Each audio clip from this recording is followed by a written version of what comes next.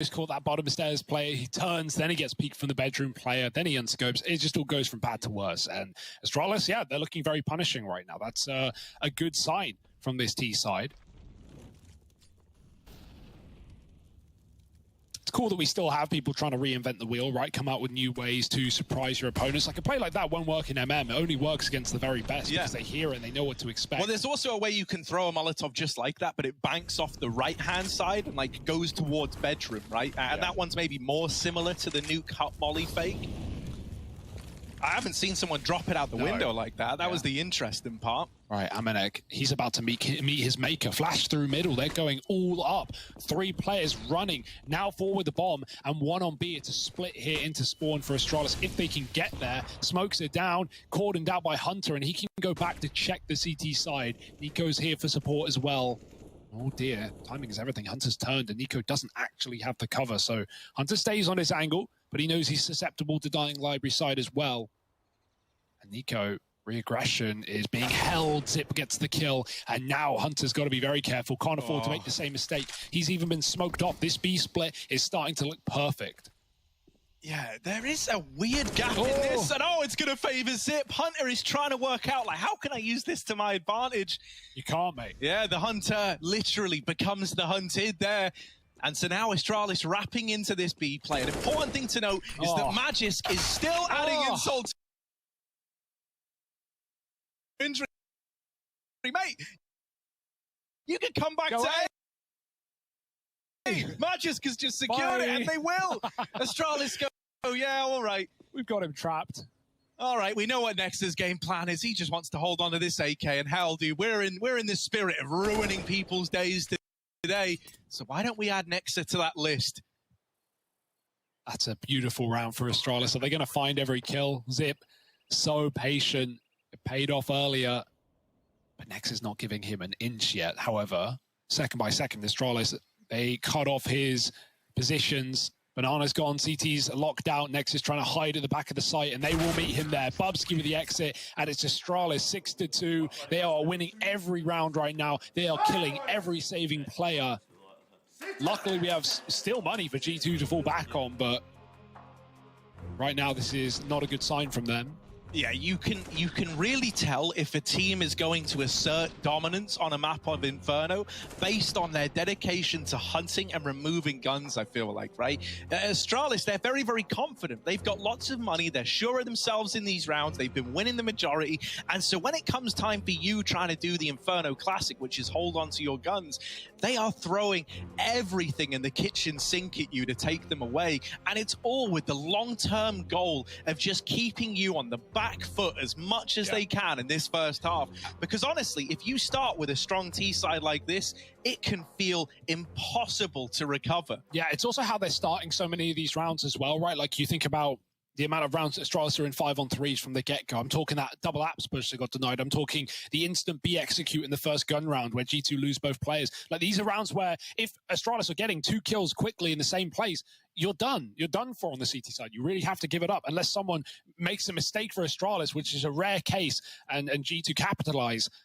There's almost nothing you can do on this map. Yeah, it feels like it leaves them in situations where you're left looking at one player and going, well, if this guy doesn't get 3, they don't even attempt the round.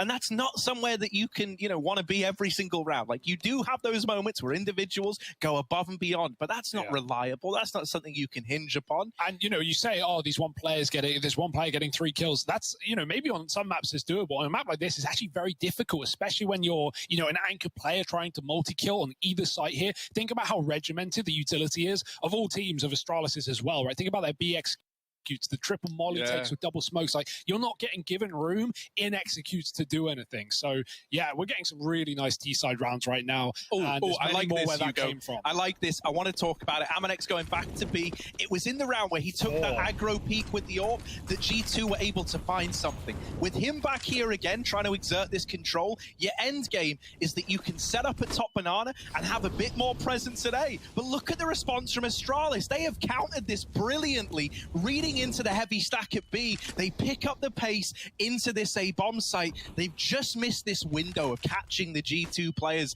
out of position.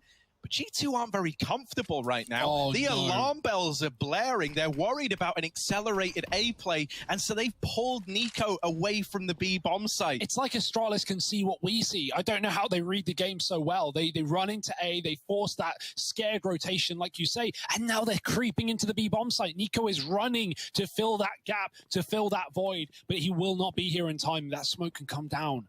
And Astralis could just execute into what is a one-man hold right now. It's going to be all down to Nexa in the middle of the bomb site. Flash through. Nico does blind players. Nexa capitalized with a double. Can he live any longer? Boost up for Nico. The third man sets him up for success. And the bomb's been dropped for Astralis. This looked so good until it wasn't.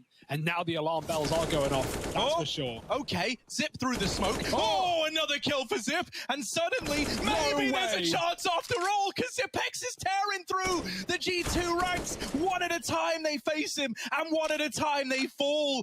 Zip and Glaive, a 2v2 from a 2-on-5, and now just Hunter left to beat. He's already at Banana. He's got the bomb in his sight line. They need the kill. They need the plant. They need something. And Hunter's missed the chance. He's running in. Can he deny it? He's looking the wrong way. In with a turn. And Hunter's done it. The 1v2 is in.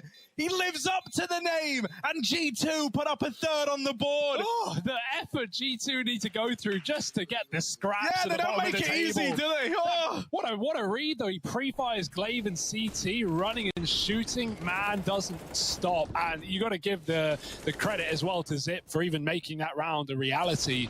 Should never have been attainable for Astralis. Nice try, but Hunter steps up big for G2. It's a round they needed, Harry, again, coming just down to another fast execute where Astralis get all the entries, at least in that 2v5. Oh my goodness. That's a reason to get excited. G2. And yeah, they probably do need a pause after that one. Third coming through. Yeah. I mean, it's one of those rounds that you win, but at the end of it, it's like, like losers in a way. Oh, that is unreal from Zipex as well, man. Like the level that he's showing back on LAN is unreal, especially because like he was in a bit of a slump ever since his return to competitive play.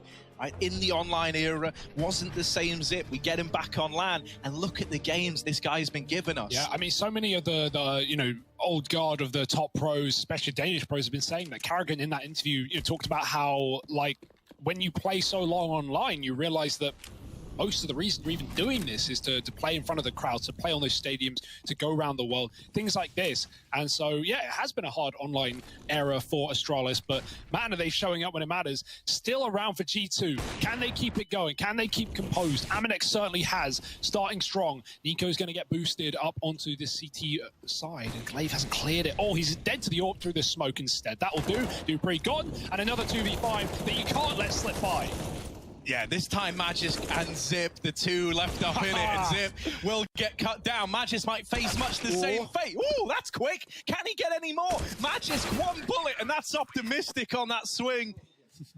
Then they had Amanek and Nico towards CT. Well, that only came as a result of that late rotate back to B, if you remember. Everything was jumbled. They had to employ a late boost in the round. They went back to it here voluntarily from the get-go. So clearly feeling like that is a good little bandage for this B bomb site for now.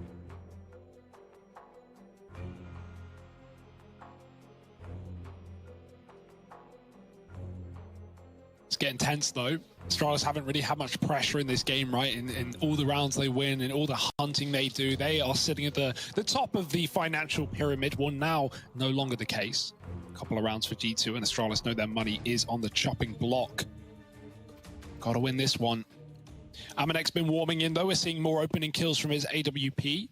Really has come into its own. Glaive's now donning one on the T side to battle back.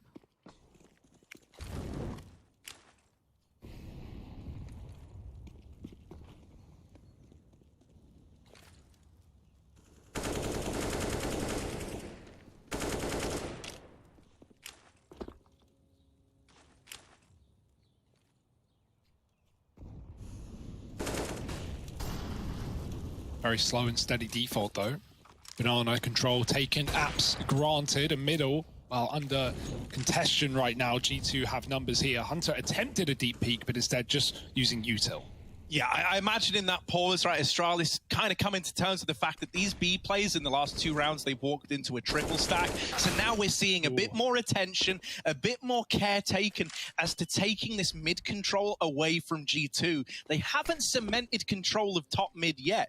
And this is important for faking out the site, right? You want G2 to have access to as little information as possible. And so even having a player floating around at long or still over at short, well, they're able to get this info ahead of time that mid is clear. And that's what Nico's doing now. Nico, oh man, thank you. It's like a case study right before our very eyes. We're seeing the adjustment and why this mid control was lackluster out of Astralis. The bomb's now been dropped for Nico. He's throwing this round into disarray for Astralis. Yeah, they're getting entries on B, but this bomb is still under G2 control. Oh, the orb's going for it. Glaive, he's got 2 targets to take, and they'll double peek. Lovely stuff. G2 find both frags, and they keep the bomb under their control. The time diminished too low for Zipex, and so he must save. It's a sad case for Astralis, right? They get the B entries, as you say, but no bomb. Big problem.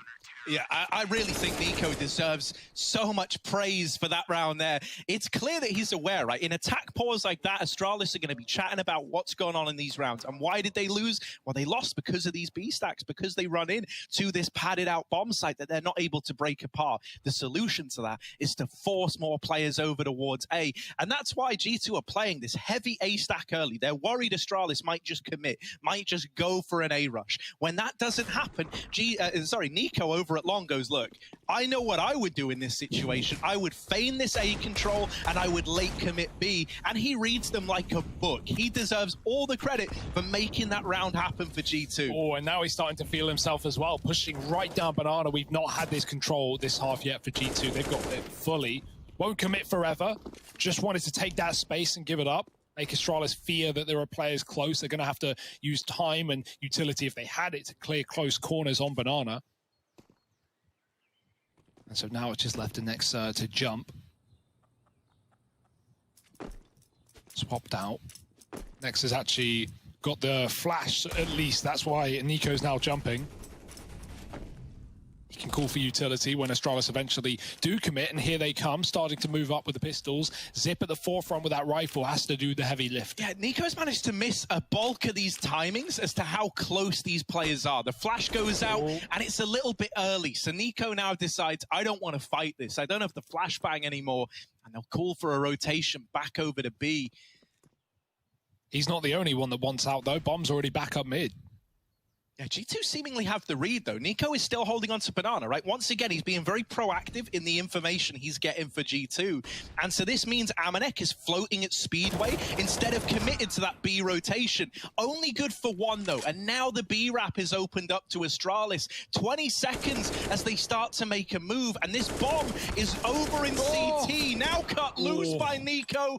And there's no time for Magisk. Surely not. 10 seconds and that bomb dropped on the Speedway is just out of reach of a plant. G2 tie this game up, and they break apart this partial investment from the Danes. Yeah, this is a really nice recovery for G2. So many games that start like this with Astralis, 6-2 up T-side, looking really strong, chasing guns. They don't recover a lot of the time. We saw that case for VP as well just yesterday. So G2, hats off to them to managing to hold on in so many of these rounds. Somewhat inspired, I imagine, by that 1v2 from Hunter. That's when G2 started to warm back in and pick up rounds. And, it's rare to see Astralis lose so many of these rounds to time. It was the case on Nuke, the first map of this series, and now it is here as well on Inferno. Bit more common here, though. Push down Banana, and again, an opener for G2. It's not the AWP, it's the SMG to find the first. Jisk was alone, and the deep smoke keeps Bubsky back, as well as the nades. It's desperate now for Astralis. They're flashing themselves through smokes, and it's not going well for them. Yeah, they've thrown caution to the wind in this round, and wow, they're kind of learning their lesson. A mop-up over in top middle. The fast A play denied, and suddenly it's G2 in control of this first half. What a turnaround from where this was, right? All it took was that little 2v5 denial, the 1v2 clutch out of Hunter, and it's reinvigorated the G2 squad. it must feel nice as well, because now they're making the right reads, they're making the right decisions. They didn't have a read on the game in the beginning. Nexa constantly felt like he was getting outbrained by Glaive, whereas now he's right where he wants to be. He's rent-free in the head of Astralis.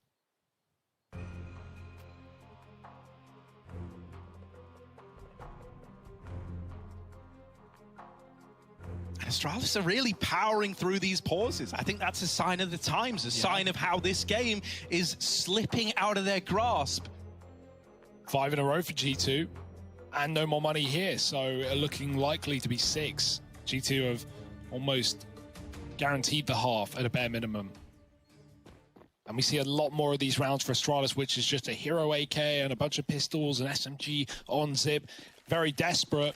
Very difficult to do anything in the long run, right? Getting entries, maybe finding 3-on-3s is doable, but winning a round without execute utility is going to be so hard. And so they go early. Glaive lining up long smokes and flashes, and they're popping through. Jax is already on the boost, though. He's going to be above any smoke that Astralis throw. Good flash, though. They will clear it. Jax gets one blinded, but double entry from Astralis, and it's up to Hunter to drop the bomb. Again, it's the undoing of Astralis. They get all the kills, they get the site, but they don't bring the bomb with them. And now G2, they're in full control. They're calling for rotates. They're trying to lock this down before it's picked back up. Yeah, and look at the rotations, man. So decisive and just getting everyone here to play around the bomb now. Oh, that nice smoke hops. is big. It's gotten the bomb out of there. No. Yeah, Zip dies through the smoke. That is far from ideal. But Bubsky has at least given them a bomb plant and a fighting chance in a 2-on-3 post plant. He's got a nasty crossfire with Dupree as well. For the time being, Dupree's watching short. Bubsky's going to make first contact at long. And what contact it is. Now Dupree, even more room on the swing. Hunter denied this clutch attempt. And there's the return to form. Astralis, you know, we were saying this 8-7 half might be good as guaranteed for G2. Well, now it's hanging in the balance again. That is not a round that Astralis should be winning there, but credit to them to even get out through middle. They've been testing the waters there, right? The last few rounds, we've been seeing a lot of these mid pops through smokes, Dupree going in and trying to see what G2 are doing. And we don't have that typical like deep mid CT smoke that G2 have been throwing that makes it very hard to pop through that choke. And so it's all the more tempting, all the more enticing for Astralis to do so. Back to Banana though. Nexa, he's calling for help. He needs it. Oh dear, he's trapped up on the sandbags. Glaive better with the SMG, takes the kill. Now Astralis just get ready, they group and they set up this execute. If they want to go back, you still have a player in alt mid holding on to aggression, that's Dupree. And so if Jax tried to flank this play, he could be denied. Astralis are considering it as Dupree takes apartments, they look back to middle, but this should be ending B just eventually. They're hoping that G2 will draw rotates out of the bomb site because they're still triple stacked. Oh, the aggro back in. That could be their undoing. Magis getting away with the kill. Is that going to spur Astralis on into this site? Well, now they've seen Amanex Orp chiming in from the coffins. Jax has gotten past Dupree as well. And this, oh, that could be big. The bomb dropped. Dupree out of the apartments and sprinting full speed through A, but Jax has heard it. He heard the footsteps, and so Amanek is posted up. Dupree thought that was a path to a free kill, and that is not the case. Jax providing the info, providing the cover, has really taken this round by storm for G2. Run boost up and over, gets the bomb into the site. But Astralis, they're going to be hard-pressed. It's all on Bubsky. A trial by fire. And up in the air, Hunter will find him. G2, it's an 8-7 half locked in. As good as neck and neck at the end of the first half of play. Both teams want to make it to the grand finals, but there's only room for one.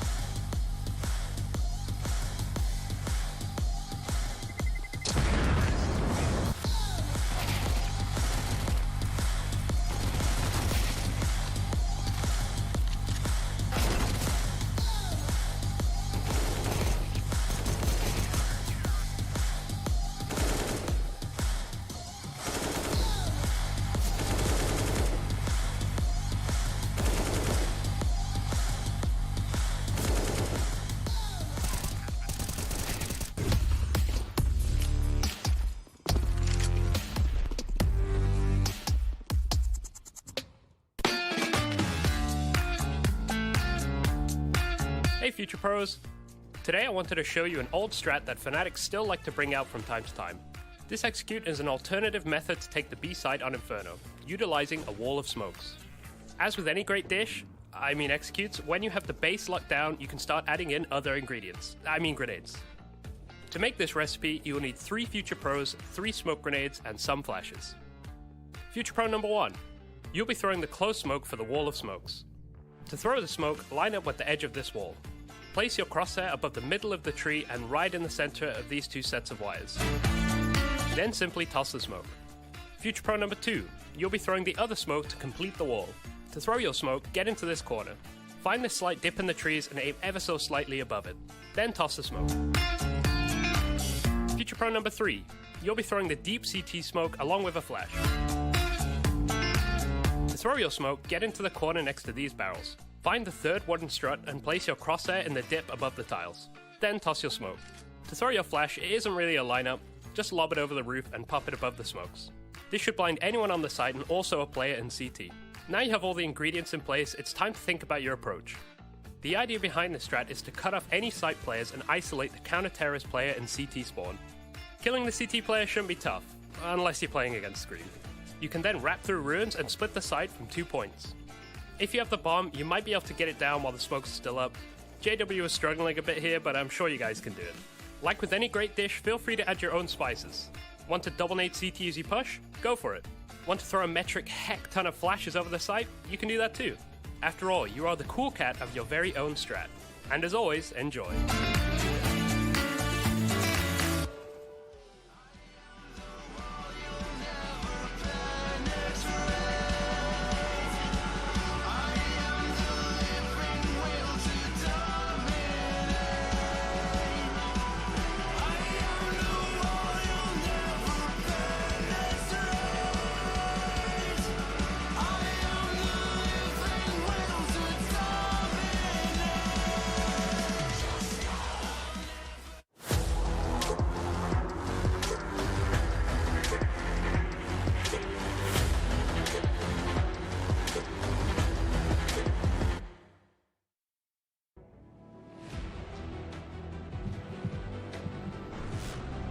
Seven at the end of that first half. G2, they have managed to win it out at a bare minimum, but we're neck and neck really heading into this second half of play. It was a masterclass to begin the T side out of Astralis.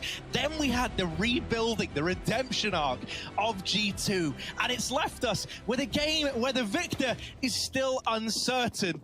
But there's only room for one. Pistol round underway, and G2 very measured from the get-go. Pressure is on. No one wants to be that first domino to fall. And so Astralis, they'll stack together side by side with a crossfire in middle, 4 players to risk. Zip has those nades at B at least. He's making good use of them. Nice damage early. He's even got a smoke to stall out, but in a pistol round, will G2 really respect the smoke? It's hard to say. Depends on the timing. Certainly look like they want to commit 5 players up Banana, and the more time that goes on with no kit for Astralis, the more that they get nervous that this exact move is happening. Does Zip have the smoke in time? He's holding his gun right now. Nico going to go and probe mid. At least show some face before they commit, and that will only keep this stack here. And if he can get the info, that's even better. Oh my, Nico. Little jiggle, little tap, spots a double hold on the short side, and now this might be reason enough to commit to the B play if you're G2. In they go. An immediate decision to set up for a retake out of Astralis, right? Not going to overface, not going to overshow their hand here. They're in a 5-on-4. The numbers lean their way, and Amanek is trying to change that up close with the Glock and a bit of support out of Jax. Suddenly, this is flipped on its head. This is a 3-on-3 that G2 could look to see through to the very end.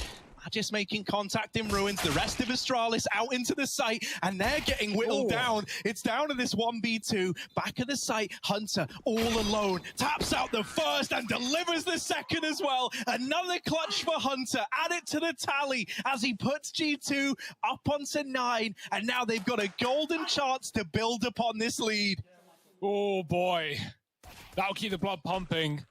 Astralis not happy with that one at all. They were so prepared, so committed into that A setup. Never felt like it was going to happen, even with a 5-on-4 on the retake. Lack of kit, no time, and Hunter just makes magic happen. G2 on the board and starting to build. The half wasn't enough. They want the finals as well. It's a force up for Astralis. Nothing too shabby on the CT side of Inferno. We've got these smokes, Harry, and so Astralis can stall out the play as long as they're allowed to. Not using the smokes early, though. Even stalling the first one, so that G2 don't know what your game plan is, can be enough to whittle down the clock. Bubsky has all of the info down Banana. Yeah, an ideal world here for Astralis is if G2 play like passive in the early stages, if they don't give any of these fights early to bring out that utility, and you're left with all 5 of these smokes by, like, you know, under the minute mark, you're laughing, man. That's exactly what you wanted on the Astralis side. We finally have a bit of this utility going out now. You've got smoke still inside of this B site to try and slow it down. And so G2, the longer they wait, the more dangerous the smoke delay play on the Astralis side becomes. Oh. Long is always tempting, but those Deegs, damn, they can get you at any range. Amanek doesn't want to lose his life, and so it's down to the B commit through the smoke. The flashes don't do anything to Bubsky. In fact, Jax is the most blind of the pack, and he's still climbing over the top. Bubsky's doubled up with a scout. Amanek's here to cut off those A players, and another kill here could win the round, but Dupree has kept it up in the air. It's down to Jax in a clutch. Bubsky, doing the impossible with the scout, has found 3 kills, and Jax might clear out CT. He's walking the smoke. They're both moving up Banana. Oh, dearie me. Jax spotted. Now Bubsky can react as well. Jax has gone through, hunting the kill. He's got the first. Bomb for him as well. He's going to wrap back to the coffins. No kit, and the time is ticking for Astralis. Jax waiting for them to come to him. The tap on the bomb. Magisk is on it. He's sticking. It's a full 10-second. Dupree just trying to provide cover. Jax gets him off the bomb, but Magisk wins the fight, and I don't know if there's time. It's going to be a G2 round anyway. Jax with the 1v3 played it to perfection. 10 rounds for G2. And only shambles for Astralis. And I tell you what, man, while like in the early stages of that first half, it came down to like needing individuals to step up that just couldn't. Throughout the rest of the game, ever since that Hunter clutch put a bit of inspiration, a bit of fire in G2, it feels like everyone's had these moments where they've been able to step up, right? We've had Hunter clutching rounds left and right to find this scoreline. Jax with a 1v3 there. The individual brilliance outshining Astralis to build this 10-7 scoreline. Another bite. Ooh. Peek in with the Galil, the hero Galil, to try and get away with some damage. And a lot of damage done, right? A kill and Nico brought down low. Can't get that out. Yeah, they're now fighting for control of the weapon in bedroom. Disallowed the only gun in this round. And so you understand why Dupree's going back for it. Would have been nice if Magisk could survive, but double-faced in ult mid. Bubsky. Jax is making no noise, so there's no reason for Bubsky to react. Still does have a smoke for B. That enables the AAA setup, and that's exactly where G2 are walking. But I'm talking about this like it's doable for Astralis. Nothing suggests that just yet, but Dupree grabbing this gun later in the round. Are they ready for it? They know it's here, and they know it's one of the only, if not the only weapon.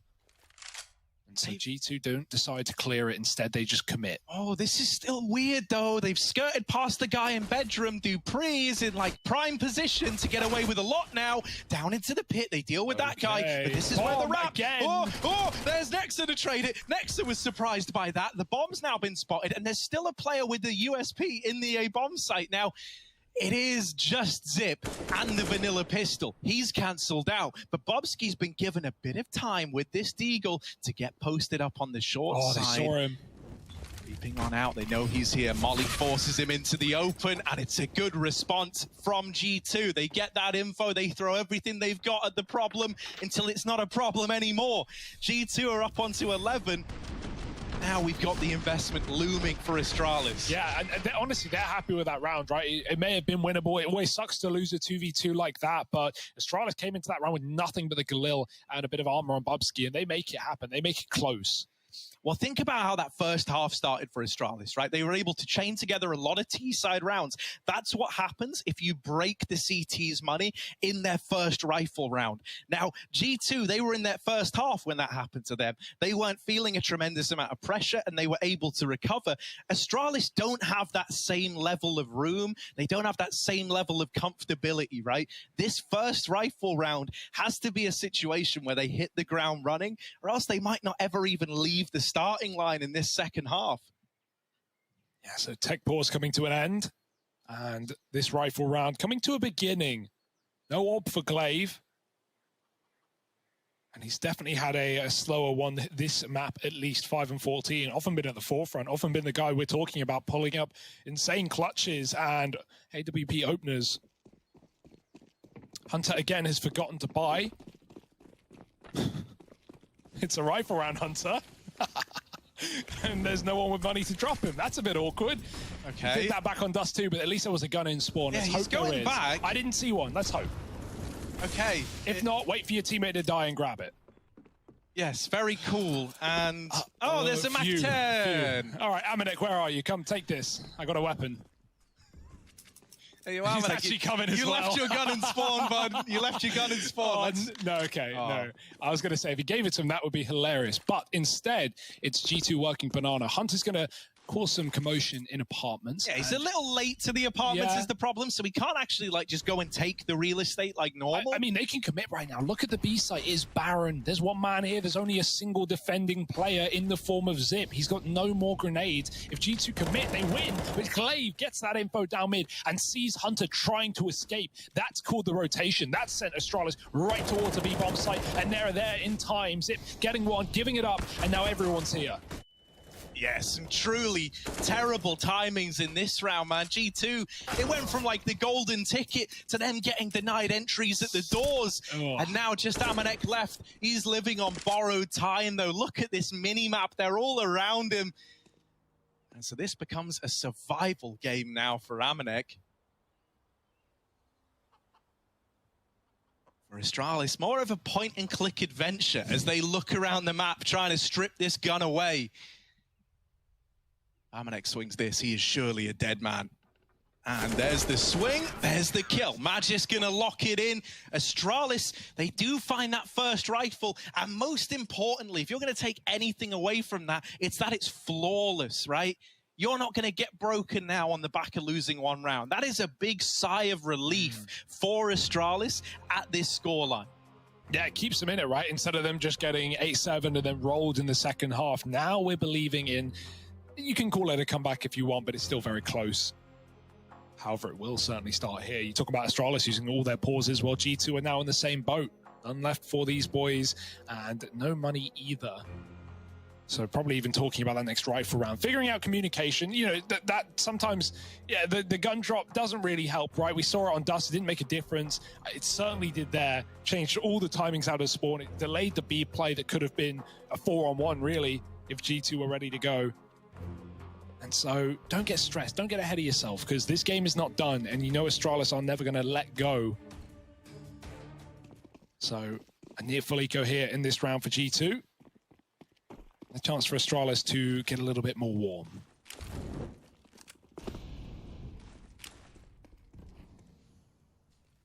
Oh, Bubsky dropping that nade out to the balcony. Oh, not bad. Oh, another one. That was the... Was that the one that gets thrown over the top from short side? Yeah. That's a cool way of chaining those nades together, right? One after the other, so it's like immediate impact in the same little area. Lovely double nade setup. Especially against an eco as well. No armor, even more damage. I mean, it's huge for like a lot of reasons. You know, you've done so much damage to these pistols that you're not really worried anymore. You also get the info that at least at some point in this round, G2 were leading into the apartments. And that's why we saw Astralis actually pull a fourth player over to A, just in case they were still planning to follow through with the apps hit. G2, rightfully a little bit shaken after the double nade, decide against going into the apartments. And so they're going to go meandering up Banana into Glaive's crosshair. Yeah, Deegs are needed here, but Nex is gone, and it's a mow down for Glaive. That will get you back in the game. He's had a slow start, but 4 kills in Banana and an easy round for Astralis. 5 alive, definitely beneficial to the money as well as they try and pull this comeback in the second half. It's very close to the gap between the two. The G2 are coming in with their 4 buy. That was only Glocks and a bit of this and that.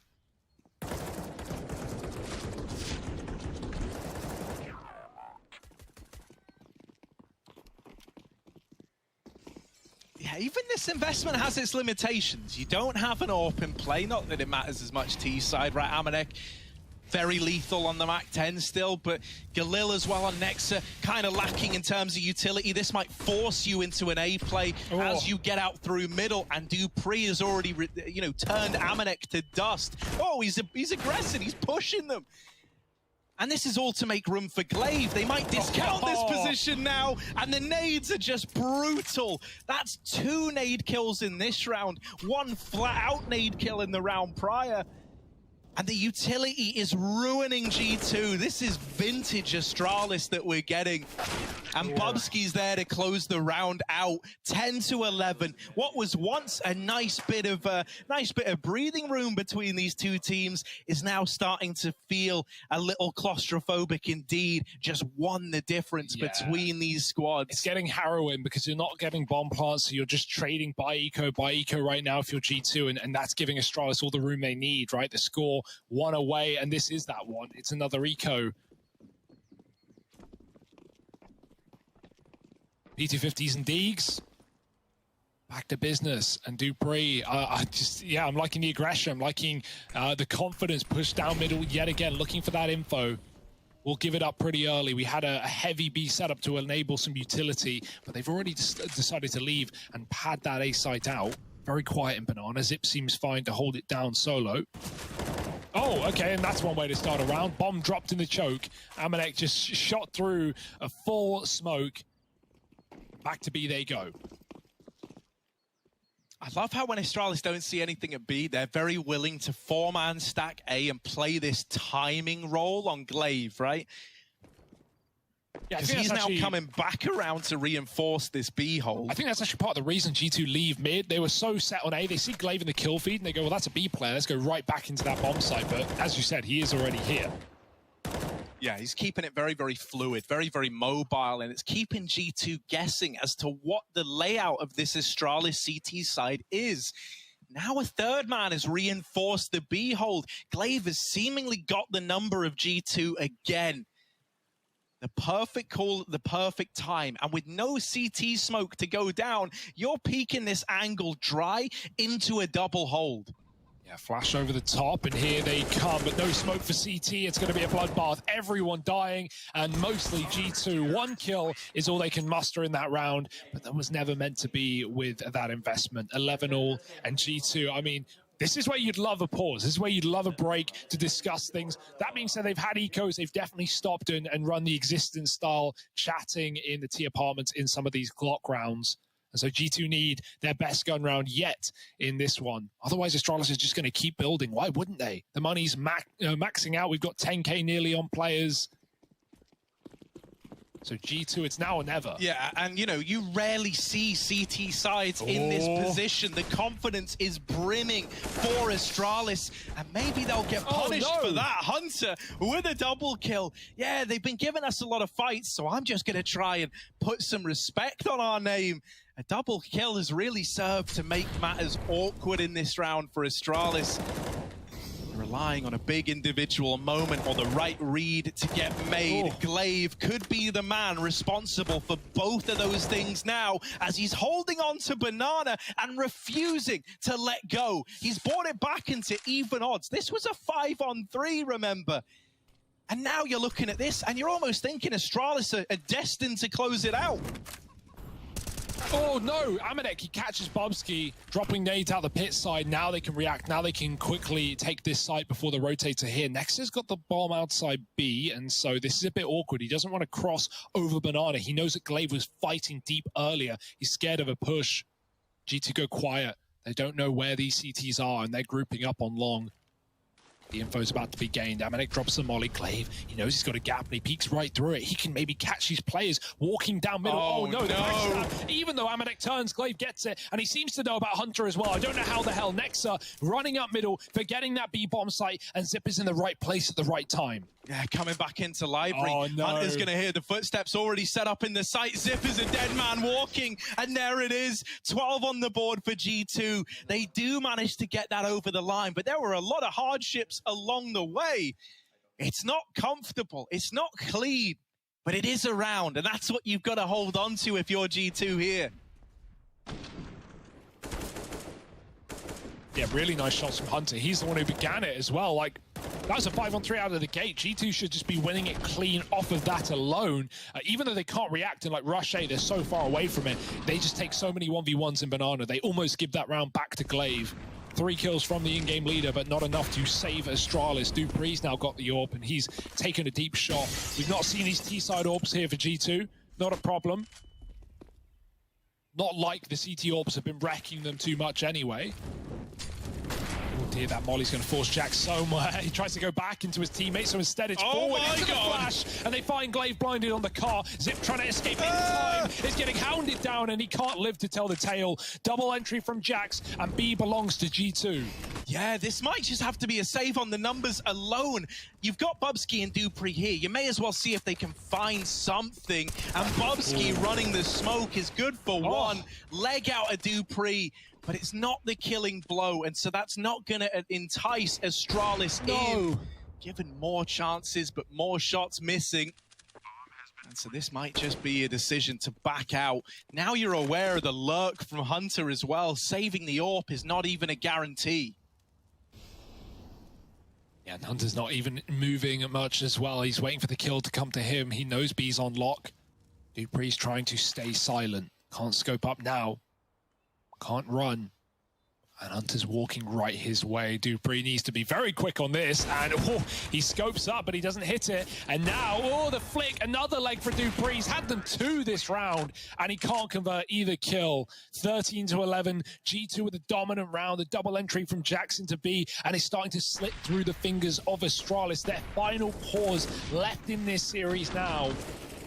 And at least they have the money. That is the only thing in the back pocket of Astralis. Huge round out of Jax, man. I love that he just goes, no, I'm capitalizing on this momentum, right? He blindsides the first man, and then he just runs down Zip in the B site. It takes some balls, it takes some confidence, and it's that decision that gets G2 into this lead. Astralis are feeling stressed. You can see the sweat piling up on the foreheads of Glaive and Zip. Pressure's on now.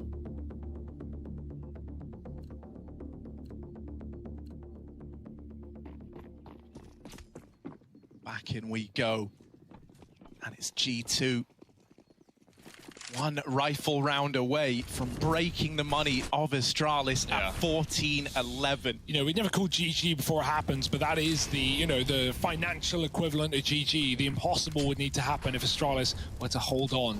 And they know that better than anyone. 3 at B. The molly peak from Glaive, and it won't work wonders. Luckily, the trade will. No one else spotted by Zip. As far as he's concerned, Banana is pretty absent, and soon it will be. G2 are running the bomb back down middle. Hunter's got a lot of space. Not only just dupreeh below him, rather, but a player on the balcony as well. Yeah, these lurks have been so impactful, right? Not only at finding these saving players, at throwing misdirection into the mix, but also at providing a get-out clause for G2. If they don't like what they see at B, well, Hunter and his real estate at A can be capitalized on. They're setting up to try and group into this A-bomb site. There is the read for Astralis. They've got 3 players here, all in the right place at the right time. Now they've got to hit their shots and win these fights. Bubsky, he goes 1 for 1. He does all he can.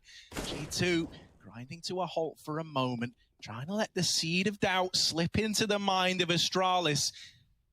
They've signed up to play mind games, all right. And this silence is only making you more and more worried on the Astralis side. Have you read this wrong? Should you be committed? Dupree on the short side gets the info and gets away with even more than that. Hunter dead as well, and the double up for Astralis works wonders. They stay true to the idea that that was the A play, and they reap the reward. That's so sad. G2's entire round there in that 3-on-3 is just waiting for the kills to come to them, and when they eventually do, they don't even get away with the frags. The info was all there. Hunter had heard not only Magis fall off the balcony, but he heard Dupree running into the site earlier when he got to apartments. He had the info, and G2 are ready for the re-aggression, but they couldn't put a stop to it. Now Astralis stand tall. They keep going. They keep building, and they're still messing around with the buys in spawn. Finally swapping things over, and luckily G2 are not going for a steadfast round. Instead, they're taking apartments, boosting up. No nades to stop them. Astralis triple B, but not for long. Bubsky's already moving back. Some Molotovs by a few seconds here, which could make all the difference. G2 looking like they want to go quick. Yeah, an explosion into this A bomb site. A change of pace may be in order.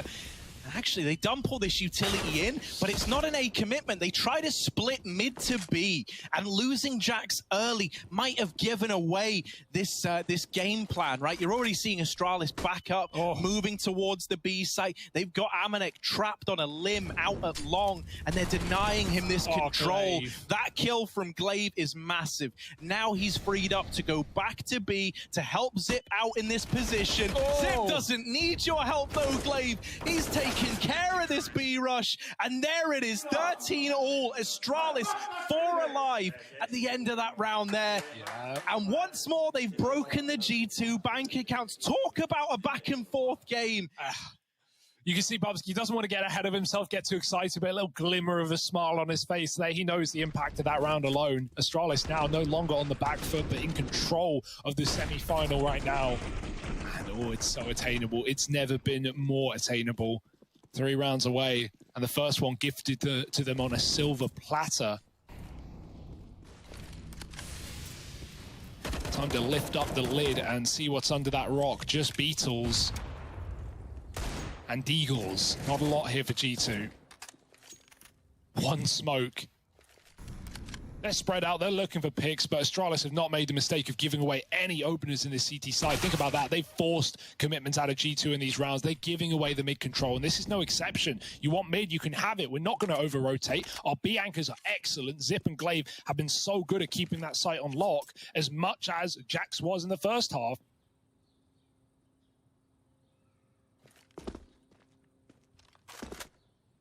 And I really think this consistent rolling presence of a player on Speedway rotating between the sites has helped Astralis out massively.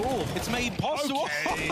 That's random. Oh, Glaive was running and shooting and taking heads off. It's just Amanek, man. Everything is suddenly turning against G2. They know he's here as well. Magis saw his feet just slipping by. And Dupree, here it is, waits patiently, and it's rewarded. 14 now with Astralis. They're the ones in the lead. The best they've managed so far was tying this game up at 11-11. Now it's them in pole position. Yeah, what a roller coaster this has been, right? From a strong start to Astralis to G2 recovering super well in their first half, and then they even win it out, right? You're thinking it's going so well, a pistol, a conversion, it's all falling apart for Astralis. They're silent, and then their second win comes in, and the LAN experience shows through. 14-13, and this is where it all comes down to, the final buy round, the final full buy for both sides. And mate, talk about experience. Guys like Glaive are exemplifying that. His cooling has only gotten better as this series has gotten closer. He also had a slow start, as you pointed out. Yeah. He's now second on the board for Astralis. Crazy. He has risen up through the ranks, and he's trying to get them to this grand final, even if he's got to do it himself. A lot of damage done by Glaive on that peak over the half wall. And it's a little bit of information going the way of Astralis. It's banana control hanging in the balance. Yeah, just to put numbers on it, Glaive had 5 kills to start this half as well. He's now at 21. That's kind of obscene. 5-on-4, kill taken from Amanek. He does drop Dupree in middle, getting into the action, but taking a lot of damage, RG2. Again, we have this lurk in apartments. Hunter just keeping up the pressure, but smoked off right now, can't do anything. G2, they just want to commit. Wherever they go, whatever they do it together, do it in numbers. Make sure you can trade. Astralis are spread thinly right now. 3 on the B bomb site, and alone is Zip on A, or Magiska on A. And so wherever G2 go, they're expecting a 2-2 here. The read for Astralis is looking wrong right now. 30 seconds, Magisk needs a multi-kill or Astralis are done for. Yeah, Magisk, you've got to do the impossible here, mate. Oh! Here's the footsteps, and Magisk, impossibilities are his middle name. A double in the round, and now Astralis has spurred on to give this retake a go. Look at the health. It's Nico and it's Hunter. It's the two cousins left alive for G2. Hunter said his goal was to be on a team with Nico, to play alongside his family. Well, now he's got to keep the hopes and dreams of G2 alive with the man in question. Waiting in the pit, waiting for the smokes to fade are Astralis. And then when the strike comes, it will be decisive and it will be fast. Here's the peek out of apartments. Hunter spotted, dancing around. Nico not knowing about yet. And the kills come in for Nico and Hunter. That's why they've got these guys in G2. That's why they want to be together, because they give us rounds like that. 14-14, and the hope is still very much alive for the G2 squad. Retakes maybe hard, but they're not supposed to be that difficult. That is dirty from Nico. Headshot angles, and of course he's hitting every single little bullet.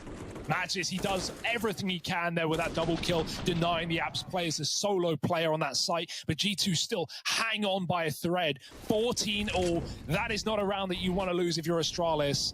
The man up on the retake with 30 health combined. That round could decide the outcome of the game. Like, if we're left looking at this, and these are the margins we're splitting, it's little clutches like that that can make all the damn difference. Yeah, no decisiveness now. OT, 16-14, who knows? It's up in the air, and G2, they're about to fly high right through the apartments with a flash play. Lovely entries, and there's nothing dupreeh can do but one. G2 on the site with the plant, the middle finger in the face of Astralis as they destroy their economy in round 30. And man, if this hasn't been a story of big hero plays for G2 right when it matters to spur the squad on, I don't know what would be. You know, that first half was dire for G2 up until Hunter wins that 1v2 clutch. From then on in, he goes on to give us another clutch, more rounds stack up for G2, and then him and Nico win that 2-on-3 to find what is now a 15-round scoreline for G2 in the long run. Yeah, after Astralis did so well to hold on as well, they now got to hold on to their guns. 2v4 in the chase. Look at this executing to B. It's only Zip, he's blinded, and Nico gets both. 15-14, no guns kept on, no money here for Astralis. They cannot buy a rifle with armor. Not an M4 at least. This is a catastrophe in the best of ways for G2. Yeah, heartbreaking for Astralis. They are left with Deagles, with SMGs, with shotguns up against a full buy from G2. Yeah, and to think all of this recovery from Glaive, it might all be for nothing. It might all be forgotten here. Felt like Astralis were already out of it near the start of the half, but here we go. It's come the full circle, the full 30, maybe more if Astralis can do something dirty. But I can't say the odds are in their favor. Yeah, this is G2's chance, right? This is the golden moment. The next minute and 30 is the hardest that you are going to focus in the entirety of this series. Nico has been instrumental in these last few rounds.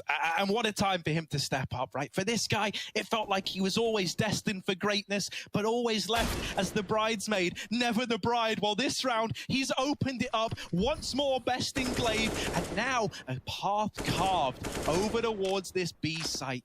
Even if you don't take the opportunity to hit B now, you know you're disrupting the Astralis game plan. You know you're shifting rotations. And at this scoreline, in round 30, with no money, all the pressure is on your opponent. Smokes are in, but there's no commitment. They go quiet. In doing so, Astralis, they have pulled all their bodies but one into this bomb site. So the stack is here, and G2 are going to meet them right in the middle, charging through the double molly, burns out Zip. Bubsky gets one, but he has to fall off the boost. They're going to go through. Astralis chasing, but they can't get the kills. Bubsky traded after one, and it's only Magisk on the wrong side of the map. It might be coming to its natural conclusion. It might be a grand final spot for G2. It's only Magisk in the way of that. Yeah, 1-on-3, and you're left thinking if only some of these clutches hadn't have eluded Astralis, would this be the scoreline? Magisk is cut down, and there it is. G2 go into the grand finals of IEM Cologne.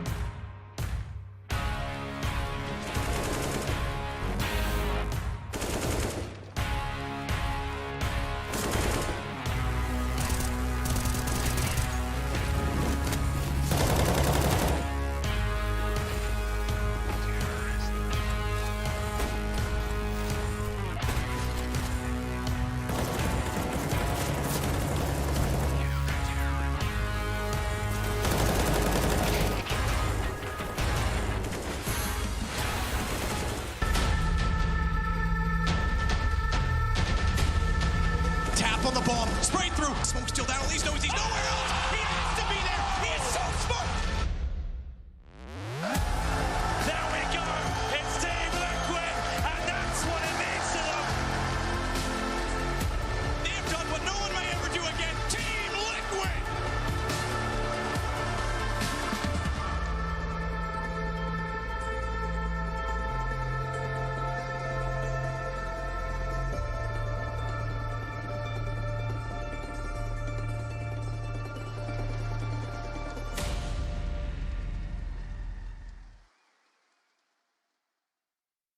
Everyone has been great so far throughout the tournament, and if you all just keep up the individual level, because I think that's what's kind of the most important on LAN. Like if you have your individuals popping off, that's what's gonna win you the games. Obviously, like communication, everything has to be on point. But I really feel like on LAN, like your individuals are gonna win you the games. Like if they don't commit too many mistakes, but they really like pop off. Like I think that's the key on LAN, I would say. So I think that. We have players to do that, and if we keep it up for the playoff, I think we will have a really good run. No, what the fuck? Ah. Wow, what a lucky Yama, man. Wow, scheiße, Flag, geklüft. Une patate, on va mettre des patates, frère. Ouais, mais ok, ouais, it's the monkey D. Luffy. What is this arm, bro? I'm far away, bro. Ok. Freestyle. Coupole. Hop. Esquive. Is the pit. Ama, we don't hear you, man. Ama is mute, I think. Oh yeah, I was muted. Yeah.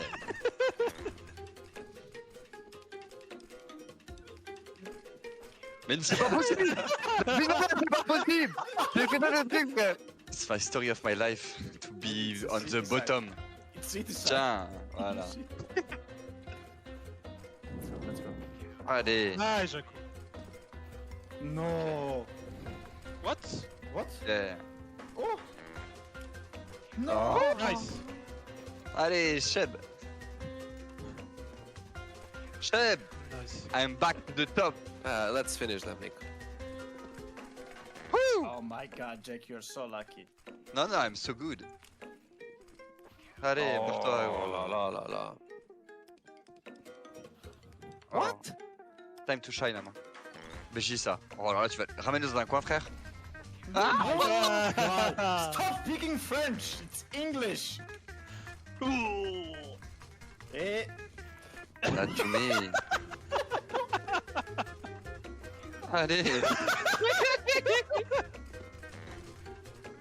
Jack, you're so lucky, man. Ah, gros. Oh, super mon pote, frère. Oh. Nice. We let them think they have a chance.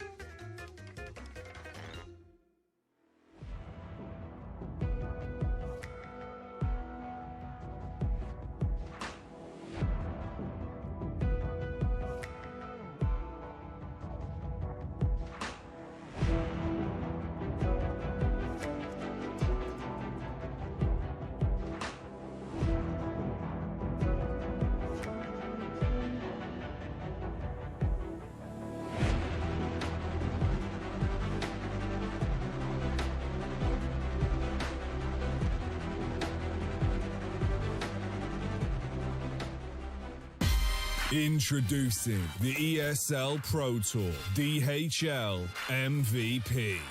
Expert analysis.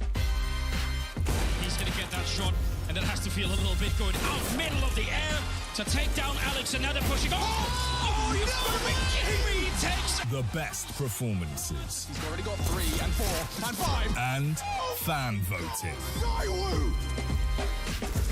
He needs a multi-kill. First found. Twist aggressing. They have to double peek. He's getting his shot. He's hitting another one. Simple. Who delivered best? Unbelievable.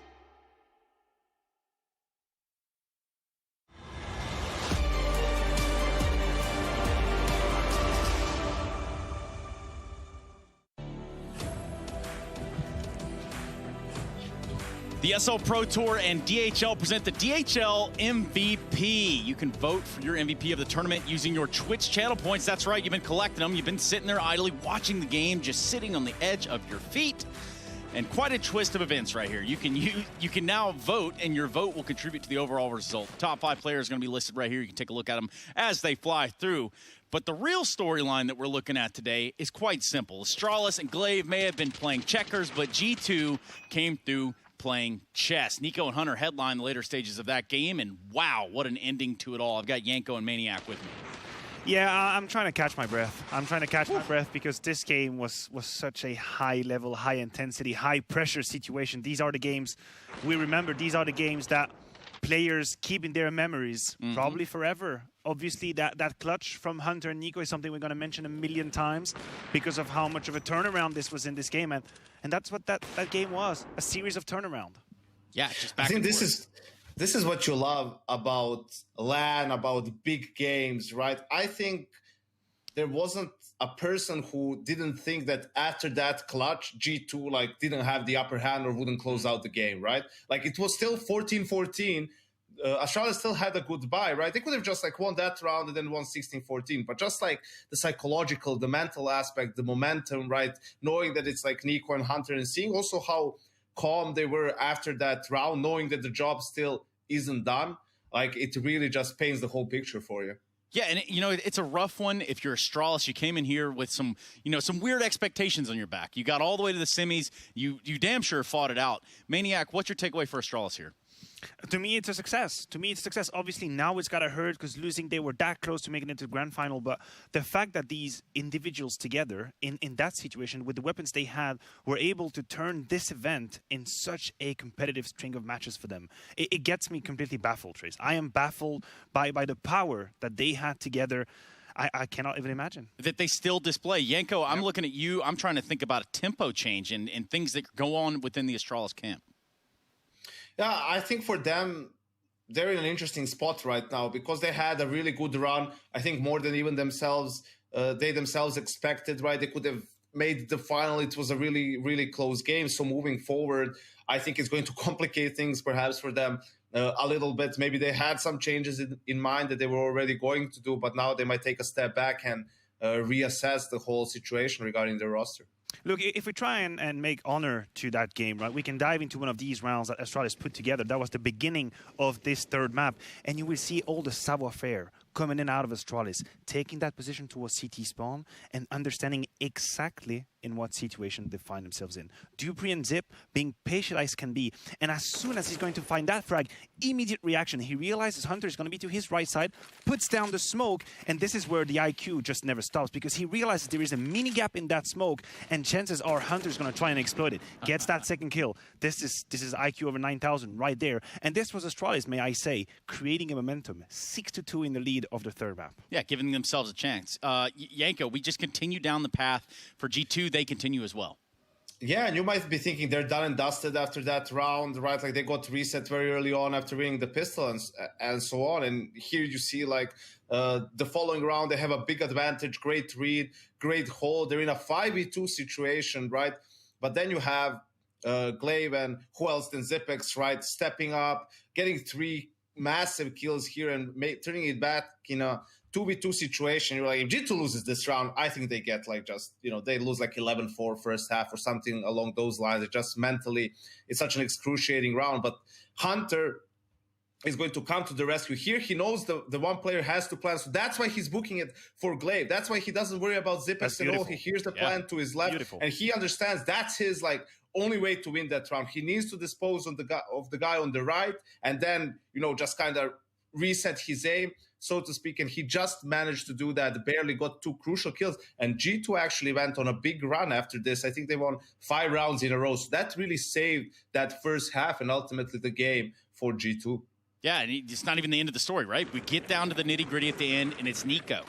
That is incredible. This clutch is actually incredible. Again, I think the story of that matchup has been written in that very round. This is the clutch situation. I just want to give a little bit of context for the viewers at home, right?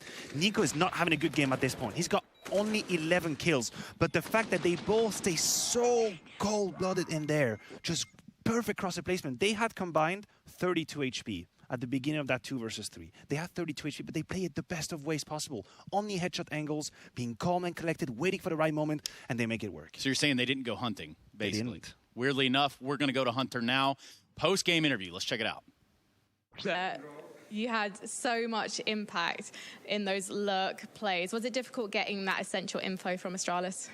Well, it was really hard. They're a great team. They have great players. My brain is not working anymore. Honestly, you need to think too much against them on CT and T side both. How to take the timing, how to stack, what side to stack, and those kind of things. They're still a great team, one of the best in the world for sure. So it was really hard, but yeah, I'm happy at the end that we won. So it's not easy to win Astralis on LAN. And what was it like for the team in that second half, keeping it together? Because surely at some point you might have felt it slipping away. Yeah, honestly, I thought we'll lose after they did great comeback. And then on 11-11, honestly, we had the same game, on online a few months ago. And on 11-11, I called to push second mid on city side. And I was ready. I expected that because of this reason. I was just ready on the bridge, and I killed 2 guys. We won this round later, and it was 12-11, 13-11 for us. And I would say if we didn't win this round, we will have lose this game easy. So it was really, really luck. I mean, luck and my brain at this point. But yeah. It was a really important round for us, I would say. I want to ask about another important round that took you guys to your 14th point. It was a 2v3 situation on Inferno. It's you and Nico. Just talk me through what happened. Yeah, it was, of course, when we saw that we are 2, only me and him against 3 of them, we started to talk our language, so it was a lot easier. We just made a deal what positions we want to play. I was low HP. I had this one flash. I took it from someone, and this flash maybe won the round because they were too blind when they were entering site. So yeah, I'm really happy that it was me and Nico, and clutching this round. It was a really important round in the end to close this game, and yeah, I'm just happy and proud. Nothing to say. And just one more thing. 19 years ago, when your parents, yours and Nico, set up an internet cafe that still exists to this day. Yes. Did you ever imagine that one day the 2 of you would be facing down potentially one of the best teams in the world tomorrow to take the lion's share of $1 million prize pool? It was just my dream. I was working for that too much, and Nico as well, even more than me. So our dream is accomplished, and we are just now together. We are trying our best, and tomorrow we'll try to win this event. Good luck. Thank you. Thank you. Cool stuff right there out of Hunter Maniac. What's on your mind? He's talking about luck, and I'm going to disagree. I think he's just a champion. He said he's lucky at the time to find a double kill, but it is no magic that whenever push comes to shove, whenever the pressure is there, Hunter is not a player that's going to fail. He never fails at the time. He always delivers. Look at him, the way he finds double kills at the moment. It was the same against Gambit. Think about the lurks he had in apps when he finds these kills. There is a reason why. He's obviously, I don't want to say he's a hunter, but that's the idea, right? Fits, in the clutch that Yanko brings up, in that clutch, you can see split second. He knows there's only one way I win this clutch, is if I single out this duel and then I go to that one. And Hunter is a player that no matter the context, no matter where you are, IEM Cologne, home, whatever, if he knows one way to win the round, he'll do it. And this is such a unique ability. So he's humble. He's talking about luck. No, he's a champion. That's what it is. Yeah, absolutely. Well, they're on their way to it. They've still got at least one more matchup. They got a best of 5 tomorrow. That's G2 going into the grand finals. Of course, this is the playoff bracket, so that we can paint you just a little bit better of a picture. Another semifinal is slated to go on just after this in just a few moments' time, in Navi versus Faze. Now, I look at Yanko, and I've just got to ask, does this make you happy, man? Does it make you happy to see your best friend succeeding? Yeah, of course it does. I mean, who wouldn't be happy? I'm thrilled for them. They finally got over that top 4 hurdle, right? And maybe that's what they were missing. Just one time to make it all the way. What better time to do it than here at IEM Cologne, the first LAN back. And I'm for sure going to be rooting for them tomorrow.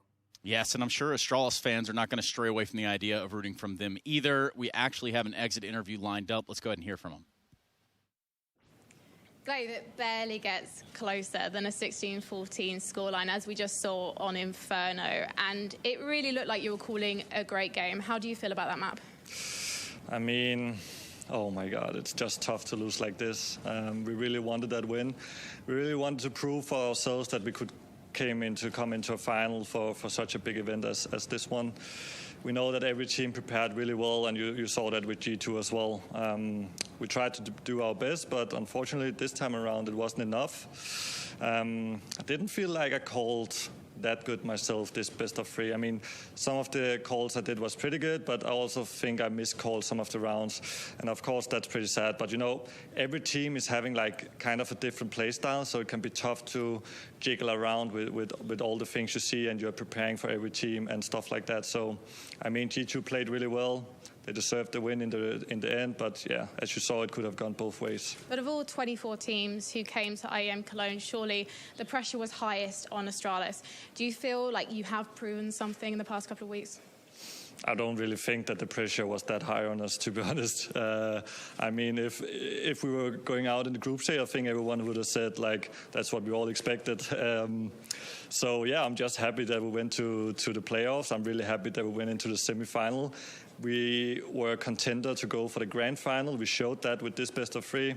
So I'm pretty satisfied with how everyone has been playing. And I mean, I really didn't show up. I mean, that nuke game, I felt like, oh, that T-side on nuke, I should have done better there. And that's what hurts the most right now. So, yeah, pretty sad. You showed up pretty darn well on the CT side of Dust 2 with the AWP. Glaive, thank you so much. Enjoy the player break, and congratulations on making it to the top 4. Thank you very much. Yeah, it did get a little sweaty over there for Astralis, but you have to give credit to Glaive. He started to take this game into his hands. Maniac, albeit falls a little short, but you could see it right there on Inferno. He's making aggressive peaks. He's putting himself into situations that are very risky. Look, the mental fortitude that Glaive displayed on Inferno is nothing short of miraculous, right? At some point in the game, he was, I believe, 5-16 in scoreline. He was not seeing the sun. He was not finding any groove and any rhythm, and he fought back, and he reclaimed control over the game.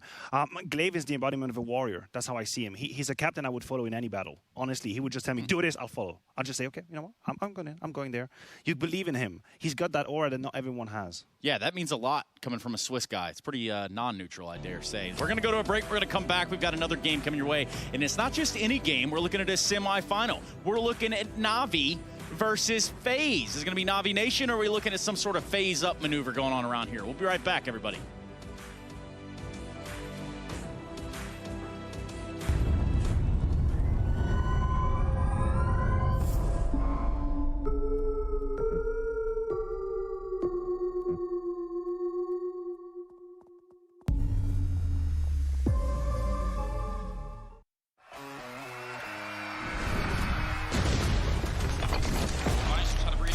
He's going to get that shot, and it has to feel a little bit going out middle of the air. Oh, you've got to be kidding me. He takes every single one from nothing to the AWP ace. I can't believe he's just done that. Epics.gg official CSGO trading card. Collect your Epics on shop.eslgaming.com.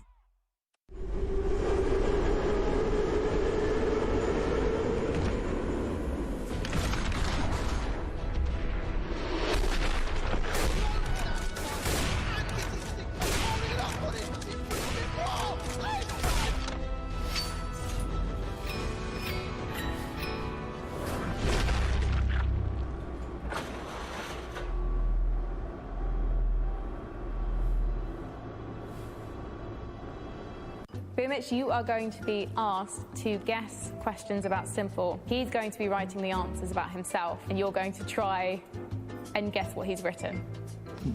The question is, what positions should Simple never play? What role? It's quite a difficult question. I know what he'll write. Entry? No? You need to write it. It's easy. Coach. Coach Simple. will be coach, I don't take pauses. What would the simple team talk be like? Aim higher. Aim higher. Yeah, this one is bonus one. So you literally wrote nothing, and as soon as I said coach, you wrote coach down. Sometimes I EGL. Sometimes I'm entering, sometimes I lose. He's doing everything, so yeah. I don't have the correct answer, but I think like EGL. You put EGL.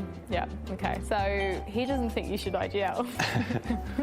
And no one thinks you should coach Simple. I need to focus on my role. You do. We need you to be the best player in the world. Thank you very much. You ready for the next one? Yeah. Okay. What is Simple's biggest fear? Fear? What is he scared of? Okay. I have the funny answer maybe. I will answer like about CS a little bit. Yeah, I will write about CS as well. I think I could guess this one. Didn't win a major. That's exactly what I was going to say. Not winning a major. Are we right though, Boomich? Die after time with no weapon. Your biggest fear in life. Yes, point, okay. Okay, so is it actually not winning a major? All right, it's fine. We've got another major soon. What is Simple's worst habit? To be late. He does. That's his worst habit, is being late. Nah, it's not. This is my... Eating my own fingers when I get nervous. Like biting your fingernail. Yeah, man, when it's too nervous, I don't even control this, you know. But this one is more true than this one, like last 6 months. So, the final question. What do you like the most about Simple, Boomich? And what do you think he likes the most about you? I need to answer as well? Yes. Simple, I want to see yours first. Positive and fun mood. You're positive and fun, are you? All the time? All the time, when everything's good. Okay. Boomich, what have you written? Never give up and moving forward. So you're not quite on the same page. Yeah, like... But these are two good things. These are two nice things about you. Yeah. Your positive mood. He's got a positive... Do you agree? Yeah, of course. What happens if you don't agree? I don't know. Maybe he will kill me.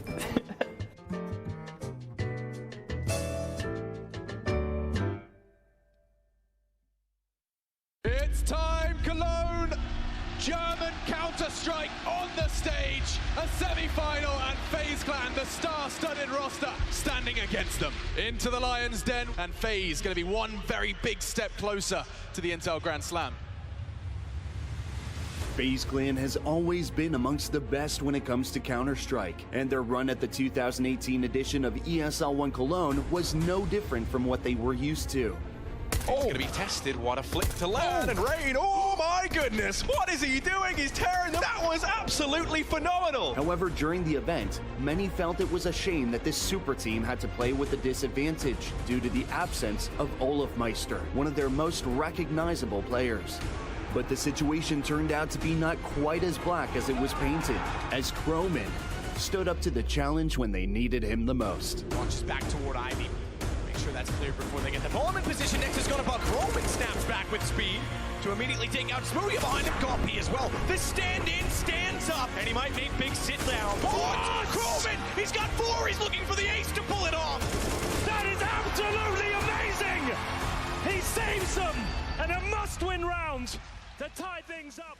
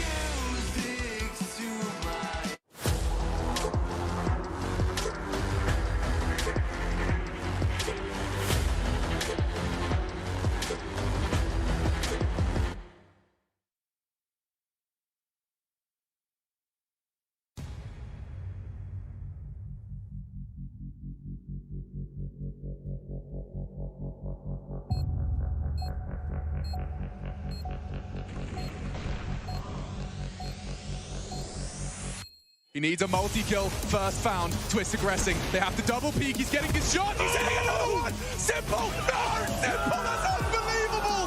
What is his name? #1 in the game.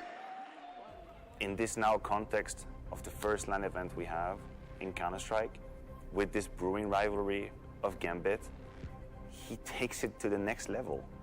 When he has his team performing the way he does now, he can really pick and choose his battles, and he can really be patient with it. And I think that's when he's the most dangerous, because he gets to be creative. You start to see how being the best player in the world is not just clicking on a keyboard or a mouse. It's evolving. And this is what we all witness right now. We are witnessing the evolution of Simple. I think the eternal curse of Simple and what we've come to expect out of him is that he's almost challenging himself. He's almost competing against himself repeatedly to outdo what he's already done. It's the will to win. It's the will to win at all costs.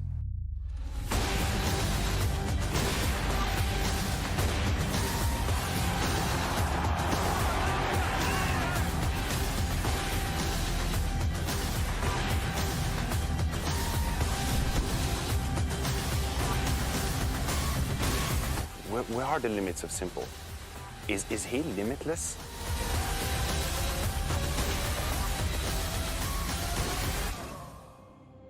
Simple is a champion by definition. He rises up to the occasion, and whenever he is needed, he takes over. We're gonna still practice as much as possible. We're gonna spend all our life in this game. We're gonna try to become better every time. We're not done yet. That's not finished for us.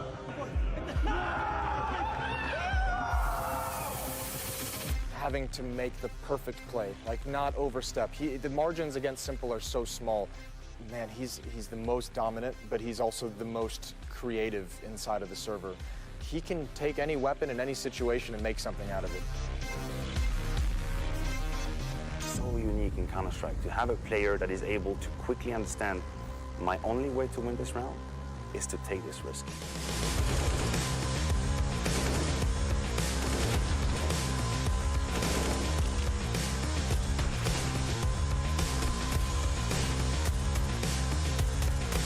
Simple is most dangerous when all the odds defy him. First gets the fragment. This is so nice from Liquid. He's holding it, and all Nav has to do is check it. Oh! Not again, Simple! That's simply not allowed!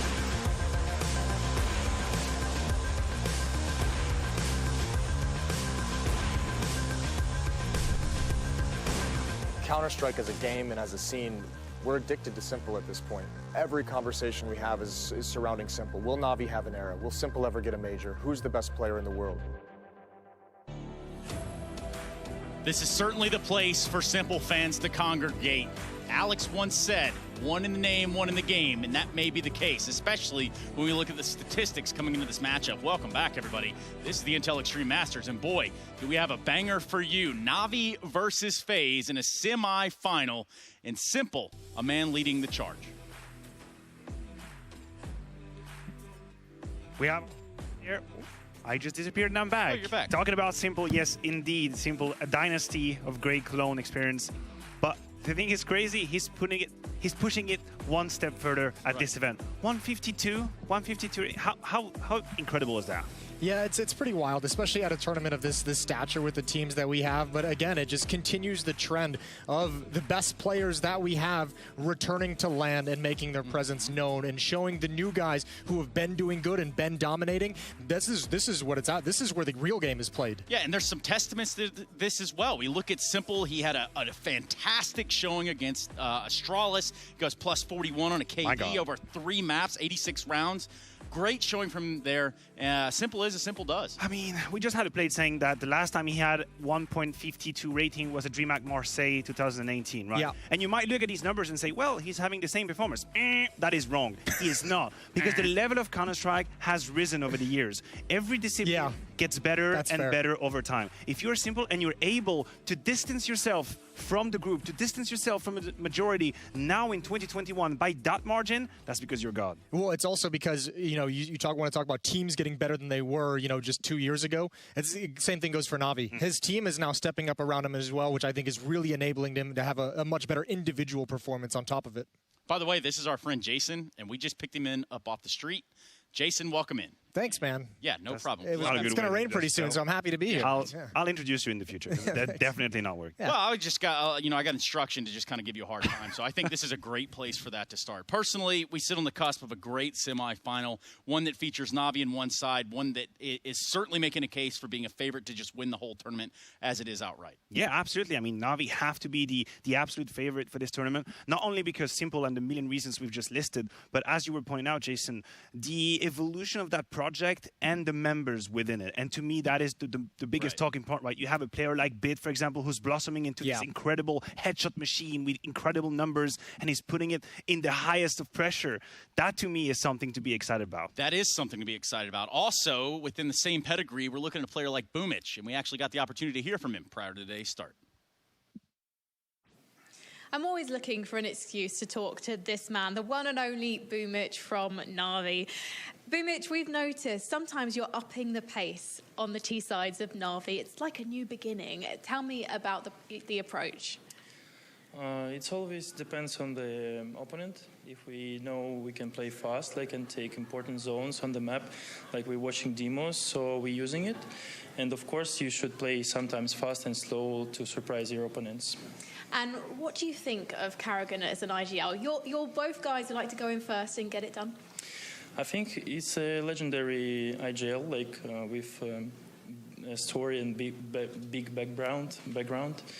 So I think he fired up on this tournament, and like Lance is back. So right now they have like semifinals, and they lost a lot of matches in online, and they feel like really hungry for this.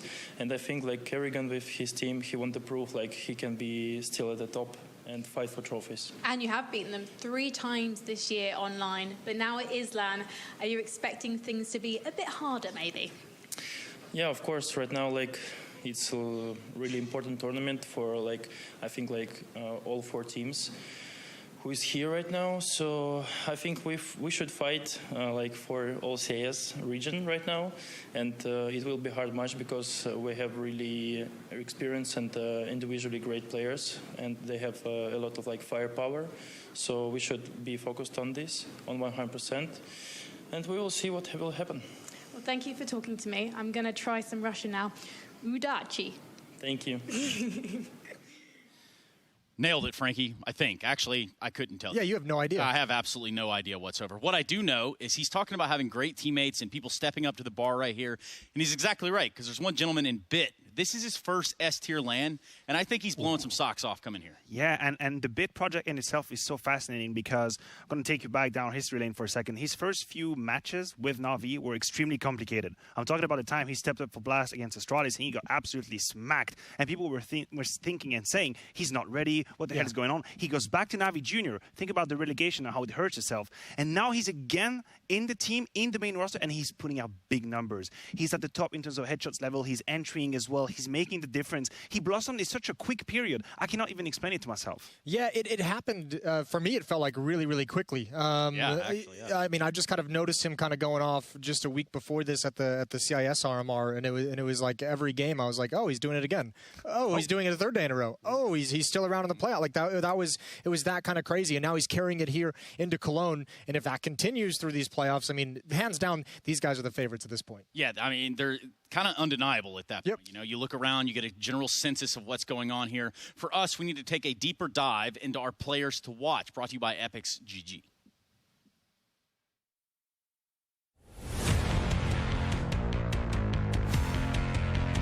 When these 2 players get the AWP in their hands, you're guaranteed a showdown. During IEM Cologne, we've seen Brocky elevated by the LAN environment and the experience of his teammates. In fact, his AWPing role is now so crucial to the team that his A-site anchoring with the big green turned around Faze's feint on Ancient versus Gambit, and then led the way to the semi-finals on deciding map Inferno as Brocky's natural instincts took over and the frags flowed. Across the 9 maps Navi have played at the event so far, Simple has averaged a 1.52 rating. He's already matched a big event record with his 3 aces, and he looks likely to break it today, especially since LAN conditions seem to unleash an extra level of creativity from Simple as he lands devastating blows round after round on his already terrified opponents. As these two LAN giants go head-to-head, try not to be blinded by the clash of the Flash. Those are your Epic's GG players to watch. Of course, Brokey making a statement in his own right. We talk about Bit, but what about Brokey? Well, I think part of the reason why we have Brokey in here as a player to watch for this game is simply the performance he put up last night against Gambit. The dominance he showed on Inferno to end that map, to bring them to this point, is so impressive. If they get that performance out of Brokey, this is going to be a dangerous team, as weird as it is to say that. Maniac, how often do you see a successful T-side op on Inferno? And how was he able to do it? Not that often. Listen, he was 24-8, 1.65 rating. 20-0, I think, in the rounds that they won as well. That is completely ridiculous. It's actually stupid. And the thing is, we are realizing, we're slowly discovering that Brokey can be a combat-style AWPer, and that is kind of something new in his portfolio, so to say, because Inferno is typically what you mentioned. It's about sometimes crossing smoke, having very short contact fight, but he's fast as hell. He is so quick on these LAN environments right now. I mean, I always, let me be clear. I always knew Brokey was good. And if you think about all the moments that Faze had, all the turmoils and trials and tribulations, he was kind of a beacon of shining light for them. But to that extent, my God, no, I did not expect that from Brokey. No, of course not. And there's also something, just be stacked right on top of it. Twist went out in an interview. He said, I think we handle the pressure a lot better than other teams. And for a player like Brokey, for a player like Twist, to be able to put all that together, to conjure up what it takes to win maps, they found that rhythm. Yeah, but I mean, a lot of that comes down. I mean, that was the big thing we talked about yesterday with the game against Gambit, was the experience of the Faze players against the inexperience of Gambit. They no longer have that advantage today. That advantage is gone. And where we saw Gambit kind of crumbling and breaking and bending under that pressure a little bit, you're not going to see that at Navi. These guys have been on the big stage. They've won these big tournaments already. And we circle back to the discussion of the IGL, right? How Kerrigan is going to create his game plan, because I truly believe that against Gambit there wasn't a little bit of that, feeling there a little bit uncomfortable right there. Navi's not going to be. No, and the thing that they always say about Kerrigan, he wasn't a classic nerdy computer kid, all that. He got his first girlfriend, whatever. It doesn't really matter. Let's hear from the side of Faze. We've been joined by yesterday's man of the match, Brokey, to talk about what happened against Gambit. And first of all, Brokey, you're an absolute master of holding down that A site on Ancient, and it's a notoriously difficult site to control. How did you manage to become so effective at it? I just looked at one of the demos against an IP, and I saw Rez was playing there, and he didn't get blind by one of their flashes, so I just always got the first kill. And that's, I think, why we won the game. How do you feel about the bomb sites on Ancient at the moment? Do you think they need changing? It's a bit chaos, I think. There's a lot of nades, a lot of flashes, so you just need to try to kill someone. You do thrive in that chaos. I'm just wondering if that comes naturally to you, if there's anything that your teammates are saying to you to help you avoid those flashes? Not really. I just close my eyes. You close your eyes in Counter-Strike, Rob. I've not heard of this technique before. Tell me about... I'm just kidding. I'm looking away from my monitor as well. I want to ask also about Inferno, because it was the Brokey show in a match against the best team in the world on Gambit. There were no kills, really, for your teammates to pick up because you took them all. Did Kerrigan just turn you loose? Not really. I just had another banana, and I won the game for us. Simply, I think. So we're getting some exclusives here at IEM. Brokey is powered by coffee and bananas. I did discover a quite distressing fact about you earlier this week from talking to you and Twist. You like a little bit of backseat chat. Is that because of the fact that you love reading the game of Counter-Strike? So when you're dead, you still like to engage with what's going on the server? I think sometimes I do it too much. But for example, yesterday they did a 3-man boost on Orpas when I got my app. And I saw them boosting, and I called it out, and I even said Rust to push Monster because no one was there. And we won the round because of that. So actually, sometimes it comes in handy. I'm the smartest man. You are very smart, we can tell. It's quite unnerving, to be honest, stood next to this man. Finally, you're going up against Navi, which means you're going up against the likes of Simple. As you've been developing your style, is he a player that you've been looking at? Not really, because he's playing high sense, so doesn't really, maybe only setups they do with the players he plays with. What's your sense? 1.9, he's playing like 3, I think. 1.9, the sense of a killer. Brocky, good luck in this match against Navi. Thank you very much. Yeah. That 3 cents, that I got a question mark about that. But moreover, backseat gaming, Jason, come on, that's a sin, right? I hate it. I hate it. Absolutely hate it. It's like if you make a call when you're dead, if you make that backseat call, you better be correct. Yeah. You better be right. You better be right. Now, what is right is how we kind of looked at the results of yesterday's matchup featuring Gambit and ESL World ranking #1. Now, Maniac, yesterday you told us that FaZe went out of their way and they were able to make it uncomfortable for Gambit. They did. That was the first challenge, and quite honestly, Trace, the sole fact that FaZe were able to push out Gambit gives them credibility for that very game. And this is why we're getting all excited, because let's not remember that they pushed the best team in the world according to rankings out of the tournament. They've pushed them out. But this is the conversation of the pressure and the experience. That's at the center of this matchup right there against Navi, because that element is not here anymore. Yeah, and it's also, I mean, the legitimacy of that victory last night also comes from that wasn't a bad day from Gambit, right? FaZe had to beat them in a close comeback on Ancient, had to beat him in a double overtime on Overpass as well, and then they lost to him in double overtime, but they forced it there, and then obviously the Inferno victory was pretty crazy. So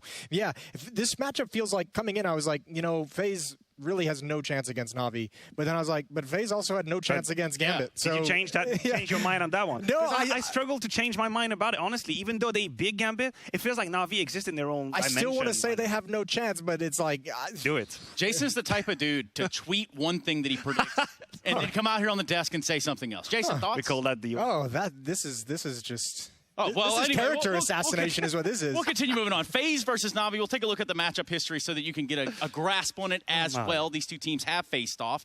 They faced off even because this has been a pretty one-sided affair. We look at Navi all the way down the stretch. Wasn't necessarily, a really great time for FaZe. But FaZe was awful online. Yeah, and the last series. Awful. And the last series. W full. The last series is a very close one, Trace, okay? It's a 16-14, 16-14 victories for Navi. That was during the Blast Premier Spring Final 2021. So it was a very close affair. This is when Olaf was just back in the roster as well. It gave us hope, but almost feels like it doesn't matter. With this Navi that we're having at a tournament right there, that's all conclusions, all roads lead to Rome. Yeah, I mean, that's kind of cool to look at the dominance of one side, but just throw it out. This FaZe team is completely different than what we just saw in the games that they played there. There's an entire conversation to be had about that with what FaZe is bringing to the table that really makes them stand out. And I think it has to go with around the map pool. We're not ready to jump into the veto just yet, but you have to consider just having that sort of volatility within being able to play all of them. First of all, Kerrigan is a bit of a trickster when it comes to the veto, I think, over time. And he's built a legacy of tricking people in map pool and really throwing curveballs. Obviously, the discussion of Vertigo being a float, potential float in that one is going to be one that we catch back on the veto. Ancient is already on the table. They've picked it successfully against Gambit. Are you going to make the same play against Navi? That's a question. So there are a couple of question marks around that veto that makes it quite, I want to say, sexy. Sexy. Oh, okay. Why'd I make eye contact with Jason? Okay. Well, it's nice. Anyway, speaking of sexy, we got Jason, slow it down, buddy. PG-13 or something like that. Speaking of sexy, we've got two commentators. We've changed out here in Hugo. We got a fresh set of tires in here. We got Chad and Alex. Guys, can you hear me? Are you there?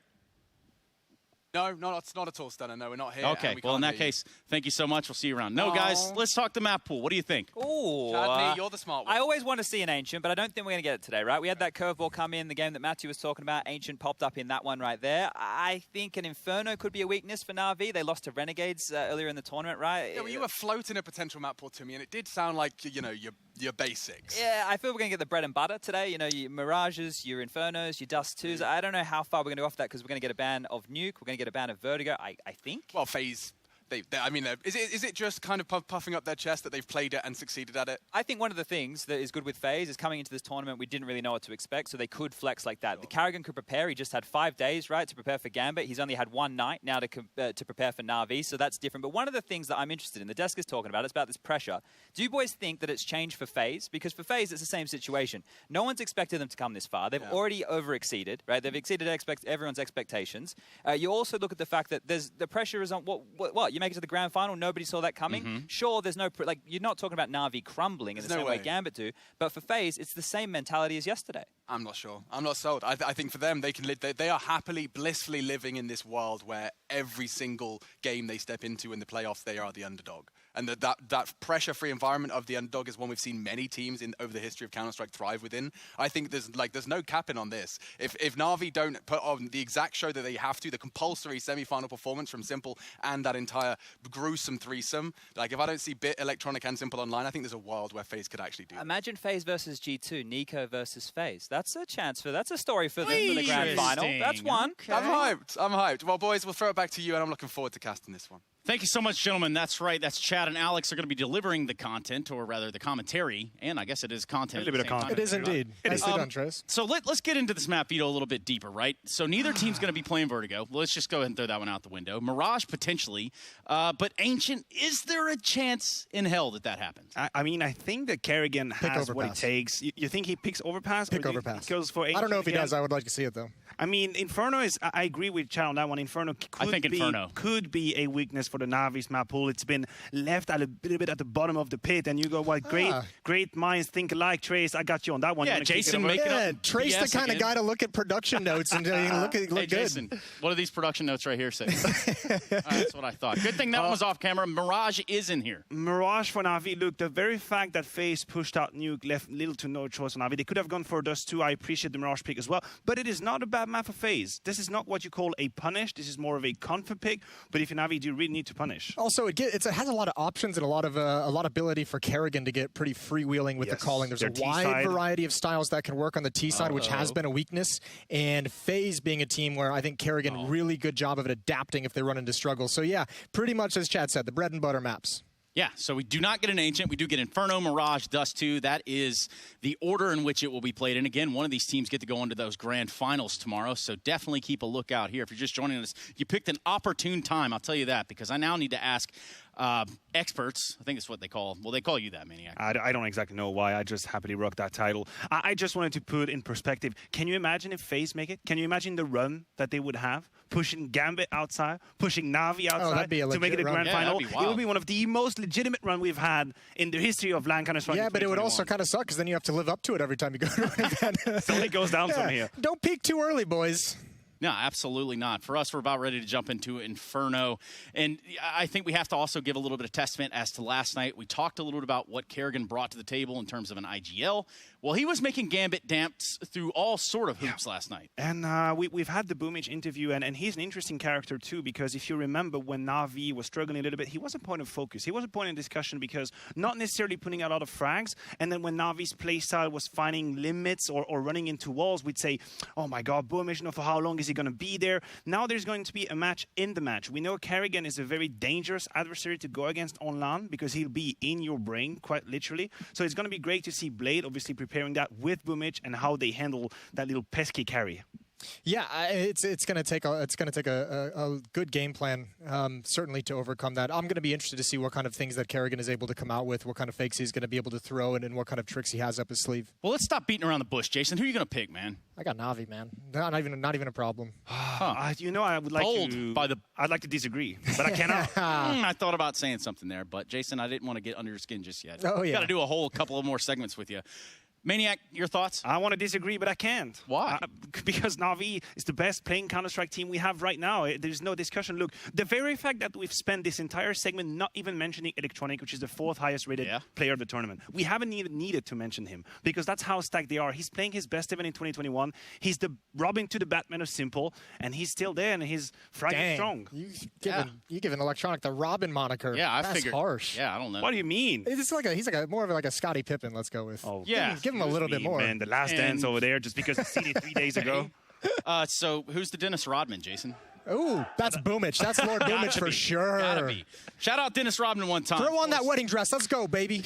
Well, hold on, Boomich. Let's not get too carried away here, buddy. I don't think any wedding dresses need to be brought out just yet, but I do think that we have a match made in heaven. And, of course, with Navi and FaZe in the server, so much experience, so much veterancy, so much firepower even. We've seen glimpses of Olaf doing it, Reigns showing some flashes of brilliance. Both sides of this table have what it takes. I think the nice thing about that match yesterday is Yeah, we've talked about Kerrigan calling a really good game, but obviously to do that, his teammates had full faith in what he was calling. I think he even referenced that in a post-game interview yesterday about that match. So if you're Faze right now and you just had your in-game leader call an incredible game like that last night against the best team in the world that allowed you to get an upset, you're going into this with so much confidence in him. You're going to run through a wall for that, man. And it is the currency that has the most value in Counter-Strike as an IGL, knowing that your teammates believe in you and they will follow you into battle. Yes, sir. Thank you, gentlemen. That's Jason and Maniac. We are ready to kick off Navi versus Faze, starting off with Inferno. This is a semi-final. Only one of these teams stay alive at the end of it, and they will be going on to that grand final. It's Machine and Sponge. Take it away, guys. Oh, we will. We're getting straight into it. Inferno starting as a first as opposed to a third, but I'm into it. And so is Simple. Straight into the apps for info. Upon second glance mid, he'll get a more rude awakening. 4 members of Faze barraging down mid. It looks like they might commit. Chad, I'm seeing Util in the air. Boomich rocking some dualies, unable to contest, and they're going to have to let them in. Straight through short, 3 are up. Simple's going to be behind late on that apps. I'm not sure if he's going to account for that. He's coming. Yeah, he's coming and stalking. Fires off a warning shot, but it's silenced. I think they've worked it out now, and a good shot across the bow. They'll struggle with the dualies as well. Into the site, looking great for Faze. The bodies line up. Brokey immediately contributes with him a nice double. And his stats on Inferno yesterday, Chad, blew my mind. He didn't have a single death, 21 frags. And that's just in the rounds 1. Yeah, that was mental. Hang on, there's some cash to be found here. 1,500 in the bank account. Kerrigan will take that. And that is a flawless pistol round, starting Faze right on the best foot. Yeah, that's a fantastic way. That's going to do a lot for the confidence out the gates early. The fact Kerrigan slipped into the backlines there with the knife kill, the round was already secured, so a bit more salt in the wound. And it was looking good for a moment there for Navi. As this is all going in, they're chasing down Electronic. He did his job perfectly, but Simple behind, the USP in the back. We talk about it time and time again. Never easy to convert. Fluffs his lines early, and what could have been a defense of that A site quickly falls apart. Now we get underway here, and it will be that Navi 4 spy.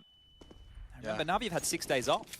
God, that does feel, that sounds like a lot, doesn't it? Yeah, so a lot of time for them to just sit and wait. And then the debate will be whether you would rather have 6 days to rest and prep or be super hot off your quarterfinal. That's the thing as well, right? You have to look at this whole scenario. For Navi, did they really think they were going to verse Faze? How much prep did the likes of Boomich and Blade do together for Faze? And how much can you even look at? The demos, yeah, there's lots at this event, but this is them in peak form. It's not like this is every day of the week Faze. Yeah, I mean, I guess if we're going to theorycraft in that respect, no, don't forget how many Navi Gambit head-to-heads we had during the RMR. I mean, I'm sure their prep folder for Gambit was pretty stacked as it stood. Maybe Faze did get the fair share of the homework.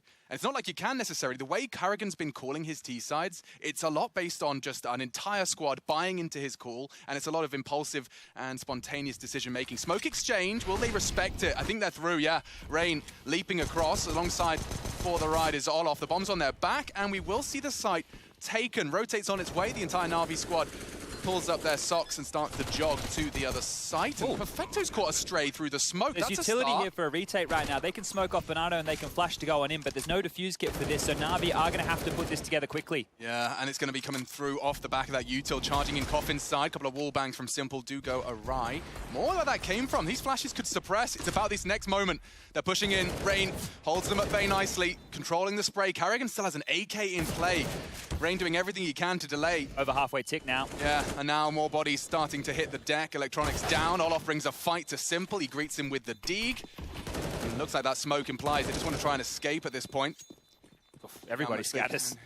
I think they'll get all 3 away, so that's not too bad. Maybe some weapons can be retrieved after time. Yeah, Perfecto's trying to hang out closer to the side that picks something up, but he even grabs himself that Galil. So, all right, that's not too bad. In those situations when the bomb site's given up, we traditionally go, okay, well, they're just going to hold on to their goodies. But Navi opted to try and keep things expensive, and, wow, it kind of worked out.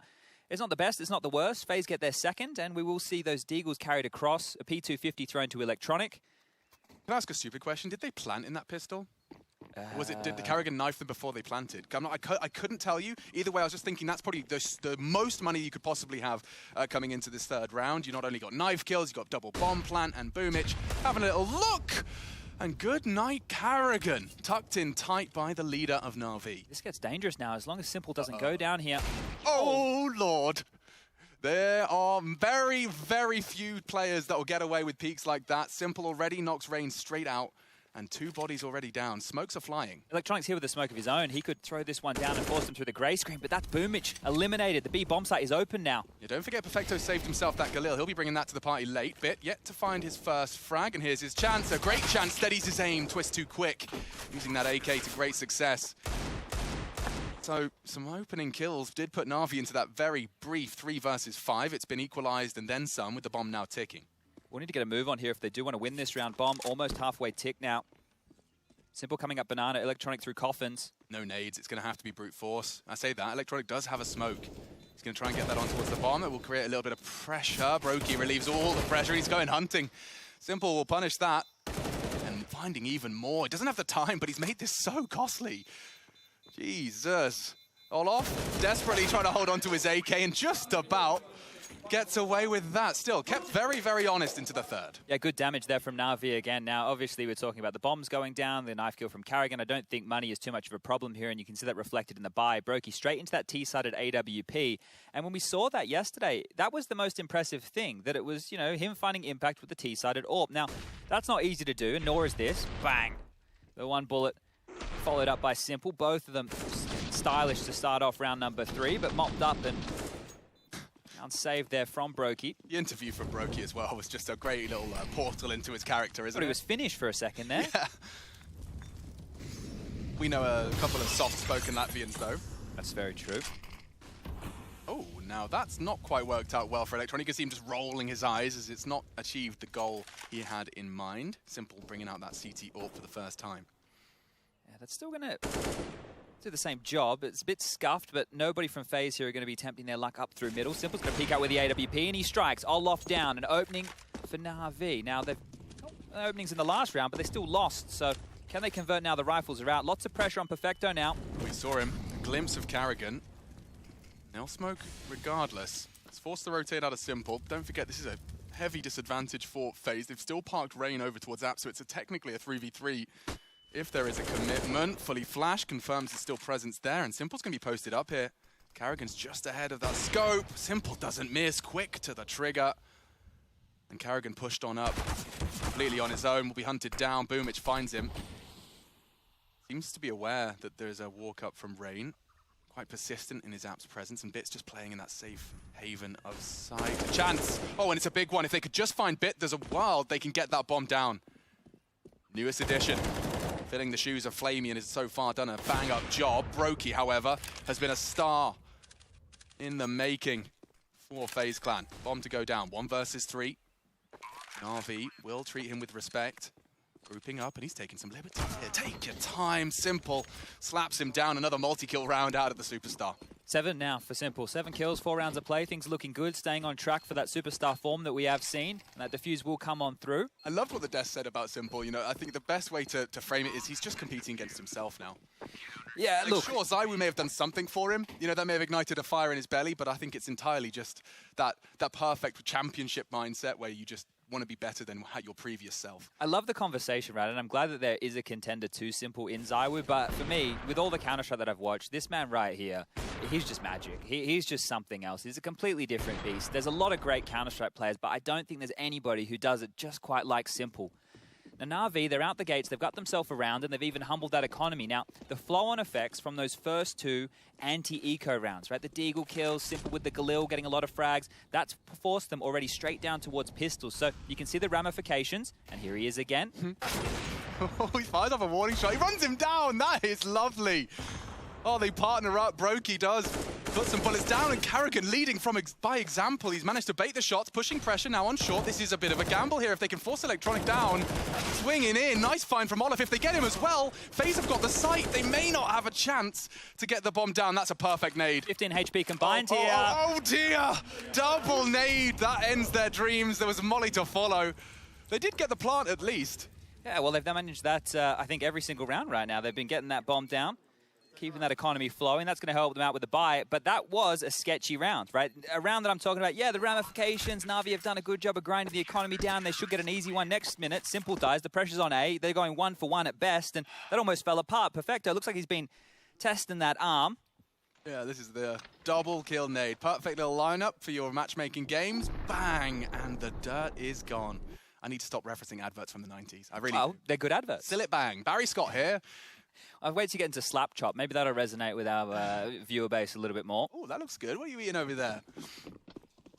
Either way, I'm hoping you're staying hydrated as well as fed. We're feeding you all the Counter-Strike you will need for this evening, as are Faze and Navi. Already made it very clear this is going to be of a brawl. Great molly. But yeah, just FaZe are just feeling this out, and right now, no real banana presence other than the utility. They've accomplished what they wanted to. There's no info for Navi over towards the B-bomb site. They're using retake utility right now, but there is currently a gap. It's just Electronic and Bit over towards A. So if FaZe get a move on, they can apply pressure before the rotation comes back in. And it looks like they're going for a Halls pop. Yeah, but with a lot of long util, that might draw the rotate, but it may lock them out on that side of A. Electronic, his spidey senses are tingling, so blind. They caught a glimpse of him short already, 2 in the pit. Rain, quick find as well onto Bit. And just like that, double entry from FaZe. The site is theirs. And they're bringing that same flair we saw just yesterday. Just that one Molotov top banana so that Navi couldn't push down, and they were able to force their troops forward. Now, Karrigan's actually slipped past Boomich here. If Simple's not aware of this, he could die and give up that AWP. Boomich is actually pedaling back as well, and Brokey's trying to back him up. So there's going to be a couple more deaths here with this bomb down for sure. Wait, Brokey's gone all the way to T-spawn. He definitely doesn't want to lose this. Boomich, I think he's heard it, all of that. On jumping around with his AWP, it's now taken away. Should be recoverable, and Boomich could be hunted down here. It looks like Karrigan set his sights on him. Oh, nearly had the angle there. Should at least have a shot at this. Yep, spotted him out. Damage done. Twist has done some parkour. And submits it to the Stora blog.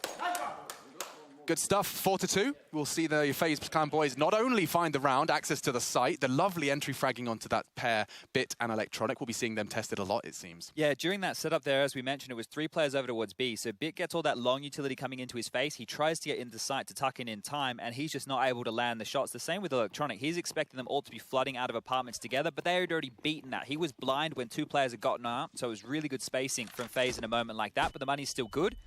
And Navi get themselves another buy here, but one more round for FaZe, and oh, dearie me.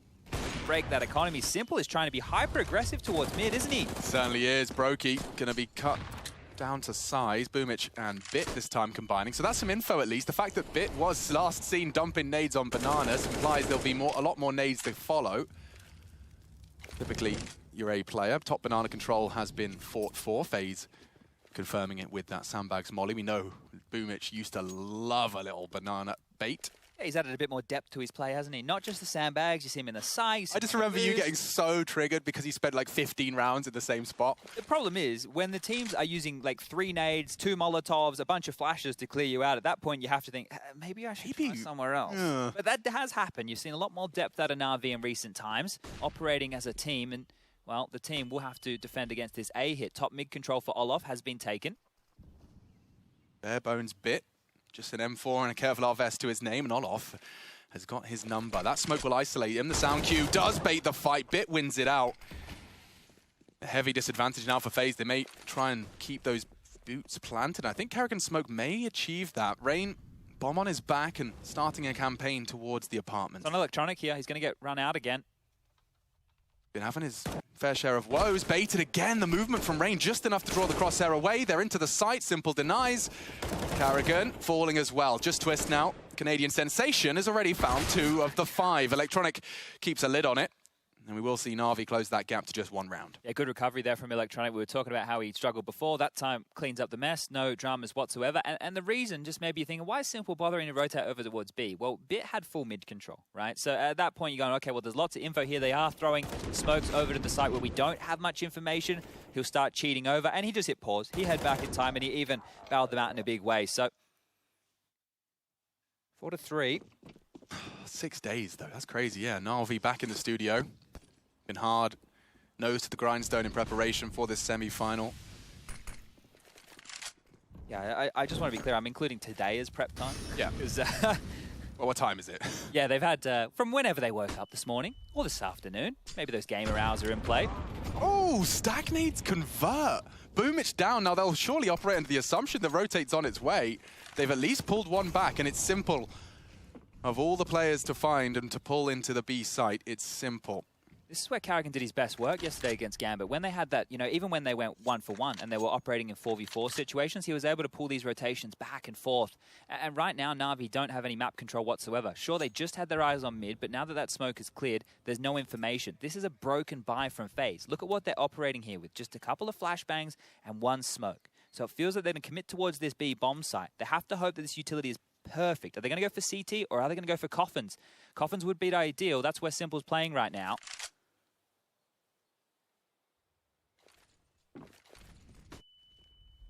Flashes have hit Simple. He still hits his shot. Carrigan as well, falling.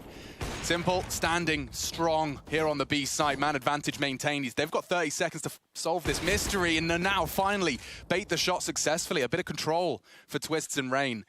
But there's no util. How will they get that bomb down? How will they defend that peak from Simple? He bides his time himself. I think Electronic caught a glimpse on the orange peak, and they do line up for him. Lovely collection. Another multi-kill for him in the bag.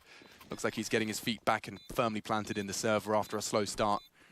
And as I said just at the caster check-in, I was just saying that, you know, I think with Faze's form at this point, Navi are going to require the full three-man package. Simple, Bit, and Electronic have really partnered up to be the heavy fragging presence of this squad, and so far so good. Yeah, and Bit is the question mark again here, right? The thing is, he did have a good group stage. There's no doubt about that, but now it's the playoffs, and we had the same conversation with Gambit. Bit falls into the same category as 4 out of the 5 members on Gambit, right? They're not tested in this environment. Now, sure, it's not even the big arena with people jumping up and down and shouting and the crowd roaring, but it's still a LAN environment where the pressure is turned up, right? All eyes are on this event in the calendar year of Counter-Strike right now. So if Bit's even able to replicate... Oh, Simple is just really jostling for this fight towards mid. He's such a jarring presence right now. If he starts converting those kills, Faze is going to have a real rough time. Olof taking some real chances, and he connects 2 bullets to the thigh of Simple. Quick snap out of Bit as well. Unarmored Deagles. Shouldn't be much more to write home about after those. Just tests. You see Olof dipping his toe in the water and not far off of taking the scalp of Simple. Twist lingering in that app smoke could have a shot. The warning shot straight into the poultry. Yeah, get rid of those bloody pesky chickens. They get in the way more often than not. Do look like heads, especially when you're holding those headshot angles. Simple will collect another here in round 9. Makes it 11 total. I think one of the big questions for Faze, obviously, is are they going to be able to fake Navi out in the same way they did Gambit? Because that was a huge part of their play style. Is Brokey going to have another absolute blinder? Already looking good at the gates, right? 4-4, likely to be 5-4. This one is only a matter of time now that we have roughly 35 seconds left. Twists. He's going to be set up for success here. Could have the element of surprise on that repeat. Did Simple just jump for info? Yeah, tucked down. 2 to find here, and going for jump shots. Not a bad contribution, but it will be 5. Navi will seize the lead. Faze definitely resting on that comfortable 3-round opener. At this point in time, Navi stringing together 3 in a row themselves. And you have to remember how those first 3 rounds went. The pistol was great, right? They came in carrying out a knife kill. But then the next 2, they were put under the pump. They were put under the pump by the upgraded pistols and then by the saved Galil. Simple getting a deagle shot, Boomich doing the same. So they kept that pressure on. So it's not like these 4 rounds that FaZe have been able to acquire so far have necessarily been of the easiest variety. But the guns are back out this time. No T-sided AWP for Brokey. And, well, Twist is going to send himself up banana here. Might get a duel onto Boomich. Bit bait steps. Twist spots out, and Boomich wins the duel. Again, Navi sees a very early 3 versus 5. It's quite hard for Carrigan to call the game he was calling when you lose 2 players so early into the piece. It's usually power in numbers, and you were talking about trades. You know, FaZe's T-side trades was a crucial component of their successes, even in those 4v5 disadvantages. Neither of these openers from Boomich and Simple have been responded to. Still looking like they want to go B here. Smokes are in the sky. Good little lurk smoke will nullify Boomich. I say that. He fires off some shots regardless. Fresh magazine required. And here comes the commit. 3 versus 5. FaZe would need a hero to step up, isolate. Looks like Brokey's at least posted 1. They've got another to find. And if they could spray him through the smoke, Brokey has provided the double they needed. Winnable now. Very winnable. They've got retake util. Simple in a prime position to drop the banana side smoke. Isolate Carrigan away from his squad. Posted up for now. Oh, nade right on the nose, but Brokey holds his nerve. Bomb half ticked. Util to be dropped. Tronic to deploy.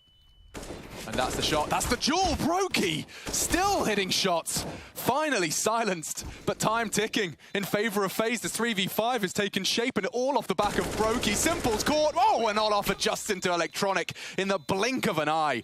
What a turnaround. And Brokey again delivers for Faze when it matters most. That's huge. The round looks done, right? The round looks done. In the opening stages, Simple gets an AWP kill, Boomich gets that frag on a twist. It looks like it's all over Red Rover. Look at this. It's simple as this. Walk on in. All right, cool. Thanks, Rain. We'll grab that one. And then Brokey's able to walk on in. Sure, the first kill was great. Whoa. The second, they knew that Perfecto was in the site, right? So it felt like only a matter of time, and there wasn't really too much help for Perfecto in that moment. But that's a great transfer there from Olof. And that is going to put Navi on the fringe here of having their CT side economy broken. Perfecto's gone for a cheapskate buy just with the MP9. He has a lot of residual cash left, and it looks like Faze are getting a move on here. Heading up towards middle quite fast, flashing through. They're going to go for present straight away. This would be a mad call if they just started to wrap long. There's no way. It's the perfect gap. Oh, and a miss from Simple. Karrigan, what are you up to? He's baiting shots left and right. Just dancing with Simple. Finally gets the quick scope, but they will exploit. Double found. Electronic is still in pit. They're going mid to B. They're trying. Perfecto's only got that MP9, as we discussed. They should be able to trade. He's made it count. Great damage from Perfecto. He's delayed them. He's held them at bay. Problem for Olof as well.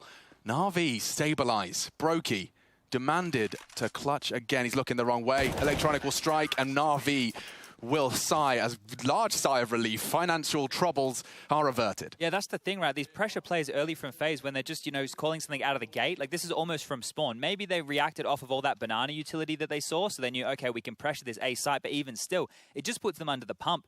Really lucky that Perfecto got a kill there. You could see how awkward that was under that porch position. Didn't look easy. Able to convert one, and Navi, well, they're able to keep themselves in this lead, but once again, the economy's still not great. Faze, definitely not great. They are going to be humbled here, just down to these pistols. But watching Faze in that quarterfinal, if they could just win a couple more Deagle Armor round one, would be great. And it's definitely not been their strong suit. Karrigan falls early. There's nothing quite like a Boomich, bright yellow, bulldozer MP9. It's a classic. But it's the embodiment of him. That is Boomich personified. Is the Navi sticker triple MP9. Yeah, look at that. That is him. Nimble, irritating. Don't know if that's how I'd want to be described, but that's what he is. I think it's great to see how these in-game leaders have kind of chopped and changed the way that they actually progress into the games. Like, for the longest time, it was believed that in-game leaders need to stay alive in the middle of the pack so they can keep calling the shots. But actually sending them forward and using them as that, I guess, disruptive factor, they can read the game quite well. And if they do slip the net, they're able to find even more impact. But here we go, Brokey again. Why do I feel like he's about to blow Perfecto's head off? Okay, that's great.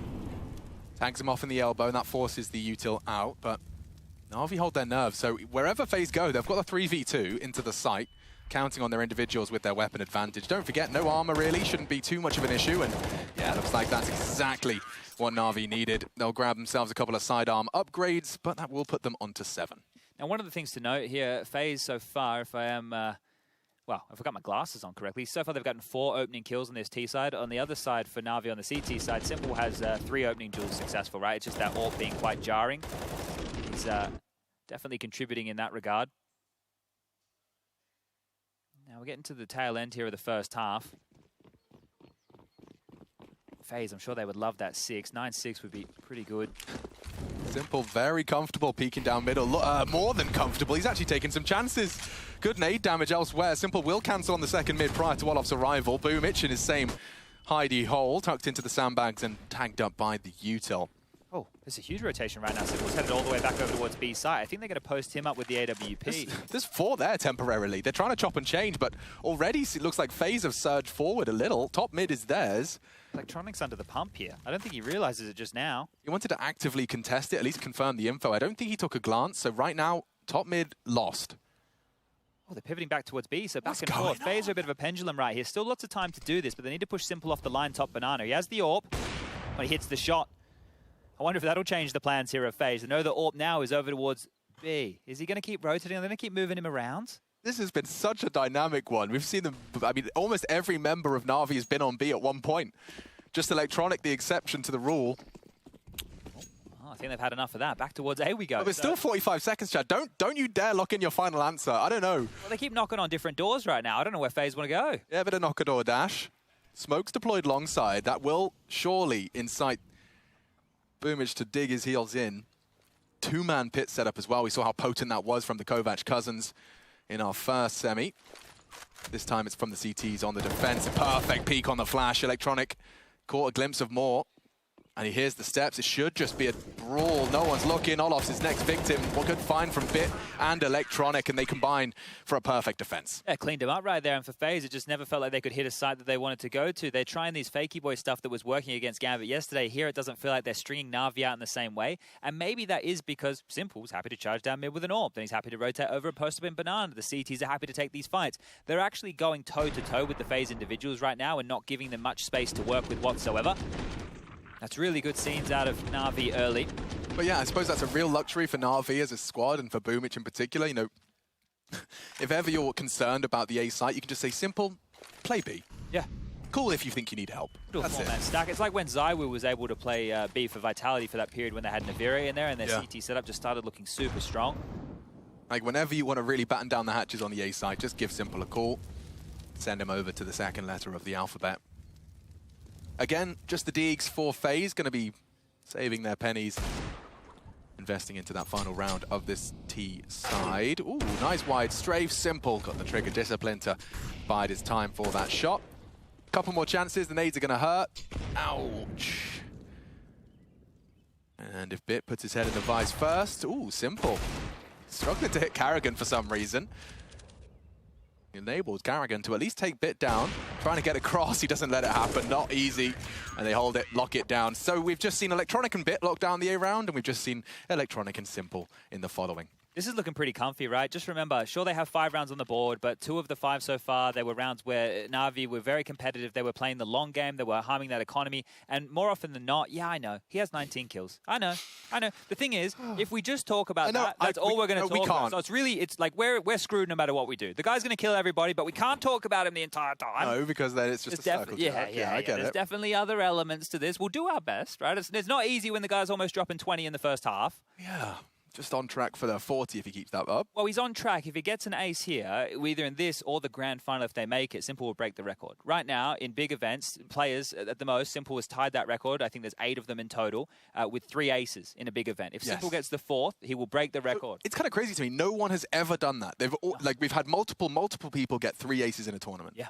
Okay, so records could be broken on this map, never mind in this semi-final. We almost did it right there, 4 kills. So if Electronic didn't get that frag, we would have been popping off in a big way. Celebrations, the streamers come out. I think they run out with a cake. They take a timeout. Peter from HLTV, he teleports in. He gives them the award. I don't know exactly. Well, you know the admins have got the gloves on. That's just in case we have to get the what are they called? Twizzlers? No? Twizzlers? Sparklers. Okay, I think Twizzlers are like a sugary dessert. Yeah, no, that's definitely... Or turkey Twizzlers, which were just processed pretend turkey they served in canteens. Okay. You ever have a turkey Twizzler? I don't think I did. Wouldn't recommend it to a friend. Yeah, I might avoid that. Now, it looks like we have a little bit of a timeout situation here, ladies and gentlemen. This is of the technical variety. So back to the turkey Twizzlers. Well, look, I don't know how long we have. Hopefully it's not too long. But we have our favourite observer with us right now, Rushley1234556. Rush, are you with us? Hello? Now, before we get back in, your mic is terrible. Say what you want to say. I just want to say hello, Shroud, shout-outs. Well, that's pretty much it. All right. Goodbye, Rush. All right, see you later. Our boy Shrewd. So, yeah, Shroud noticed one of Rush's pro tips, and he seemed to enjoy it on his stream. So Rush just wanted to say hi, you know. So we would give him that opportunity. And it's good we got it out of the way in the first half of the first map, because hopefully this one delivers, just like the Gambit series yesterday, and we can get some absolute bangers of matches coming everybody's way. Yeah, I mean, I kind of got mad at myself for writing Faze out at times, because every step of the way, you know, they don't make it look easy. It's always like a bar brawl. They're always walking with a limp at the end of every map, but they've done it. You know, they've done it to Vitality, they've done it to Heroic, they did it to Gambit. I'm just going to sit back, relax, and enjoy the show. Navi, however, if they can post themselves a 10th here, this is Faze's pick. It's what they consider their best shot. And the T side, definitely, they have a real prowess for the attack. However, posting 9 against Gambit on their CT side just yesterday, maybe things can change. Good flash, both blind. Electronic was ahead of it, actually. Doesn't stop Rain finding him. Good contribution from the Viking. Simple. Still sticking around, he wants the jewel, and he just finds it. Hunts down Twist on the re-peek. Is he pushing for more? He wouldn't.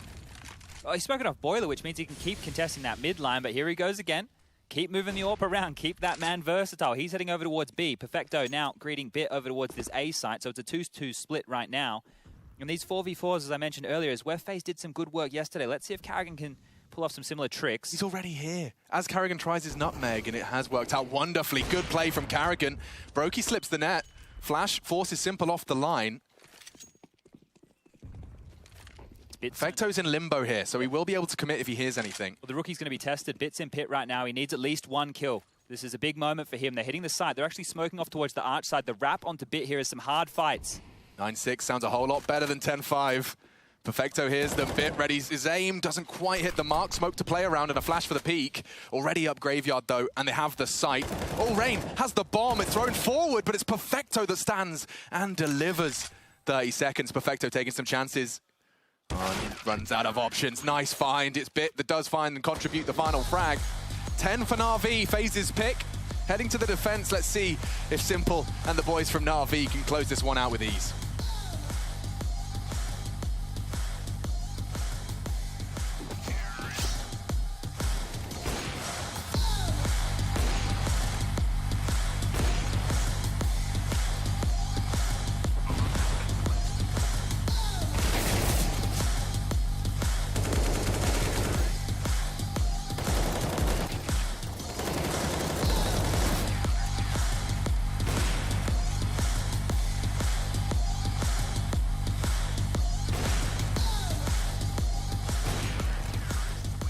Do you think you know everything about CSGO?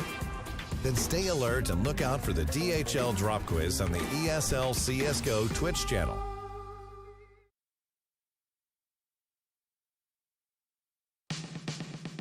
Built in 1923, this quaint town that's surrounded by rolling hills and stunning cypress trees is not to be missed. Head to the Corso Inferno, where you'll drink in the clear blue skies with 4 of your best buddies, or perhaps 4 randoms you met online just now. It's really up to you. Make sure you notice those stunning green shutters, the trademark of this pretty town.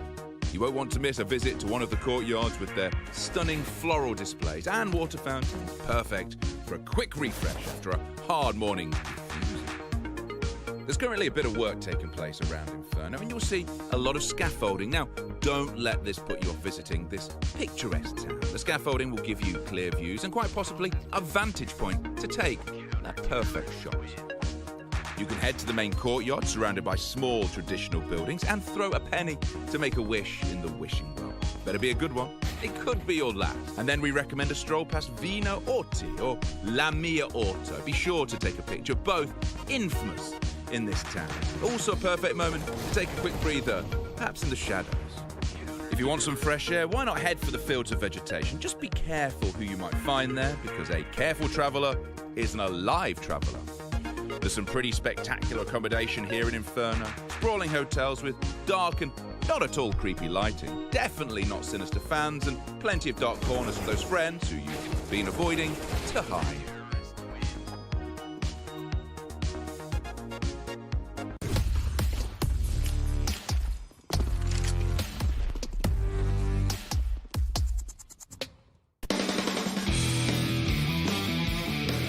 Hey Future Pros!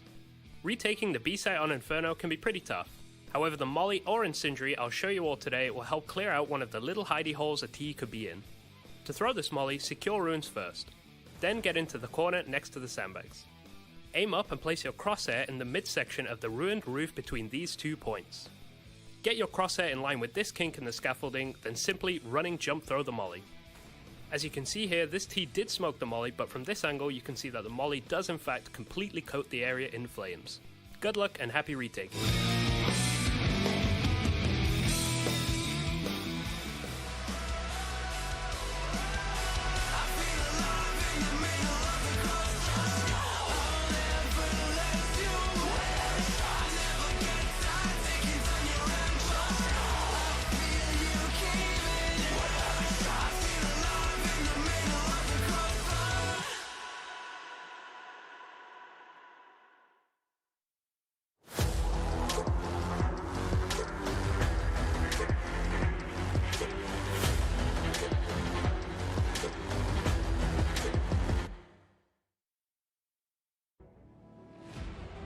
Natus Vincere, no stranger to victory, born to win, as they say in Latin, and we'll go up against them is Faze Clan. Certainly looking good for it, at least 10 to the good. 5 posted by Faze on their attack, and definitely seeing some of the stars of that roster thrive in this LAN environment. We're into the semi-finals, looking to separate these two. Definitely a hot favorite is Navi.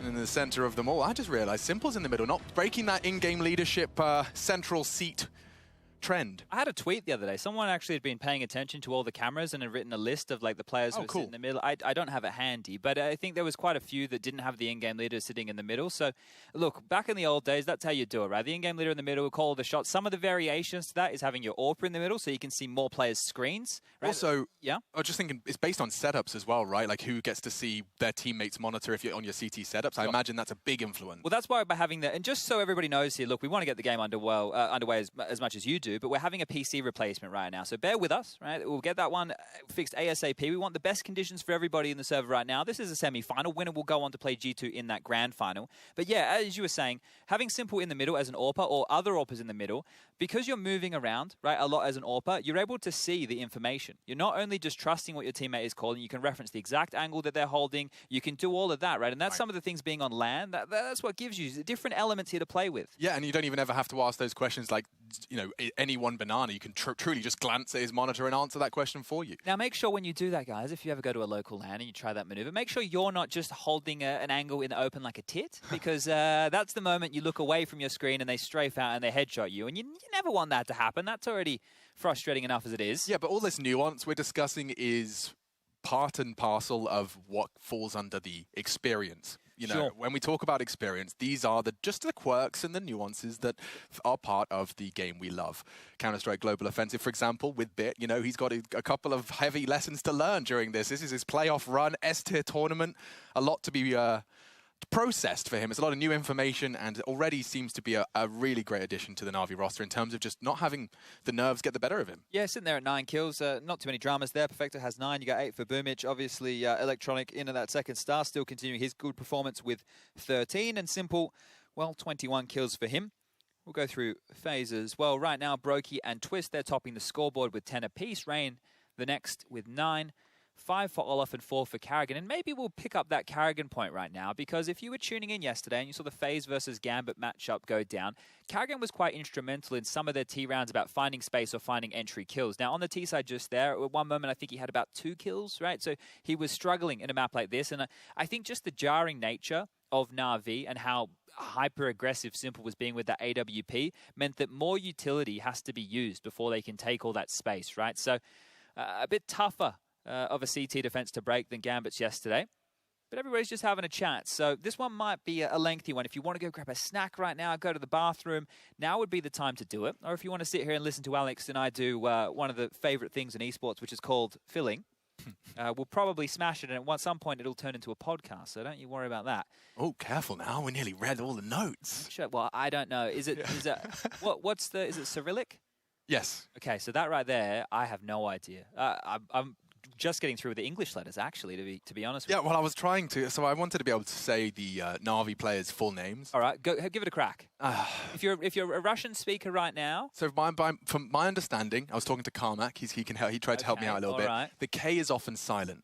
And I'm really scared of saying bits, so we'll do that one last. Did we have serious Carmack, or did we have Carmack that's going to troll you? It's not. I don't think he's trolly. Okay. But Alexander Kostilyev, we can do that one. Yeah, and right now he's playing with his keyboard. What is he up to? Is he taking all the keys out? What's going on here?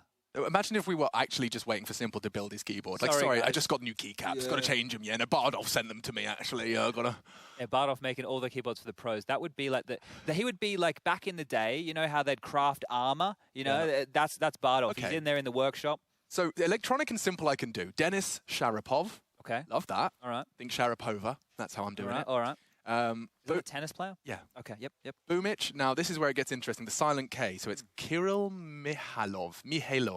Kirill Mihailov. You're normally very good with the pronunciation, so I reckon a couple cracks and you'll probably get it. I'll get there. I'd love to be able to whip their names out at the drop of a hat. Perfecto's a good challenge. Ilya Zalutsky. Man, you're really setting yourself like you can fumble so many ways with these. I don't think so. All right. I have faith. Zalutsky. Yeah, I'm not butchering it. All right.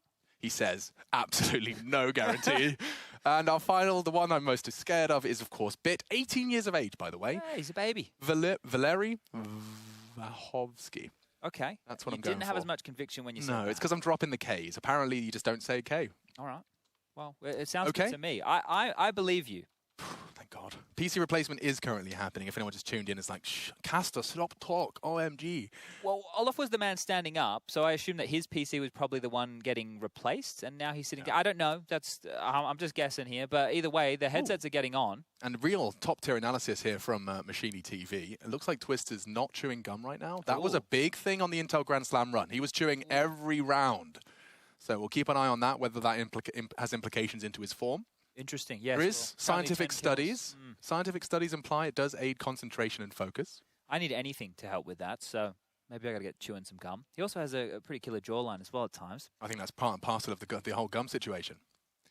Anyway, talking of nonsense, let's maybe just quickly rehash how that first half transpired, because chances are a couple of new viewers have joined us during that timeout. All right, well, Faze, they grabbed the pistol round. It was absolute destruction. Then the second and third, it got a bit shaky. Navi went for the force buy. They took away some guns. Then on the third round, Navi took away even more guns.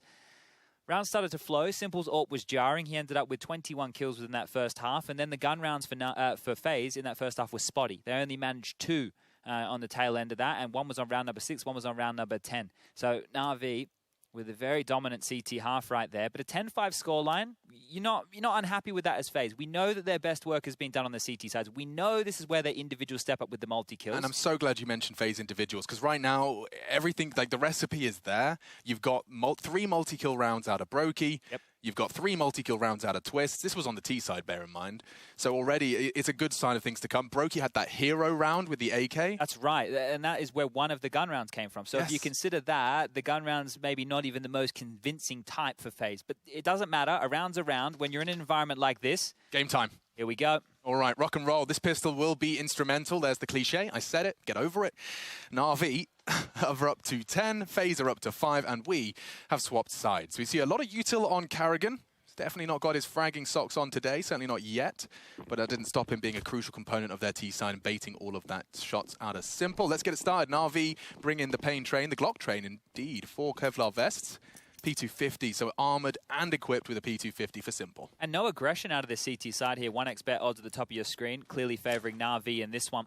Electronic going to deal with any second mid pushes through that T house. They have 3 players nesting together in Banana, and Boomich is going to make his way over as well. So they're getting all this territory for free right now.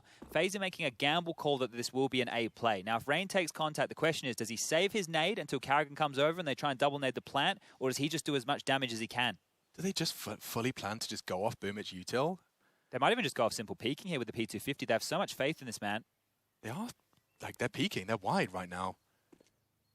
Oh, Rain playing a dangerous game. The little warning shot across the bow. Simple may be deterred, and that could be it. Imagine if that one tag onto Simple is enough to channel them all into the stack, and it is. They are starting to gallop towards the A site. Brokey ready to receive them. He kind of wants to let them in a little bit here. Doesn't want to be too much of a force of resistance, and it's worked out nicely, tucked in. They stroll on in. 40-second mark reached. Boomich is actually heading back towards bottom of Banana. Where's he going to use his util right now? If it is towards A, this stack from Carrigan is looking absolutely genius. It's going to be a 3-man apartments pop, and Twist and Olaf are ready for this. Straight into the stack. Olaf to bait. Carrigan confirms presence long. They're into the pit. This is the bait and switch. 1 for 1. They won't expect twists. They won't. Oh, but they do. Bit pops off. Triple kill on the Glock. Problems now. Brokey can try and change things. The bomb's still not planted, and that smoke's only going to be a small guise for his bunny hops. They're both getting peppered. P250 will finish the job. Perfecto scavenges it away. Rain, however, kicking and screaming. He knows it's a 1v1. Boomich on the site. Bit did get that bomb down on default. Half health, no armor. It doesn't favor him at all. Norwegian, 8 bullets to ply his trade. 1 spotted on the cross back, and I think they may have both slipped the net. Okay. Now that kit could be the element of surprise. Imagine. Boomich confirms he's not on the bomb. They're going to play with him here. Bit, look how passive he is. He's not giving him any chances. Hold it. Brave. Pros don't fake. Not to be. And instead, Navi just get to play and pull him off the bomb. They'll secure the round. Looks like 11 is secured, and Rain just being danced with. Oh, it finishes it with pizzazz. He makes it 4. quite the announcement of his presence into the T side. Yeah, and Boomer's just playing cat and mouse with them there. You don't even need to get the kill. You just have to delay him from defusing that bomb. So great stuff. And it didn't look like it was going to be great for a moment, but you really have to put this on two factors here. The fact Bit gets 3 kills. Look at that. Transfers to the site. And then has the presence of mind. Yeah, that's crazy. That right there is where Twist could have completely changed the script of that round. The reason Twist is hiding in that moment is to set him up for success. He needs to get 1, if not 2 kills from that position. So the fact that Bit deals with him, well, they're taking away a lot of pressure here. Now, Phaser into the force. Their deagles are out. Banana pressure already. Rain's been pushed back to the site. Bit's charged on up here. He's got 4 teammates, or 3 with him. The 4th man, Electronic, is dealing with that second mid push. And they're just trying to apply a lot of pressure towards Banana here. The reason you want to do this early is to bait out these CT smokes. Now, Rain and Carrigan, they were pretty stoic. They didn't drop one just yet. The clock at 120. And these can come into play later in the round here. So not getting away with what they wanted. Retake utility towards top Banana now. Everything's called clear. Rain can give that information to his in-game leader. Carrigan gets a move on back towards A. And here comes Navi. Well, that's a good nade. Oh, they evade nicely. Top mid is Navi's. Flying that black and yellow flag. Olof, close chance, and throws a nade of his own design. This one, much more successful. Simple swallows it. Bits finished off nicely, kept even as Carrigan's adventure is cut short. Here we go. Twists. He's not only found the frag onto Electronic, he's found a weapon to play as well. They're charging into B, currently smoked. Should be fading shortly. Shortly, yeah. Rain will be at least allowed to tuck into the site. He hears the steps. Brokey's here as well. This is looking good for Faze. He's in the right place. 30 seconds. It's a question of his next frag. Hard shot. He's found the head. And the rest should be Brokey's. Good find from Simple. He's been brought down even lower, but he's still kicking. 4 HP. Surely you give Boomich the AK. Yeah, they'll swap and change. Olof from Banana with an MP5. A smoke as well, but for now, it's about this crossfire and breaking it. No kit. An air of pace required, and Olof smoke might draw them into the fights. This is not a bad shout, you know. Oh, confirms, new box, and that's the healthy one.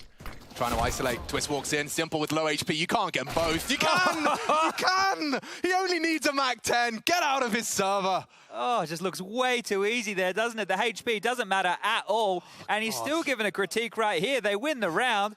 But he doesn't worry about that. Come on, boys, let's tidy it up. Boomich, why you peek? Let's tidy it up. I have to win with 4 HP and Mag 10. The pressure's on Simple to convert here, right? All it is a stray bullet. That's all it would have been right now. And look, the time, if that kill comes in, it would have just been there for Twist to get that defuse. So that's huge from Simple. And yeah, Boomich, you're going to be sweating right there. He's given you that AK-47. It's not going to matter up too much. They've forced again. This is unusual from Faze. It's something, isn't it? Olof charging down middle as well. You'd think the nade would imply some aggression. Simple, not caught out. Not having any of it. 25 and counting as he knocks another down. Good catch, Brokey to the toes, but Simple, undeterred, more tags. He's actually got another frag out of that. What's happening to this man? He is just ascending. His eyes are going white, his hair as well. This is a crazy force buy from Faze.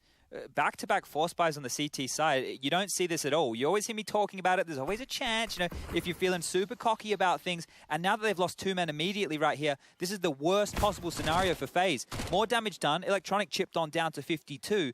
But Rain and Carrigan, they're the walking wounded as well right now.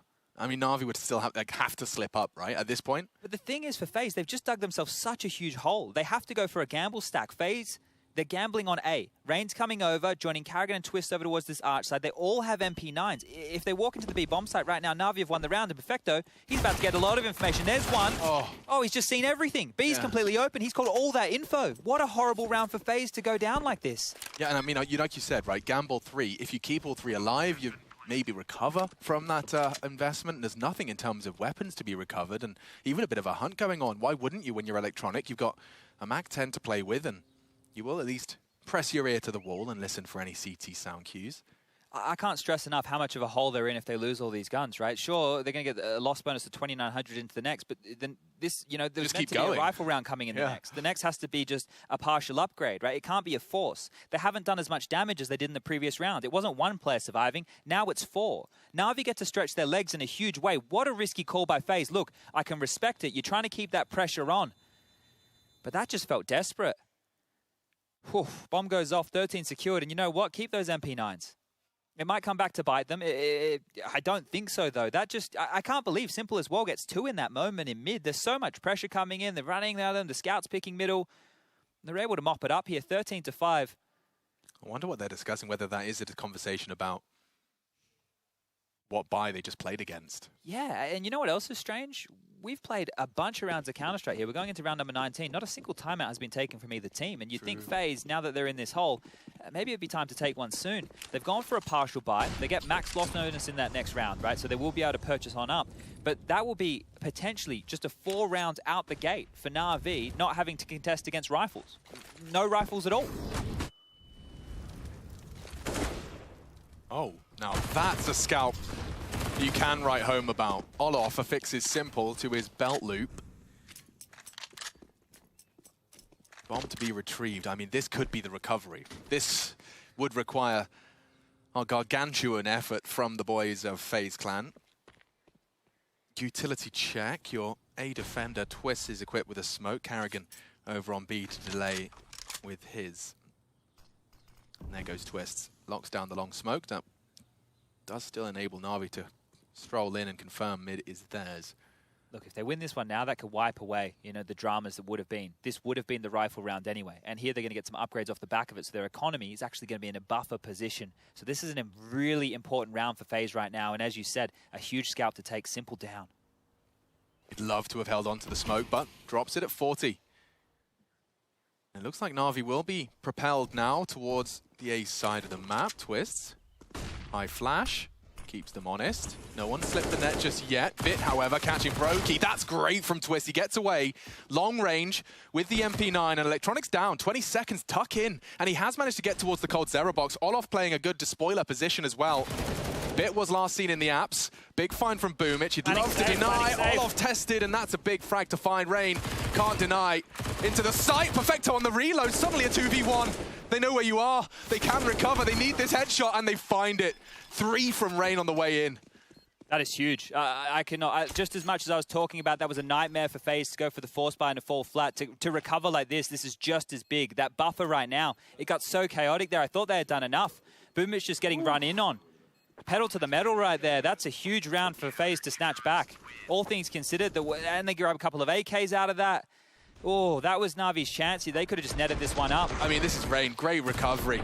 After seeing Bit kill Olof in pit, and the fact that Rain ignores that pit call, charges into the site and finds 2, then enabling Carrigan and him to partner up for the final frag. That just suddenly makes FaZe competitive here in our second half. Game on. I think there's enough money right now for Navi to go for a buy, definitely so. You can see the purchases coming on through. It's going to be 5 AKs, but look at FaZe's purchase, right? The AWP's out for Brokey now. We'll see if we can find more of that impact from yesterday. Over towards top Banana. Ice in this boy's veins, I swear. Hasn't found the shot on that Log's peak. It looks like Perfecto wants to have a glance. Nade on his nose. Safe spot found. They may assume it's clear, and they do. Rain finds an easy, a freebie. Oh, he's dancing around the nades as well. This guy's looking cool, calm, and already collected 1. They've gotten the space at least, right? It's going to be hard for FaZe to apply too much pressure towards top Banana now. You still have Carrigan and Rain. Both have smoke, so they can deny the entry, but Navi, in the past, you've seen Electronic as an individual. He likes to snake up behind these smokes and pounce on through.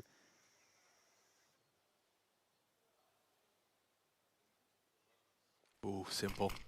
Spotted out by Carrigan and a smoke drop with no gap. Flip knife gang. There's no info right now for Navi across the map. They're playing a passive setup over towards the A site. Brokey's in library, Twist is in back of pit. You got Olof as well in a passive position. Rain and Carrigan are both in the site. It's about to be a 2-on-4 on this B bomb site unless Brokey starts rotating now. Rain's been holding this flashbang for so long. I wonder what he can profit from that $200 goodie. Does deploy it. Simple's already through the CT smoke. Oh dear, I don't know if Brokey caught a glimpse of that. I think he did, yeah. He's acknowledged it's a possibility. If he finds this, that's going to be a 3 versus 4. Boomich into the site. Electronic contributes as well. The site is theirs. Brokey, though, with the AWP would need another, and he's found it. Bit trying to plant. Will he deny? Doesn't opt for the wall bang. Bides his time, plays the numbers advantage. Olof working his way in from Banana. He may not be expecting someone so close. Did he catch a glimpse? Doesn't matter. Electronic confirms Banana's no longer a threat. Mission accomplished in that regard. Brokey knows where they both are, though. He knows he's going to be poolside and Banana. And now it's about timing. Sound cue. Both there, stepping in, Bit delivers the head, Electronic strafes out, and 14 is secured. That's a great one to recover there. Navi, they lost that man early. Perfecto going down to that Molotov from Rain, and well, the one that Rain's playing behind, and they're able to recover that round. And that was even with Brokey finding Simple, right? The fact that he's caught him there in that moment is either sound cue, he caught a little bit of a glimpse. Either way, it doesn't matter. This is the kill that alleviates all the pressure. As soon as Electronic gets this one, all of that focus can now be towards either CT or Coffin. The duels become easier for Bit and Electronic, and they're able to pick that one up.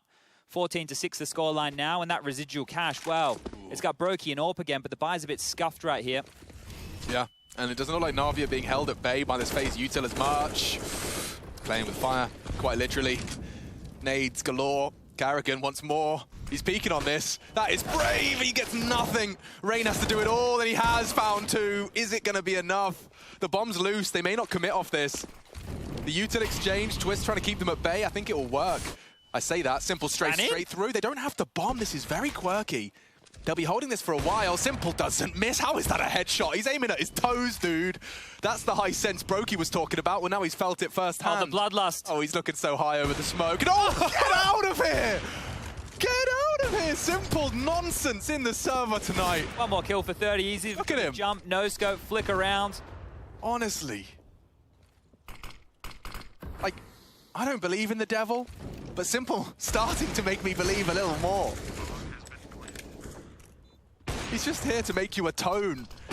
Oh, come on, mate. Give him a break. Give him an absolute break. The smile on the face, I think it says it all. What do we had? 20 rounds of play, and the guy's got 30 kills.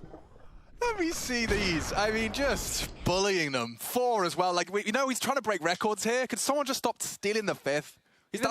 That's two quad kills we've seen from Simple so far. Actually, no, don't give him that ace. I want to see a classic Simple taking that ace. Ace clutch. Give me the ace clutch finale. Oh, this shot, by the way, look, this is a headshot. Pay attention.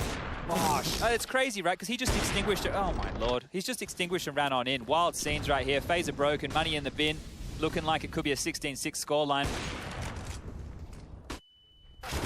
Oh, I love that mix-up. That's enabled them to find an opening kill. It hasn't always necessarily translated into a round. Now, and Navi look like they're pivoting pretty quickly towards mid right now. It is just Olaf towards this short side with the Deagle in hand. He's been spotted up. Electronic not able to do any damage there. Information taken, so that's good for Olaf to get the info and get on out. In that video, Simple did. What's the one tip of advice you'd say to your teammates? Aim higher. I caught that as well. What role shouldn't he do? I think it was coach that was... IGL, yeah. Oh, he's tagged Olaf straight through the pit wall. They are testing this A defense, and looks like Boomich has had no issues with Twist. 4-on-4 now, they've clawed it back, and great timing. Carrigan punishes Boomich. Bomb may have been spotted. Electronic was pushed up here on brackets, and Olaf wants to have a little look. Wasn't expecting the pushed up player. Gets a little pants there, and Carrigan's taken a gamble, and it's the right one. Why is his brain so big? Oh, he's just come over and thrown a smoke, so I actually think he'll pivot back over towards A to at least deal with that arch side. So that buys a bit of a buffer right now for Rain, and it's done enough to dissuade Navi and force them back over towards this A site. But really, unless they go arch side, this is all on Brokey. Oh, Carrigan's timing here. If he keeps pushing forward, he might catch them all. Oh, it just depends on when they look away. Simple patrolling, confirms they're all there. Brokey readies himself for battle. 5 bullets in the chamber. Needs to make him count. Bit's already called him out. Good shot combines with Carrigan's FAMAS. 9 seconds, more shots. Needs to delay. Electronic's the one with the bomb. Simple to bodyguard. He just doesn't miss it. That was his chance, and there goes Phases. Misses his chance as well. So a one-on-one is established. Electronic can finish it right here and now. It's Carrigan to try and step up for his 3rd. Electronic maneuvering around the site. Carrigan on the hunt. Just playing with him, and he does extend play. Faze say go again. Well, they keep that one alive there, and it felt like Simple just done enough one more time. That's that bloodlust with Simple, right? The fact that he's just hitting every shot. It's so hard to, you know, if it was any other player, you critique it, well, he probably shouldn't have gone for that. But how can you critique it when he's pulling off this? He's got 32 kills at this point. He's just absolutely destroying Faze. And there is enough money for Navi to go for another buy. This is one of those maps now with the scoreline at 15-7 that feels like a matter of time. But that's the fighting spirit from the captain and in-game leader over there from Faze that you want to see, not letting this one fall. And he had a lot of good info plays, right? His smoke top banana is what pushed them back in towards the A site. Brokey did a good job dancing around the box. And then to just stay calm. This is a 2-on-1 situation, mind you. And converts, right? That's against Electronic and Simple. So great stuff from Carrigan there. You have to turn in moments like these. He's given him another chance to voice some concerns, to get under Navi's skin. This is a first map of the series as well.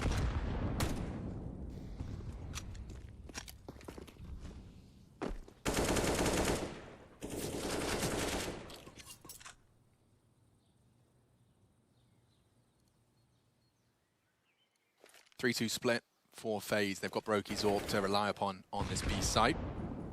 And he's playing one of my favorites. This one almost guarantees that first frag. Rain with some util to bail him out with that flashbang cocked. It's very hard not to go down on this line. You need a perfect jiggle or a perfect flash. Might be both. Smoke's starting to sail through the air now. Perfect flash. Forced off. Carrigan only has the incendiary. He's waiting for steps. He wants to hear the commitment. Util starting to sail. I think they're going to go through this. They are on their way. Brokey opts for the pillar. Rain trying to keep them at bay. The flashes are so good, but he still stands strong. Brokey counting on his teammates. They do fall eventually, but take some with them, and that's a big contribution. Carrigan stepping up. Traded by Perfecto. It's the A defenders. Perfecto and Bit up against them. Kid available, Smoke as well. They've got everything they could require. Will they flirt with the boost? Bit's already pre-aiming it. So much uncertainty for Olof and Twist. They don't know where they are. Perfecto just called Banana clear. They can now focus towards spawn and coffins again. They make it clear as well as the flash goes in. Looking the wrong way. Precise is perfect, and that's Navi. 16. Clinical stuff from the black and yellow Behemoth. 1-0 up in the series and one map away from that grand final.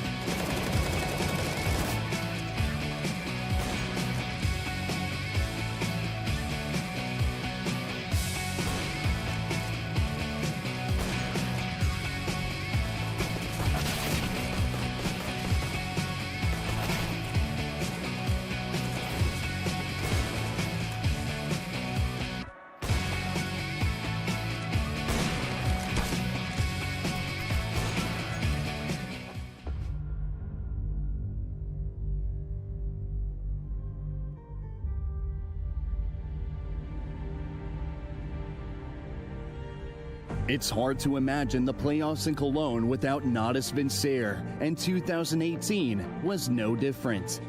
However, it wasn't just Navi making it to the grand final that made that year in the Cathedral of Counter-Strike special. The German team Big and their almost miraculous run throughout the whole tournament made Navi the antagonists of the event, and some fans will say it's a shame that Big's Cinderella story didn't receive a happy ending. Big may have leveled the scoreline by taking dust too. Gambit left nothing to be desired. Knew that there was a possibility a player would turn around and check it. Zeus tries to hold off. They knew he'd gone into the corner. They find him. Edwards in the sight, but they already pushed back through tunnels. Tizian gets the shot. But Navi's Electronic became a herald of what was soon to come. Great mid-round calls. Now it's on to Electronic trying to isolate. Here we go. They completely surround him. How the hell do you turn that around? To do nothing about this. What? Oh, he reads it. He reads it. And an arc. A power surge right through two. What the hell just happened there?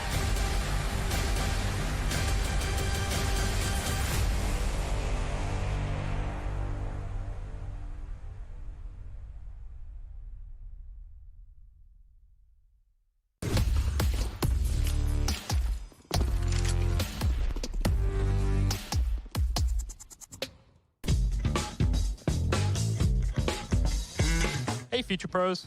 For this episode, I'll show you a neat little smoke that would help you when retaking B. This smoke will completely block off the B tunnels. To do the smoke, run into this corner next to the truck. Aim as shown, then jump through the smoke. If done correctly, the entrance to B tunnels will be completely obscured. Make sure you don't have a teammate planning on going through tunnels, as he is going to be one angry retaker if that is the case.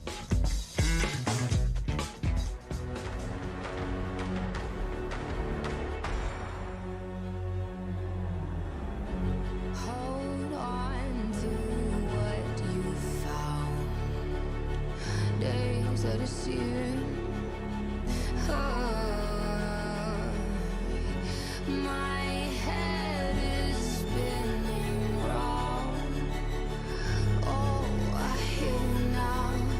Yes, the wolves are out. Inside of our reality. Satellites singing serenade. Send out a signal, please remember me. Send out a signal. Do you think you know everything about CSGO? Then stay alert and look out for the DHL drop quiz on the ESL CSGO Twitch channel. Because as soon as the question is asked during the stream, the clock starts ticking. You will have 60 seconds to type your answer in the chat using this format. And keep in mind, speed is important at DHL. So the faster you answer correctly, the more points you get. Keep track of how well you are performing on the leaderboard.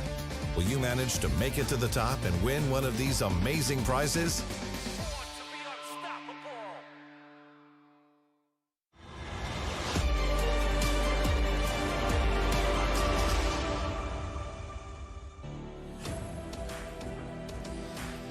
All right, let's get your Twitch fingers ready because we all know what time it is. It's time for the DHL drop. Yeah.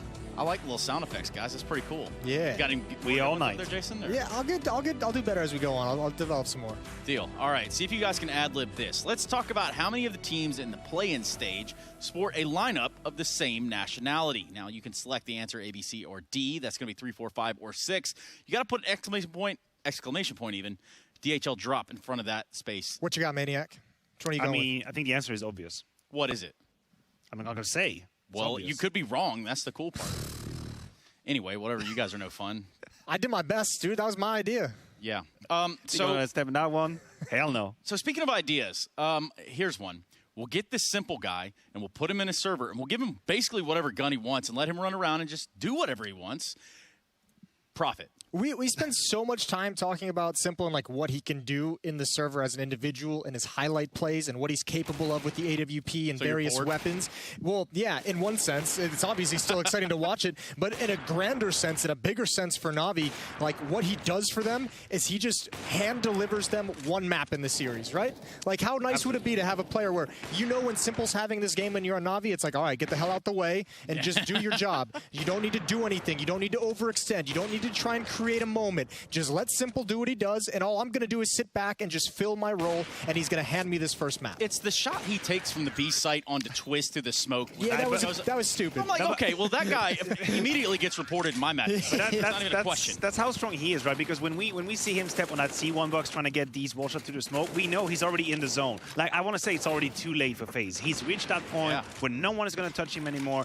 And it's true. I mean, just as much as I don't like to just hand over one player over a map, Simple in that game, his impact is almost impossible to quantify. I mean, if you got to put some numbers, 32 kills, that's ridiculous, 124 ADR. But it's the fact that he's everywhere. If you're Faze, you cannot avoid him. He's unavoidable. He's like Thanos. And as far as I know, I think he's just one ace shy of breaking a record, which is pretty damn cool. Yeah, so he's got potentially one, maybe two more maps in this series in the grand final to find that last ace to break the record. If they get there. Yeah, if they get there. That's a question still. I don't know. It is kind of tough because it is like we always have to just talk about Simple in this situation. So I'd love to talk about another teammate, but it's just, I think Chad and Alex did a good job of highlighting it constantly. Like the early pressure in this match on their CT side of Simple peeking down mid, taking one shot, and relatively low percentage shots to actually hit and find you an opening kill and a pick. But the fact that he's always there just being a nuisance and just being annoying, that's in Faze's mind at the start of every single round. Yeah, and he's an instant punish. Look, I mean, we can talk about Simple all the way. I just want to bring a pistol round here up for discussion. Let's talk about the pistol round. Let's talk about the second pistol round of that game. Thank you very much. Do it, man. Allow me to do so. Look, because this is where it really hurts for FaZe Clan. In that very much setup, they had all the pieces in the right place. They had that double setup here towards long. They had Olofmeister and Twist together in pit. Navi's about to execute on the A side. You'd look at the situation, you think that's it. You know, FaZe, they have everything they need. But this is where it very much hurts because Bit is about to hit them with 3 quick headshots. And the third one, this is actually insane. This is gross if you're Twist because you've been baited out by Olofmeister, you've bought your ticket for the premium class, and you've been absolutely wrecked by Bit. This emotionally speaking, for me, that's the end of the game. Okay, yeah. Yeah, that's probably fair. Pack it up, everybody. You heard it right there. Maniac says it's over. Cut it out. I mean, it is kind of an awful feeling. They had a bait set up on Rap side. They had a bait set up in Pit, and they had 4 players at the A-bomb site, and then they still get demolished. I think that actually only netted them, like 2 kills, 1 on Simple at Rap and 1 the first player jumping in Pit. And, I mean, that setup is designed to just win you the round, not get you 2 kills. And it was a good call, too, all things. It's perfect one. They kind of play around with the idea of going, they didn't rotate to the B-bomb site at all when Simple applied pressure there. So, yeah, Faze, even in rounds where they're doing everything right, still just getting smacked around a little bit. So let's be realistic here before we get into this DHL drop, guys. We have another map of Mirage. All right. So how do we feel this one might fare? Will it be just slightly different or no? I think that FaZe Clan is not going to be hit by the same brick wall on their T side as it was the case on Inferno. Right? I think Mirage is very much a signature map for Kerrigan, and the way he likes to play. I'd like to believe that FaZe Clan can put up a better fight, right? Just a better fight. Just give yourself a chance. Give yourself a chance. Give us something. I've been very much impressed by how he maneuvered that T side, and I believe in a fight. I think FaZe can do good things on this map as well, and I think they can. I mean, there is a world in which they can take this to a 3rd map. I think the struggle is going to be, are they afraid of Simple after that first map? Do they think he's got a hot hand in the series? I'm afraid, personally. I'm kind of scared as to what might happen here. You've already kind of woken him up, and I'm going to wake you all up to bring in this DHL drop answer. That's right. You only had 60 seconds, so don't go in there and try to get one last-minute thing in. It's done. Wait, which one did Maniac pick? No idea. I'll go for 5. Okay. 4. I got B. Well, you guys are both wrong. So it was 3, the one I chose. Ironically, of course, that is the answer Listen to your that DHL drop. Of course, if you did participate, we were going to go into those numbers just a little bit later. But yeah, I mean, it's been quite a wild ride for FaZe. To see it kind of slow down to a trickle at this point, you want to see him step up to the occasion. If anything, I think it's a testament to how strong Navi is. That's how I'd like to see this game, because you might look at it and think, oh my God, FaZe, they're defenseless. They're playing the same idea, the same kind of limit kind of Counter-Strike where they take some peaks left and right. Kerrigan's trying to apply pressure. You have that situation, Rookie speaking mid, Simple just smashes him. Yeah, of course the round is not going to work because the win conditions are not the same. No, they're not. In fact, I don't even know that any of us are in the same server as Simple, because he's in a world of his own. Navi versus FaZe, still with 1 map to go, potentially 2. We've got Mirage on the docket and Dust 2 should we need to decide who wins this series and who goes into the grand final with G2. We'll be right back after this break, everyone.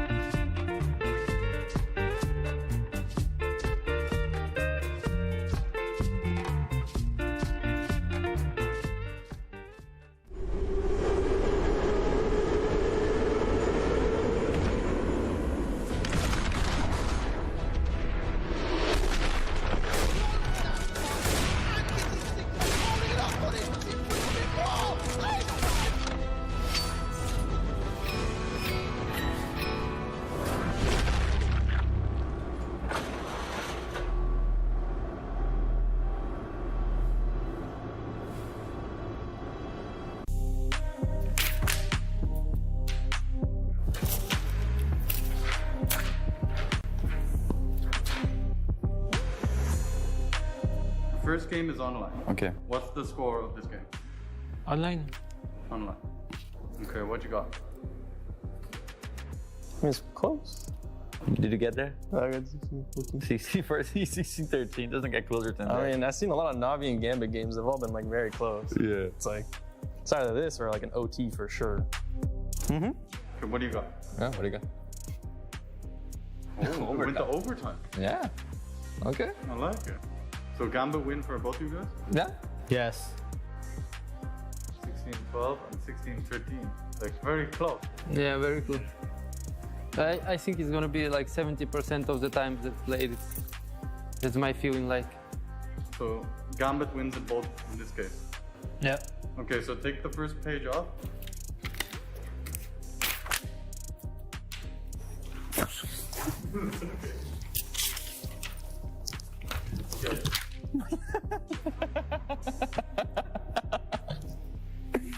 The same game, but this one is on LAN. now it's LAN. LAN fine. Serious shit. Yeah, I think almost the same. Если Gambit дойдут до финала на лане, они также наберутся опыта и лана, и они будут так же играть, как и в интернете. Я думаю, что они выиграют в Нави. Если они будут гореть победой, то я думаю, что они будут сильнее в финале. Не сильно поменяется на лане или в онлайне. И в целом в Нави тоже есть игроки, которые не так опытные на лане, например, как Бит. Поэтому и Gambit до этого играли на ланах еще, когда они назывались Gambit Youngsters. Поэтому я думаю, это не сильно изменится. What you got? The score's the same. I still believe it'll be the same. I changed it. Yeah? Well, I had to change something. I'm sorry, calling Navi onliners right now. Nah, Navi has got the experience, so they're gonna squeak out like the last few rounds. You know, They have a couple new players though. Don't forget about that. But you know, watch. Simple's like, trust me, it's gonna be close, like 14-14. Then Simple's gonna go off the last 2 rounds. Okay, show us what you got. Oh shit! What is it this big a difference? Yeah. Why? Because Gambit is a really good team. I think they're gonna perform in LAN, but maybe not directly and not in front of the crowd. You know, if you don't live this experience, you cannot imagine what is it. And I think even it's bad for them. If it can be really good, but it's not the same. And they are out of the comfort zone, I think, and they can play differently. But I respect them, and I think they're gonna perform well on LAN too. Okay, Gambit still wins in both games. Yes. Yes. You think they're that good? They will always. Yes. Yeah. I don't think this LAN will be like we'll choke them. Yeah, they're playing together, so I think they'll have the same results.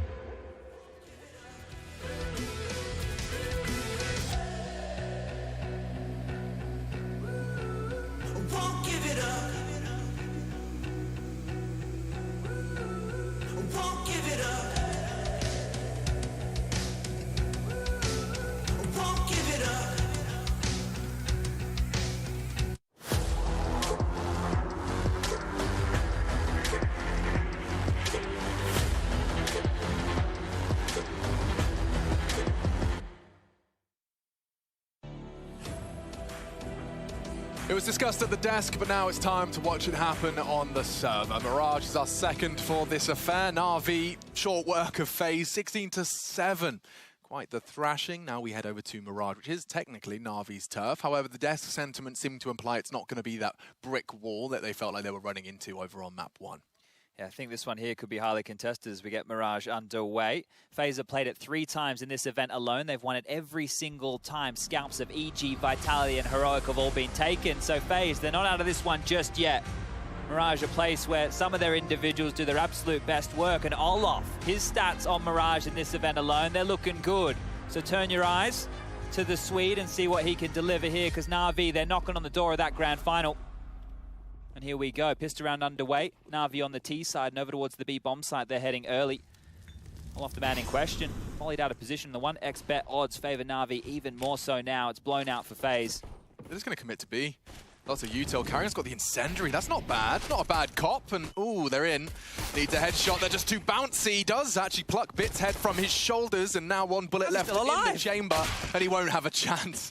Jumping into his face. Olof's met Simple as well. And Rain and Twist going to be well disconnected from the pack. Well, Boom just heard this as well. He's calming a lot now. Rain would need the insta headshot.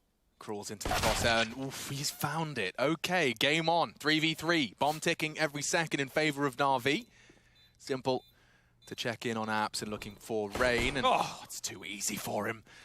Just been smurfing in our first map, and okay, couple of taps. Brokey actually aggressing on the reload. Time-sensitive mission for him, and just being played with here. They'll be able to run that clock down. It's a good headshot. I'm not sure if Electronic can contest that. Fakes the shot, hits it. Lovely stuff. Definitely looks like Brokey's awake tonight. Yeah, crispy shots right there, and the extra money is going to be fantastic for him going into what should be a Phase 4 spy here. Everybody from Navi goes down, but crisis averted. Round gets lobbed onto that scoreboard there, and they kick it off with a 1-0 start. There's Robin, the coach of Faze. Oh, that's not what you want to see, is it? When your Faze clan second round forced by to see a simple Electronic go for full Kev AK. Yee! Let's go. It was some really nice shots from Brokey there. I think that is a good sign, right? That he's still hitting him. We talked about how much of an influential factor he was for this team against Gambit. What are you up to? Well, he's taken his control very quickly here, and Simple actually pressed up to the wall. Can hear a lot of sound cues if FaZe get lazy about their movements. Boomich with the MAC-10 on his lonesome, taking control of middle. Whatever info he gets here might spur his teammates further on towards A, but he's drawn a lot of attention. It's a heavy B lean out of FaZe on this one. Same as the pistol, Boomich is going to be the util boy. Drop the same smoke, molly the window, feign the presence. Electronic meeting up with Simple with these aforementioned AKs, and they're about to walk into a pretty wide open A site. Rain's got nothing to report. He's just been staring at mid after that smoke was deployed, and he's hearing steps now. Every peek he makes is going to be found. Damn, Simple, quick to execute. Now the site should be theirs. I think Boomich is spotted here. They're all jumping out a window right now. They might try and push him and take this MAC-10 away. Easy as you like there. So they've isolated Boomich, but time spent on that, and Simple's been able to push forward. CT spawn removed from the equation right now, and just these upgraded pistols and armor to be held onto. That scout for Brokey could be vital in the next round if he can find some space and a couple of tags. The MAC-10 could be dropped across. There'll still be the deagle left for Olaf, and the force buy for round number 3 will still be looking tidy, but Bit, he's starting to get a bit of a move on here. Simple once more.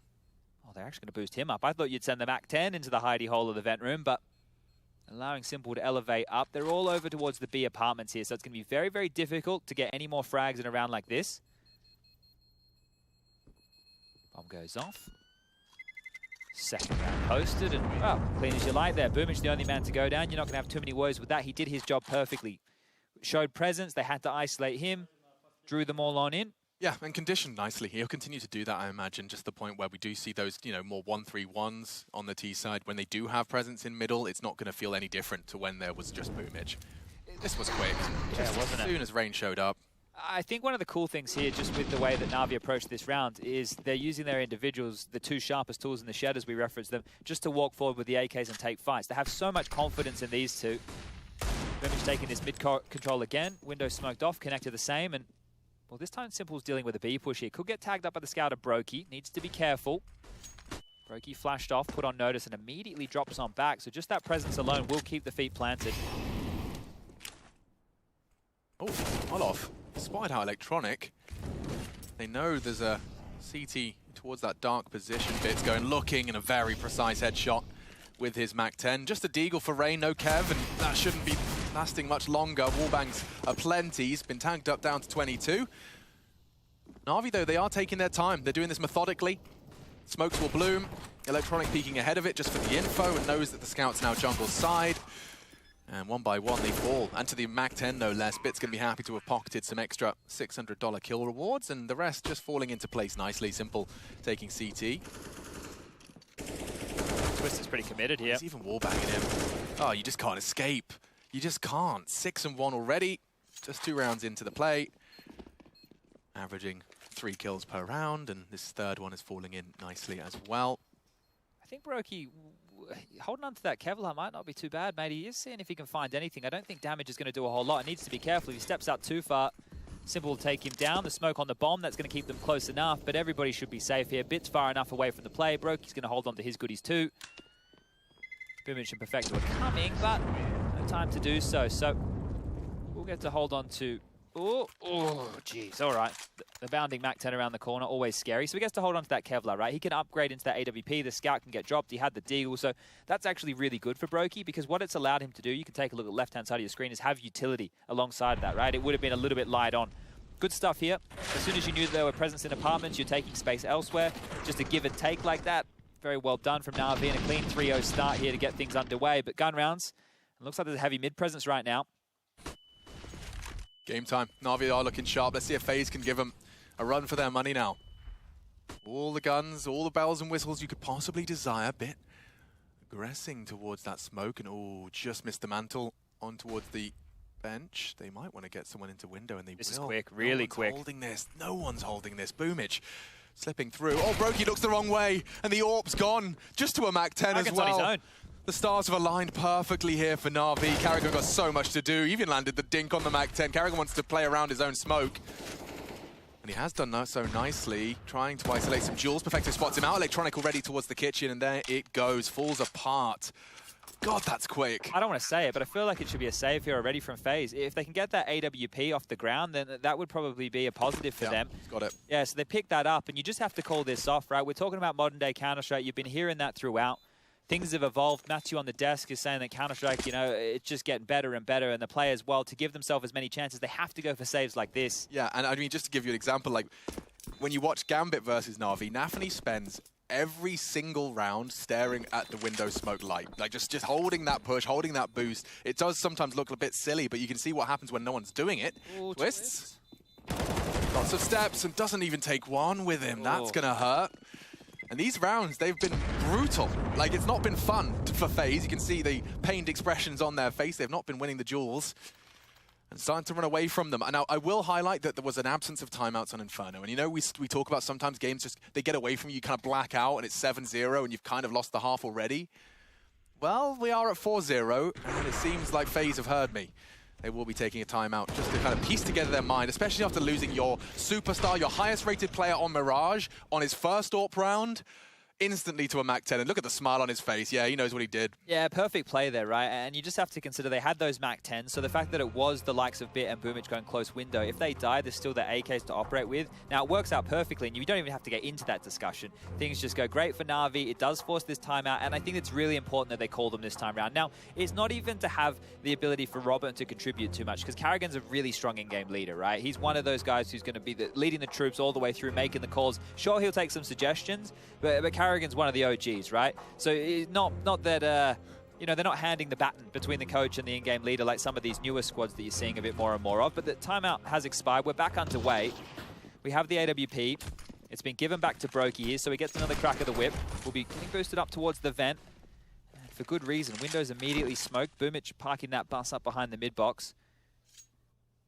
And Navi, name of the game right now is locating where these saved guns are. Right, you have a pretty good idea that that AWP could have been picked up. You know that there's likely an M4 left over as well. You're going to start searching and just prodding around the map for any early info that you can find.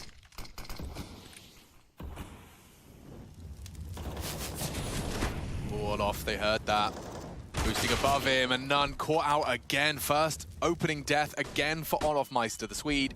Silenced. Brokey in the right place and hits the right shot. Perfecto down. Does not deter Navi. They're on the way. Spotted out as well. They know Brokey's pushed into the site. He's trying to isolate a duel and another, this time to the spine.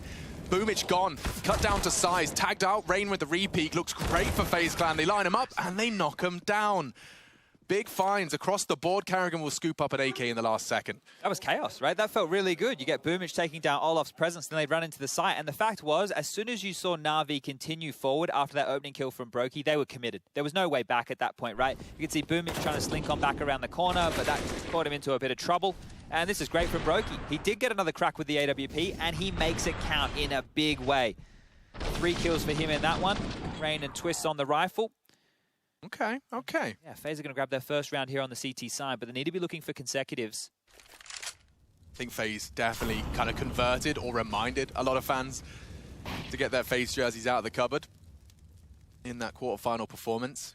I mean, taking down Gambit, the world #1. Everyone's expecting to see Gambit versus Navi here in the semi. FaZe have changed the script. See if they can continue to cause any more chaos in this bracket. This is a B fake right now, and Karrigan is the B holder, so applying a bit of pressure to him early, you're going to be a bit more skittish with the rotations. He's going to dump his utility a little bit quicker. They're now working on mid control, and Olof actually has that secondary AWP, so might have a shot here onto Boomich for free. Boomich spotted him out. Olof, smart, peeks in, converts, and Perfecto's trying to test B. Very aggressive, breaks his legs. Karrigan, despite the flash, stands his ground. Running out of chances, Navi.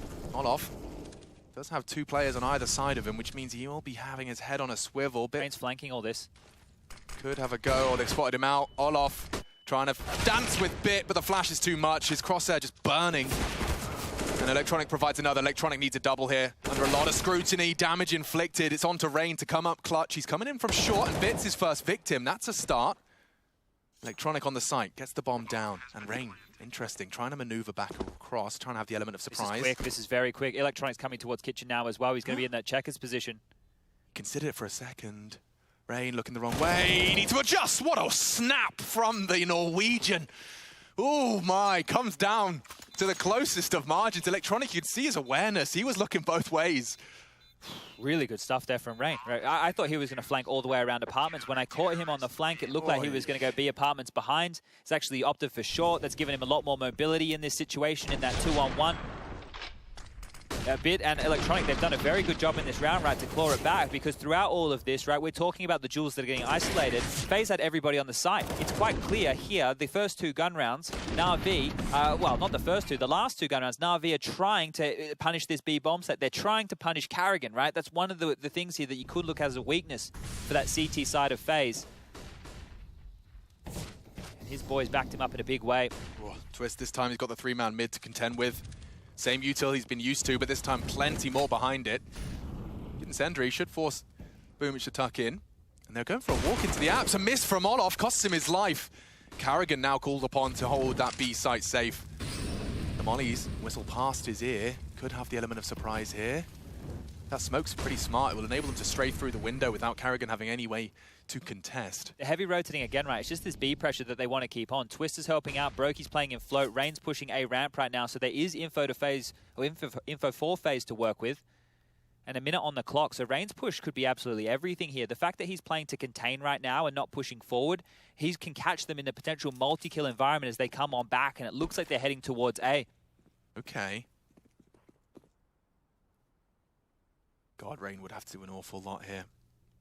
And he's having a look, And finds Boomich, doesn't quite get the bullets in the right direction. Navi now a 2-man advantage. And they're heading back to B. Karrigan pulling up his socks, preparing to try and contribute on the A. And Perfecto and Bit to sell this fake. They're playing some great CS here, Navi. They can almost walk in for free right now. It's just Karrigan that they have to negate over towards short. Making it look as convincing as possible. Karrigan caught out. Bit even the one to find it. Oh no, Brokey. Hey, just looking good. Magnet on his head. He's caught it. Now a question of preserving that AWP, preserving his life. And already the hunt is on. Electronic, nose to the ground, sniffing him out, tracking those steps. Perfecto, oh dear. And Twist's got so much to do. Going to be peeked upon, and another from Bit looking very, very good. 6 frags so far for the newest edition. And Navi up to 5. Yeah, if that was ever going to go wrong, it was Karrigan getting a multi-kill from that short position, or Rain. Look, I said he was playing to contain, and as I've said that, of course, he started to move forward, right, and search for a little bit more info. The fact is the timing of that and the awareness of Navi that ruined that round, and the opening from Electronic on those B apartments. So, good stuff here from Navi. It's looking tidy. Scoreline 5-2. Money's going to be in question right now for Faze. Ready, getting back into the fray. Looks like a quick, aggressive glance has left Bit a little low. And pushing in. Oh, taking a chance, taking a head. Disappearing in the smoke. That's a start. A big start. And trying to claw it back is Electronic. Catches Rain on the mantle up. And oh, the AKs are filling the feed now. Problems for the CTs. And it's Roki's Deagle that continues to find damage. Caught out on the Electronic peak. He's very, very peaky today. Leaves Twists and Karrigan. Navi not wants to throw this lead away. He's got the info, would need that. Oh, does tag up Simple. Electronic as well. Whittled down, great shots from Twist. Every bullet connected there. Boomich is fully into the B site. Now that's interesting, and dropping smokes as well. And that doesn't convince them, or will it? It should. They'll bite on that bait. Simple just parked the bus on ramp, and Karrigan running in. Boomich doing it all. Twist is on the wrong part of the map to continue to contribute despite all those great shots. Simple just biding his time and enables a free and safe plant on the A site. Twist gets this. There's still a bit of a chance here. Oh my God, imagine. Warning shot onto Simple now, so between a bit of a rock and a hard place here, and Twist knows which side it is, so starting to pivot over towards A. It is an open plant. They can both come through window behind Twist, who's actually been able to get close towards the bomb site here. Yeah, they've gone to completely guarantee this one. They could peek from short and connector respectively. You'd need that long range deagle. Simple's not interested. Playing it very smart there, Navi, and it does post the 6th. Solid resistance out of Faze. They gave it everything it was worth. But this CT side is having its fair share of woes. Navi just very regimented. Look, and this is the thing, right? This is where it starts getting hard to make the conversation for Faze. When it was Ancient and it was 11-1 down against Gambit and they're on the T side, okay, sure, we know that their T sides aren't fantastic, but now that it is the CT half, they've only got 2 rounds so far. I feel like they're going to need 9. They need to step up in a very big way with their CT halves. They want to fight mid, I think. At least that incendiary implies it. Having a look, swinging out, and they were ready. Far too prepared, and just taking some gambles, taking some risks. Olof falling flat as well. Looked like a couple of Hail Mary plays there out of FaZe Clan. It's not like they're slouches on this map. Performances prior was heroic on that list for sure. Vitality were there too. We've seen their Mirage successful in the past, but it seems Navi have definitely got their number, and that conversation about prep will come in. They're just not giving anything up here. Right now, they're always playing the numbers so well, and FaZe are left searching. Karrigan has to stroll out into mid. Look at all the angles he has to worry about. Underpass, there could be a player towards that bench, top mid. He's lucky to get away with his life here. So it's decent info, but it gives them nothing. There's still a minute left on the clock right now, and Navi are moving those chess pieces around the map. Simple bit. They're going to be joined right now by Boomich, who's flirting through spawn. And there it is. Eventually, they have to find some info, right? The CTs can't just sit and wait. You either gamble or you search for frags, and, well, Karrigan goes down. Rain has to do it all. There's the first. Simple falls. He's through the smoke, spammed on down. Bit mops that one up, and now it's just Brokey, who I'm sure wants to save, but I don't think Perfecto is going to allow it. Quick from Brokey. That's all about survival now. Yeah, look at the braveness. Is he actually just planning open, despite Brokey being spotted on B? Damn. Got to be brave to do that. Brokey looks the wrong way. Quick to snap, and perhaps the elevated position on the bench is going to catch him out. It's Electronic peeking that headshot angle. So quick on this AWP. He opted to tuck in onto that ladder room. I'm not sure the hunt really will advance past this point.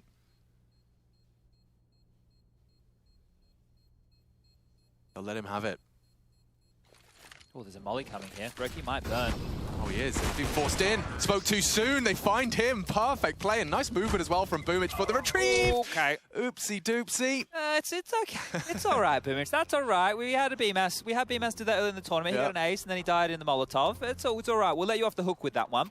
Style points, though, for sure. Yeah, and the fact they take that away is huge, because just take a look during this second time out of FaZe here, where the economy is at, where the money situation is. They're working with very little. It's max loss bonus, right? 3,400. They can only take a partial buy. And on that Deagle round before, yeah, Twist had a kill. Rain pushed up through the ramp. He caught out Bit within the smoke. They can go for another round like that. And it's not out of the realms of possibility for FaZe to convert those. But it's just not looking good. 7-2 scoreline. Navi looking extremely regimented.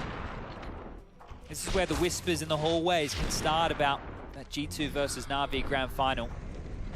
IEM Katowice 2020, where we left off on LAN. Navi absolutely destroyed G2. It's a different looking roster now. Nico's in the mix, but the same can be said for Navi. Yeah. No longer Flamey, upgrade of Bit in the server. Focus on in round number 10. A bit of aggression through middle here and just hoping to hit a couple of bangers. Nobody's head presents itself, and slinking out of mid will be FaZe. They've gone for an A-side lean this time round. It is just Karrigan over towards short. Rain, Brokey, Twist, and Olof all reside on A. It looks like they might have missed the party on this one. But yeah, kind of crazy that that Counter-Strike narrative could just be returned to like 500 days later. Imagine if Navi go in and just slap G2 down again. It's like nothing happened. We all just were in a coma. We wake up and, well, business as usual. Business as usual up mid for Boomich. Double in. Bomb into B. The rest cowering on the A side with their armored Deegs. If you can just avoid your opponent like this, you know, it's an easy way to win some rounds. Navi are about to win the half. The bomb goes down. The 40 seconds starts. How many more kills do they want? They could just rip away a couple of heads here. Bit's close. Yeah, I think he's got the freedom to go hunting as best he can. Will connect another well-managed spray. Grabs himself an 8th frag, and Twists will at least put him down and keep him honest. It's short-lived. Boomich is still top mid as the bomb's ticking away at B. The thing is, it's like a consolation. It's like, all right, well, you can add that number next to your name. That's great for the stats, but we know exactly where you are, and everybody else is coming to kill you. Like FaZe, they you know, trying to survive, and Navi are already hunting, and it's against pistols. You know, we're normally like, oh, don't give them the AKs. You know, don't give it.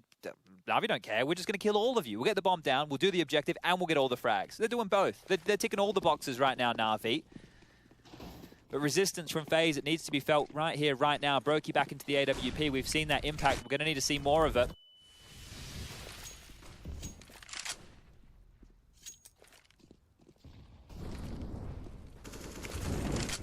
Mid control is theirs. You can see Brokey wanted to have a little look, but denied by the flash and smoke.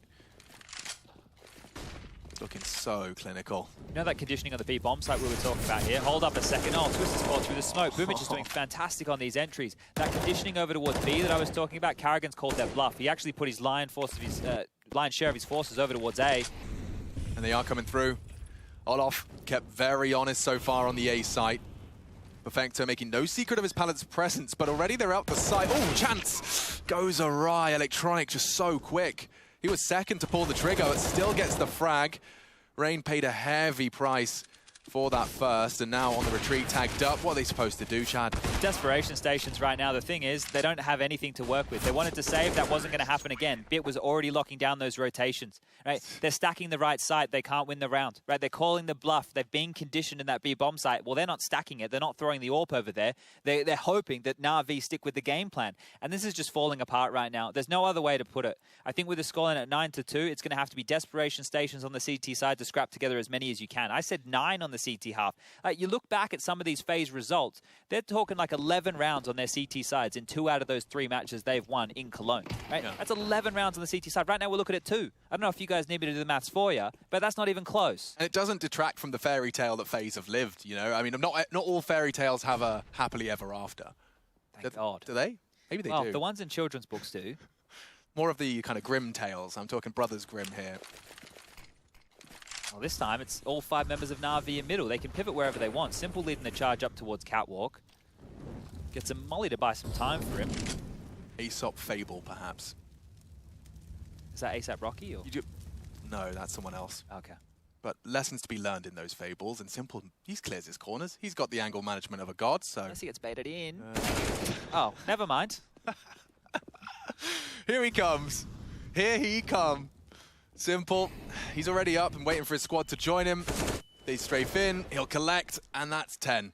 Carrigan, with it all to do, being cleared out, and it is just so easy for Simple. Let him look for it. Let him look for the ace, right? We spoke about it. One more, he breaks the record. He may as well go hunting now. That's 3 kills to enter the B bomb site. He's even moving through market at this juncture, looking for more heads. 1 magazine as well. That could have reloaded. Yeah, don't reload. Keep those 11 bullets. Get it done in 1.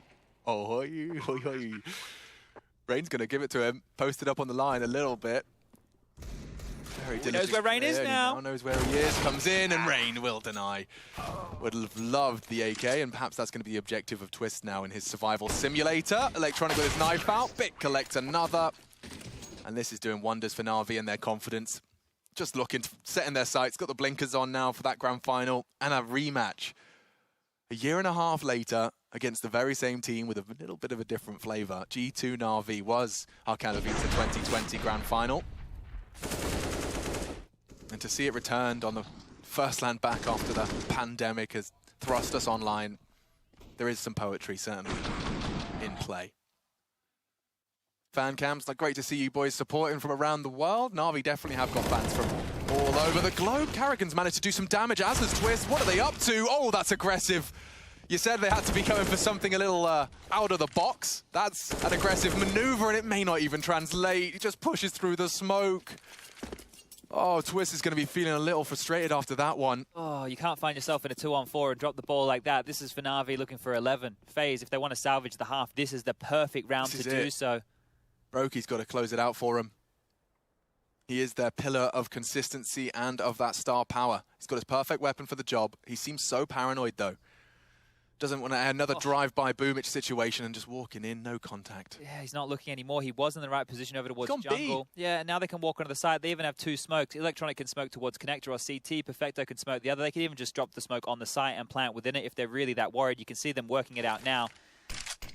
Bomb's going to get thrown on down off the balcony. It can get planted. Electronic stays in the power position. And guess what, Brokey? You rotated to the wrong side, my friend. Maybe it is just a save unless Olof can find you a kill. Whoa. He's a bad taste in his mouth. They kept another smoke on Perfecto that's now been deployed. That surely locks the door on this. Olof just ahead of it. They might not expect him here now. That is a slight opportunity. A smoke for the Palace position. Electronics ahead of it. Got to clear their corners. Tucked in tight. That's the jewel. Olof provides. And a tag as well. They know where he is. This is the round face need. And Olof secures it for him. Just in the nick of time. Okay. Converting despite the 2v4 becoming down, right down to the 2v2. Oh, really just sprung that right there. I think Olof playing ahead of the smoke as it lands on connector is everything, because if he doesn't, they go through and probably have to be a bit noisier about it. And what that also allows is Brokey to stroll through. Right, this is how it all went down. Thank God Faze convert this. They won the duel out head and shoulders here over Navi. Simple goes down. At this point, you're thinking it's all done and dusted. Electronic comes through and punishes. Perfecto grabs one, but this is great from Olof. Gets himself his 4th kill and the defuse, so now they're on the board here. And remember, I said 5. If we get 5, maybe there's a conversation to be had here. That is the magic number for Faze right now, and the best they can muster. A little bit. Oh, playing well above his years here. Carrigan will keep things level. And that's crucial. He will be channeled to the B side of the map, and I don't think Navi are going to be willing to contest that. So at least there's a degree of certainty. They're not going to be on the wrong side of the map this time. Yeah, it's crazy that Carrigan's actually gone forward, and it looks like he's going to keep on pushing. He's booked Navi with this push right now. I think they're expecting respect out of Carrigan, but that's not the case whatever. And Twister's going to be rotating over. There'll be 3 players from Faze on this A site and a flank coming in. Brokey just happy to know that he's on the right side here, tucking in towards the triple. Got so many angles to be concerned about. Carrigan. Oh, a chance. Boomich, he's just so swift. Comes around the corner, the Boomich peak. They're always jumping. You know, he's always making every himself time difficult to hit, and he didn't have the MAC-10 there. It's the AK-47. Lands, hits the shot, and now the round's open for business once more. Oh, man, that was such a certainty Carrigan had secured for his squad. He just loses it. Now Boomich, look how far he's teleported. And it's forced the rotation and twist down. They need to respect the B bomb site. They spoke too soon. There's 30 seconds left on the clock, and it looks like they still want to head towards A, which is good because Brokey still has the AWP here. And the one smoke left over right now from Electronic is going to be from Palace, so they can't really use it to smoke CT spawn easily. There is a chance for Faze in this one still. And if he's holding this ramp fight, it will be AWP v AWP. We get to see that Brokey simple head-to-head. Oh, he's got the info and does pull the trigger. This time onto Perfecto as he crosses back, and Rain does finish the job. It's Simple's Deagle, doesn't matter what weapon. Brokey's got so much to do. He'd love to deny that plant. It's on the triple. Electronic to babysit, and he just doesn't have a chance. Electronic knocks him down with a double, and that will be Navi's 11th. They are just doing everything right. How much more? Yeah. Like you know, they're 4 ramp. What do? But one thing that would ruin this A commit is if someone had the info and was flanking. That's twice now, though, that they've caught out more aggressive maneuvers of Faze. This one right here, like, that's nuts. How's Boomich pulling that off? And remember Rain, when he pushed ramp on the CT side, he was containing and then he's pushed and he's actually walked in and it gone down. So every single time it's looked like Faze have had a power position, it's been dropped. Navi looks so good. I mean, they've always been a contender, but I really do believe that Gambit's rise to power has really just awoken something within this roster, as well as Bit's arrival. Well, here comes a push again. It's aggressive maneuver. They might catch Simple off. He's rotating back in now, and he's not ready for that. Now that's something.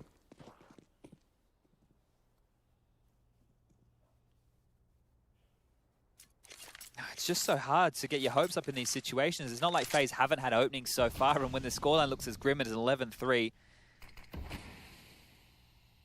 what are they meant to do? Bit's taken space. Looks like he's going to get away with it as well. Carrigan not peeking around that corner.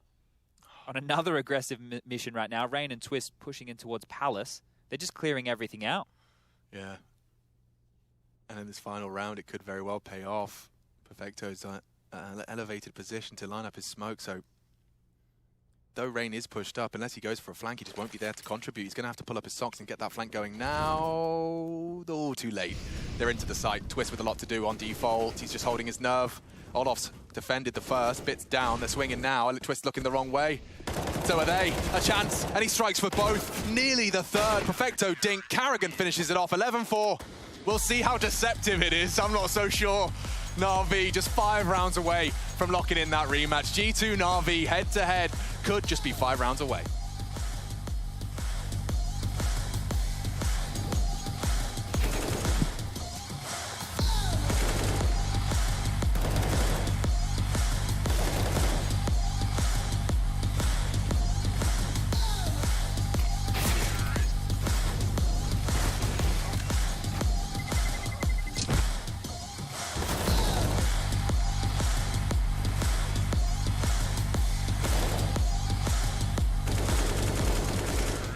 So this game is for you guys to listen to some sounds from the group stage of IEM Cologne, and I want you to tell me which player made the sound and their team. Okay.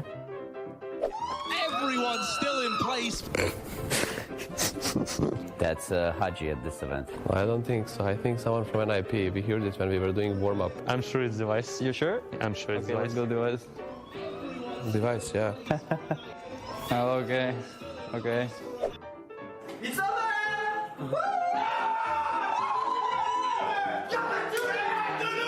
What is this language, first of all?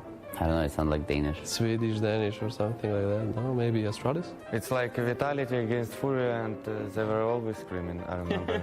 Sounds Apex. Yeah, it does sound like Apex, huh?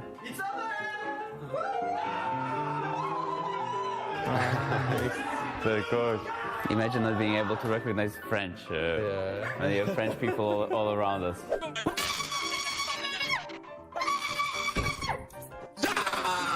Who is it? The only other person capable of making that noise is Finn. Может, это Кэддин? Boy, Kædden. Maybe it's LDLC? We're gonna go for LDLC? Let's go for LDLC. Okay, let's go. Oh my, Haji. I forgot they were even at the event. The fuck?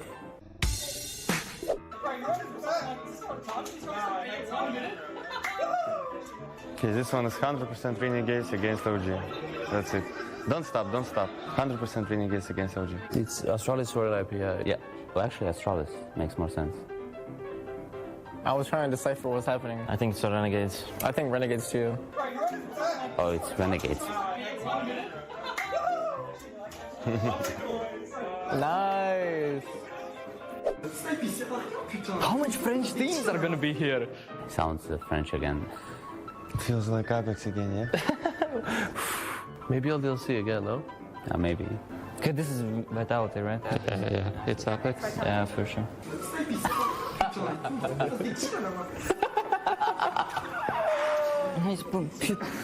Putain.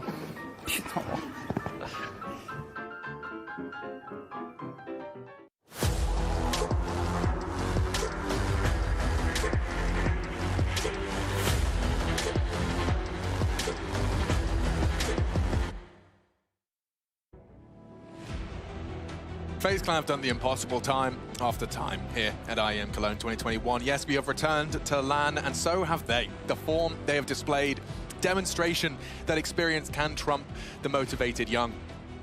But now they're meeting the final boss. And I'm not talking about Simple, I'm talking about his whole squad. He's always been preaching about winning as a team. Mirage, the frag distribution and embodiment of that. And we're ready to see if this is going to be the final chapter in the FaZe Clan LAN run. Semi-finals and grand finals loom for Navi. 11, touching distance. Let's see if Carrigan's calls can get them any further. He says he's been identifying the issues on their T side, and he believes it lies with him. Well, Rush B, that's one way to go about things. It is a strat. 1x bet of given the odds. It certainly does line and feel that way to many of us, and they are sailing into the site. That's not bad. It's all about this first blood. Who will go down? The answer is Carrigan.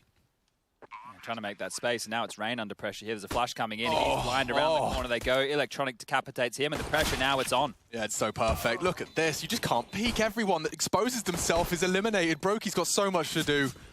Angles everything, every time. Simple this time hits the shot, and it's only Olof. They'll run him down, whittle away, add his health, and Navi will manage 12. A flash on short as well. Like, not only have you just lost Carrigan, Rain's he's doing everything he can. He's there to contain that part of the map. Screen goes white. 5v3. The rest just a formality. Yeah, you're hoping really that you can get that first kill on towards the B bomb site and snowball from there. You know, get the numbers up, start trading a little bit more efficiently. But when you lose the first two in this kind of a fashion, it's all over Red Rover. And, well, the force buy will come through from FaZe. It's looking like they're impending doom right now. And yeah, you spoke about the fairy tale run. Look, it's been great to see a resurgence out of them. It's been great to see them push teams all throughout, but this is a different story right here. It's looking like the same Navi who bulldozed through Katowice. They've been able to get 2 AKs, like a Lil, a couple of Deagles in the mix. There's some utility to work with as well. Olof playing spoiler towards the underpass. Image is going to get flashed forward here from Simple. Peeks on out, gets the first and trades it up. That's one of the AKs on the deck here. He's got a full belt of util as well, so can't afford to go down. Ooh, Electronic gets the info. Could have spotted the bomb perhaps as well. I think he spotted both. And oh, Brokey does contribute. That's huge. Olaf confirms Electronic is not only low, but on the stairs. They'll start to forge a path into the site. They'd love to be getting that plant down early, force the fight. Perfecto's actually dropping his own smoke, and that's going to enable a bit of a push. They'll try and plant within it.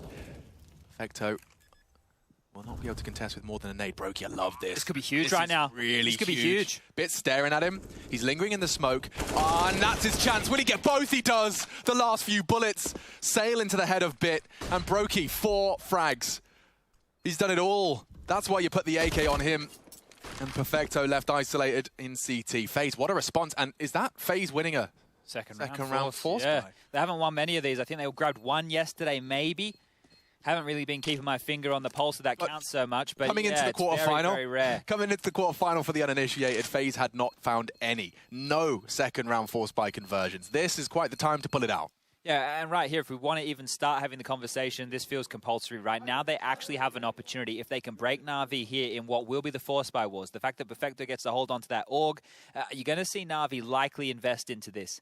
Now, like I said, if FaZe can win out the Force by Wars, then they're going to get themselves up to 6 with almost a guaranteed 7. This was the initial trade, and that's how they love to use Boomage. MP9 in hand, flashing forward for info. It went well there, but this is the difference maker. Brokey taking down Simple and then making this type of a maneuver.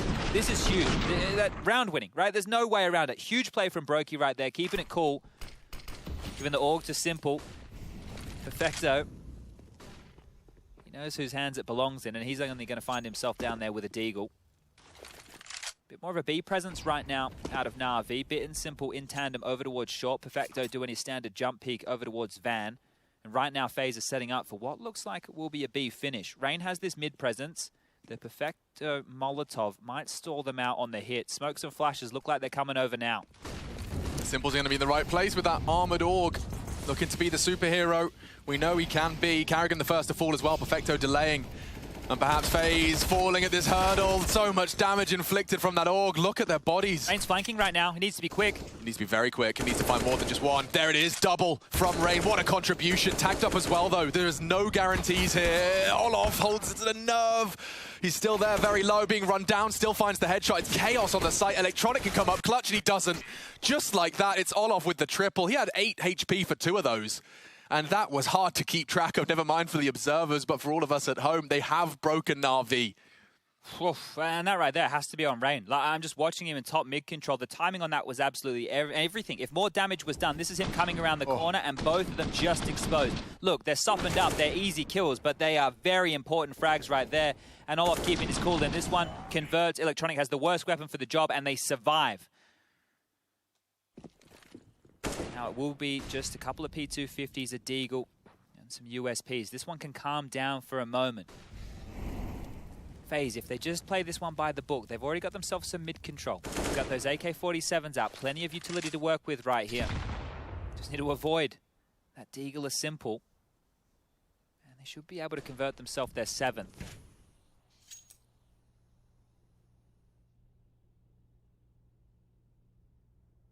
They're heading back towards A, but right now, I don't know what has spurred Navi to go for the stack. Simple, he's over towards Ticket. Electronic and Boomage are already in the site. Perfecto over towards Jungle, and Bit, he's in window. So all the forces of Navi's defense will be here. It just comes down to the weaponry.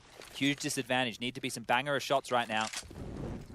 Walking into the quote-unquote trap. We'll see how much it hurts. Molly should force Electronic's hand out, and he'll clear their corners. Oh, that's all off court, but good catch and trade. It's Perfecto that's gone unchecked on that stairs, and catches a glimpse of Brokey. I don't think he saw the same. So B250 does execute Brokey. They're making this one work. They're making this one hurt. So does that nade. Damn. Perfecto working with just a scrap of health now, and Bit just that USP. Does upgrade to the Deagle for this swing, and if he hits that first bullet, he could have had a chance. Perfecto dancing around and will be found. Okay, FaZe 7, but 2 frags from the Navi Eco.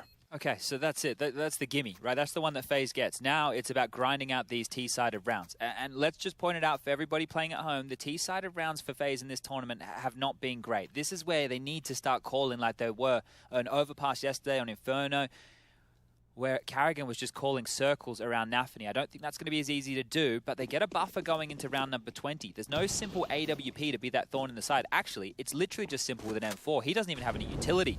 So it's going to be a different looking CT setup here from Navi. Looks like a quick one. Look at fast. the pace. Yeah, Simple's tucked in on that box. They're not even going to check him, and enables Boomich and Simple to already thrust Faze into a 3v5. More fights to be provided. They're up ramp. Simple tucked in dark. They know where he is. He looks like he wants to re-aggress off of his flash, and he's got nothing to report. Brokey's the one to house them. Electronic always going to ruin their day. This is going to be a real dampener. Holds the line perfectly. Clotheslines rain. Carrigan has to press pause, and that's really, they have to call upon Brokey. If Carrigan keeps going, he's going to lose the bomb as well. He needs to be really careful. Yeah, well, that's it. That should be it. 13 found by Navi, just like that. Straight back into the control. That right there, unfortunately for FaZe, the fact that they went so fast played into the really lacking utility from Navi. Simple was just playing a heads-up position. He didn't have to faff around with any utility. Look at this, drop on in, M4 works, right? Boomich has already done everything baiting for him, and that setup, it stalls FaZe out. They can't push through, they have to drop back. Electronic reacts very quickly. He closes the door on any rotation possibility, and that's huge from Electronic. That is massive. Oh, FaZe are hurting. Look at this buy, it's scrapped together. And Boomich is on a walkabout, trying to be baited in by Bit. Aware there's a timer on his presence mid. They could be through underpass, and it does look like there's a campaign from Rain and on off. 4 members of FaZe test middle. Boomich confirms his presence. Util to be dropped. Electronic drops one of his own, and oh, he heard that. He heard the jump across. That's a cancel. He knows the light angle will be held now. It's going to stall them out, but it's also going to keep Electronic planted just looking at this smoke. Nade tickles up Olaf, and he will rescind from the window room now, leaving Boomich to deal with both that and the connector pushed. And it's also forced FaZe away. You can see they're backing off to get that bomb that was down towards the B apartments. And with the limited utility they have, maybe they want to pivot for a B finish. Perfecto, as part of this B setup, is on the balcony. He has Bit up close and personal as well. And Bit has a lot of nades here. A smoke, a Molotov, a flash. On the jump, they can almost deny this with utility alone. 40 seconds. That's the utility you were talking about. That's before FaZe have shown too much of their face. Twist does drop. Oh, they have to go through, they have to go through. And Perfecto's in such a good position. Only kept honest with one. They know Bit's close. Damage inflicted. Olaf will fall. Boomich supporting as best he can. Will be traded. Okay, 3v2. Running out of time here. Brokey and Twist, though, the best candidates, the best aimers on this squad. Brokey caught out, looking for the transfer. Boomich can't. Oh, and Simple tags him up. He knows where you are. Tries to swing out. It's Brave in the 1v1. Simple trying to dunk him. It looks perfect. He's calculated, done the maths, and he knocks him down. 1v1, one with the HE. Oh, Twist nearly had something there. Twist just holding the line, or rather Simple holding the line. It's the nade that secures 14. It was a good crack there from Twist, right? Those 2 shots that he gets, we're getting the side to turn it into a one-on-one. Almost hits that one onto Simple. It looked very, very likely, but now I guess the only positive we can take from that round for FaZe is the fact they got the bomb down. It's going to keep them in a range where they can get out at least 1 AK. But now the question is, do we want to force buy with everything we have right now? 2,400 is the loss bonus in that next round of play. We lose that, we have pennies on the dollar. We have absolutely nothing, and there you go, you can see the call. Twist has bought the AK, he's got the head armor. This is really on Twist. He wanted to be the star, and look, this is a massive mountain to climb, but if he wanted to show up right now, it'd be a massive, massive opportunity for that AK to do some work. Here's the highlights again. Yeah, I mean, close, real close, but no cigar here. Great shot onto Electronic. Contributes his third, and it was just Simple holding this tight line. 10 seconds, he knows he has to plant close. Oh, off him. It literally actually hits him. Bounces off him. Doesn't matter whether it's weapons or grenades. He's got the aim. Well, here we go. This is all in for FaZe right now. You know what the stakes are. Loss bonus of 2,400 means they won't be able to buy a lot. It'll just be pistol upgrades and over towards mid quick. Lots of nades towards window.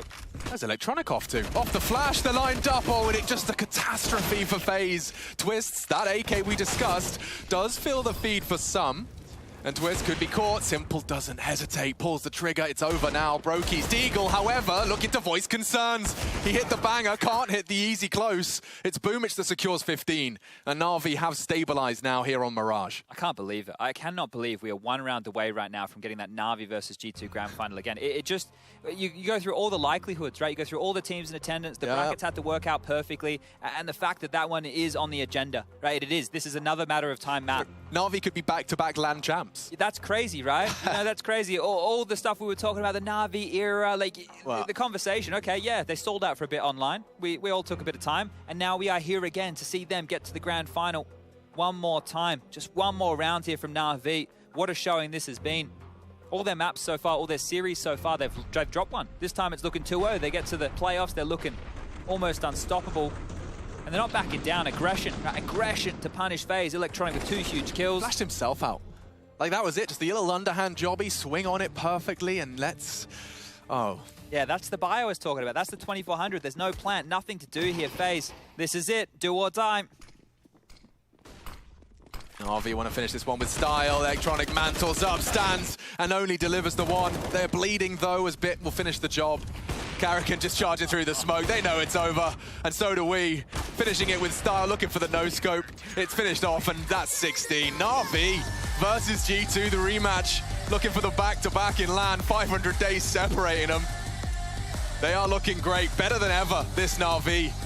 And FaZe Clan, their run may end here, but some serious performance and some huge scalps taken down on their path. Keeping a lot of people honest and showing experience can trump motivation. Navi, though, join G2 in your grand final.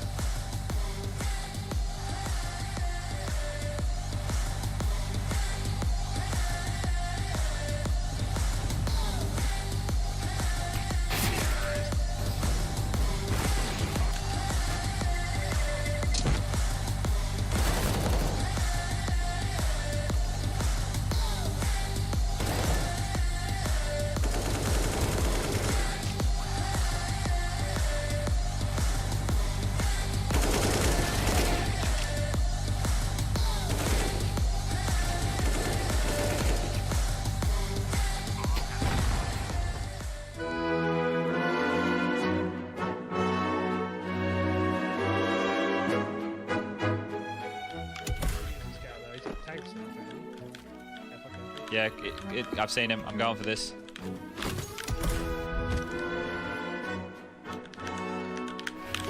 There it is. There it is. It's taken a while. Oh, it's beautiful. Oh, straight into a Goomba as well. Oh my lord.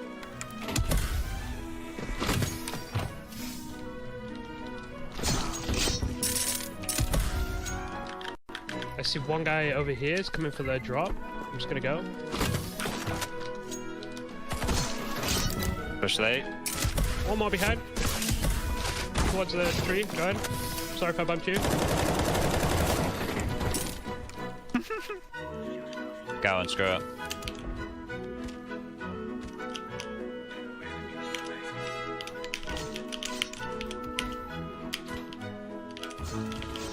Alright, I see the last guy. Enemy remaining. Oh dear. I'm on a tree. Oh, dude, this is good. No. I got him. I still got 3 breaches here. Ah, nice. 4 enemies remaining. One below me in the town.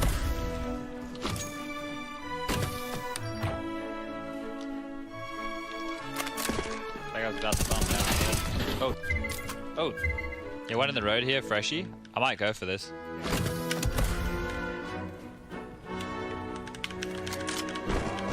Nice.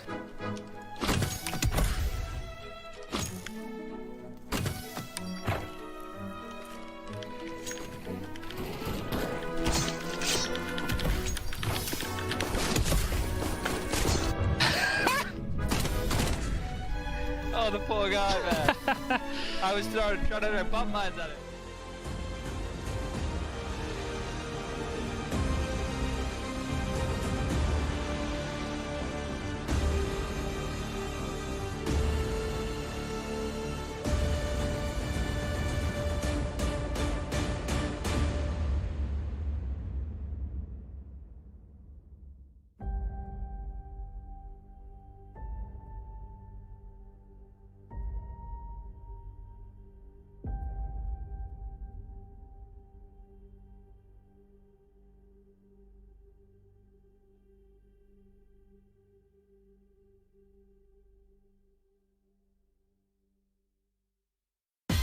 Introducing the ESL Pro Tour DHL MVP.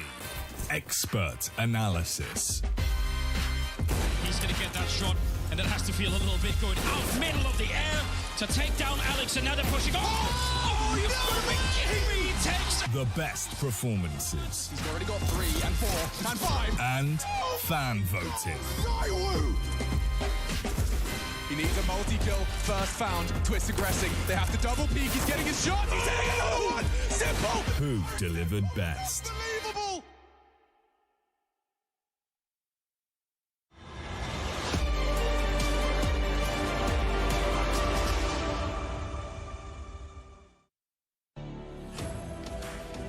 Conclusion of the match is in, but first, let's talk about the ESL Pro Tour DHL MVP. Vote now for your selection. Who did you pick for your MVP of the tournament? Vote now. Your vote will be contributed to the overall There's result. only one right answer. And you can use your Twitch channel points to vote. And if you don't vote for, then I can't help you. So anyway, yeah. Really try to put that one in. Yeah, a lot of good candidates out there, but Absolutely. Obviously not as flashy of a semi as the one we had earlier. Let's just throw it out there. I'll say it right now, Jason. Yeah, and there's no shame in that. I think, Faze coming into this match had already won in a way. Like, they established their story, regardless of how this match turned out.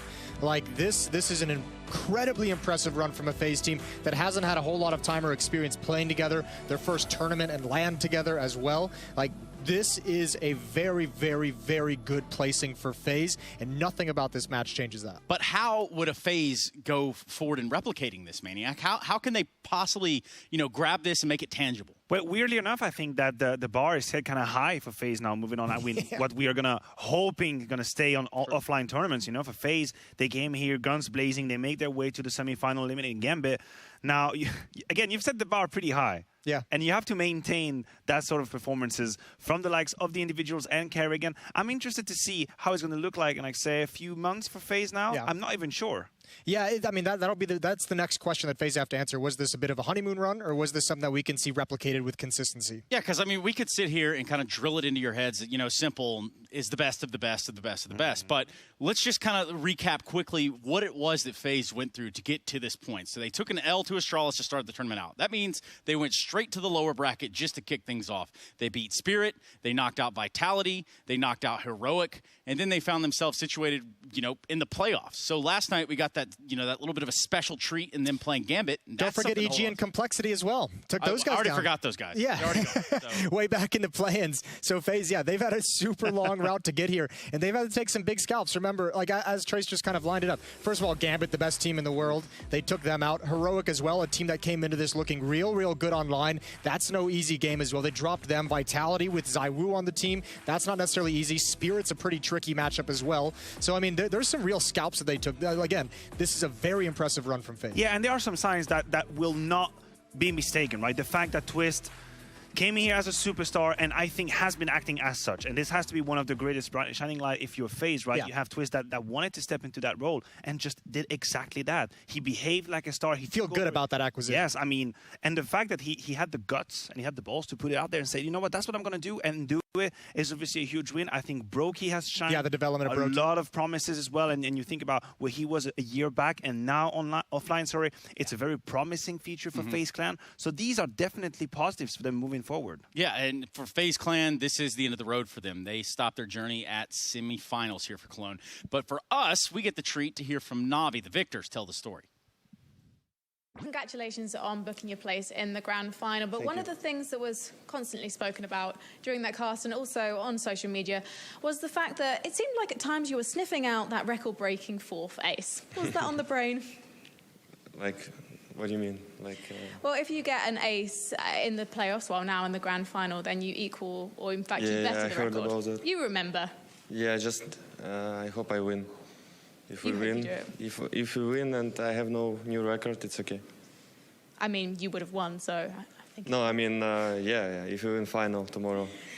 Simple, it is crazy how you seem to get better and better year on year. And I'm just wondering, is that anything to do with this online era? Have you spent extra time at home working on anything in particular, making sure you get back to that #1 spot? Just always practicing with team. The last comeback, the experienced teams came back as well. So yeah, it's the same final that was 500 days ago. And do you think that you've now cracked it? You've got this potential major winning, era-defining Navi lineup? Oh, I hope so, but we still need to fix a lot of mistakes because sometimes we keep doing the same mistake, but not that often like before. Well, what mistakes have you fixed? I know you're not going to tell me about the ones that you've got to fix, but what progress have you made? Oh, just, I don't know, just learning my teammates to get better angles, to understand how enemy gonna think and how they're gonna rotate and all of this stuff. What are the main things you've taught Bit? Because it's his first LAN with Navi, and he continues to impress. He's a big factor in the fact that you've made it so smoothly to the grand finals. I told him to aim higher. Again, it's always the advice. Yeah. We're all learning so much from you, Simple. And finally, G2, you're going to be facing them. It's going to be the first time you've gone to a LAN final since Katowice 2020. It's going to be exactly the same for them. Is that bringing back memories of the Spodek? Yeah, I hope. They're stronger than before. But still, as Blade said, we know how to beat them. Even we did it in online era and just waiting for this match, for this final. Well, we'll see you play it tomorrow. Thank you. See you. Thank you. How can you just not love the guy? Aim higher. Just all you got to do. Miss small. Yeah, thanks, Mel Gibson. It could really be that simple. Aim higher, guys. That's it. Just wrap it all up. Let's get out of here. Yeah, I got something because I like kind of what he mentioned. How he said a lot of the progress they've had to make is kind of improving his teammates and teaching them angles and everything. And one thought I had watching this game was to give some credit to Blade behind this team, and obviously probably Simple as well as the best player, but helping the development of guys like Bit and Perfecto.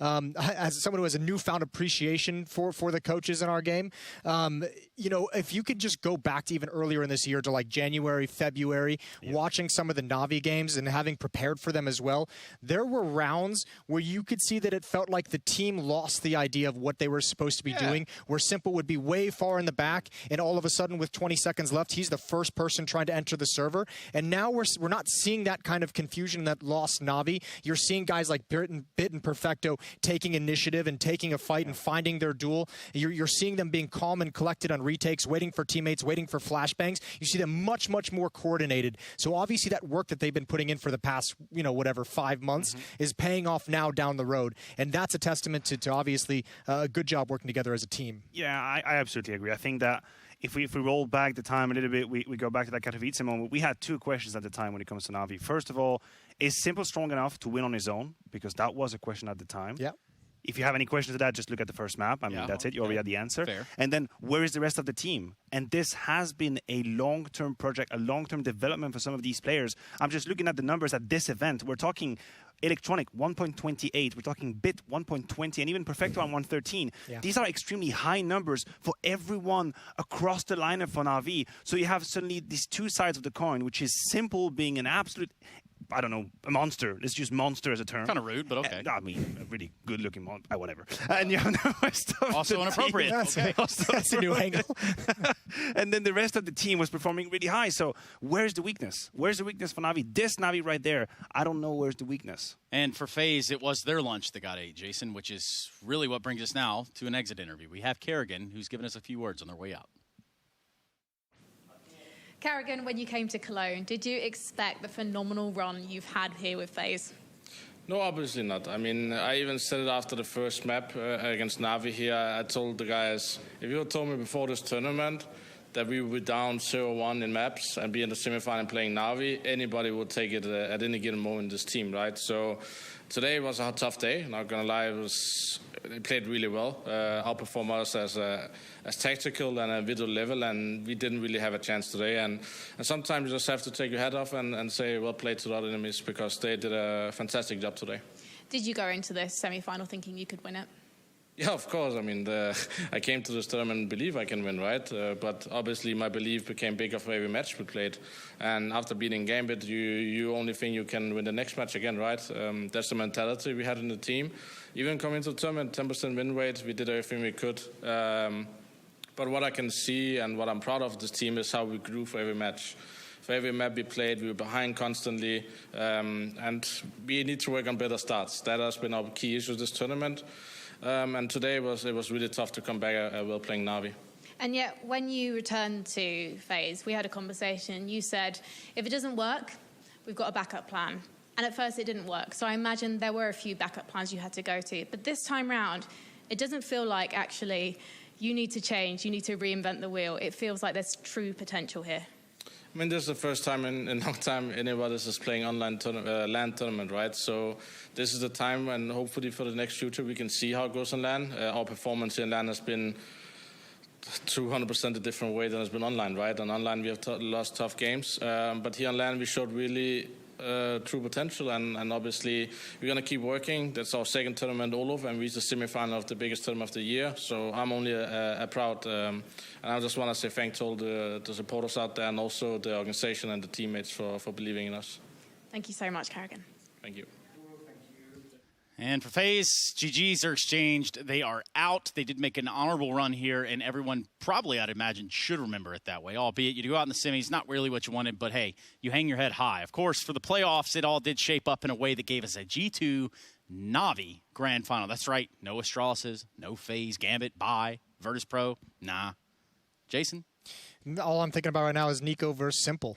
I mean, Yes. for me, it's, you know, he's we were talking about this in the green room. Simple is most likely locked up the #1 player of 2021 this year. Like, I don't know who can challenge him for that one.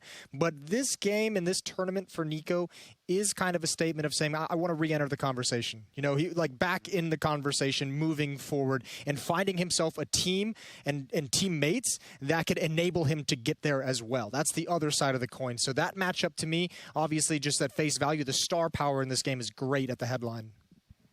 Absolutely. I echo the sentiment. I mean, yeah, oh my God, just don't give me that look. That's what I was ready. Whatever you're about to say. The fact that you bring the team up for Nico is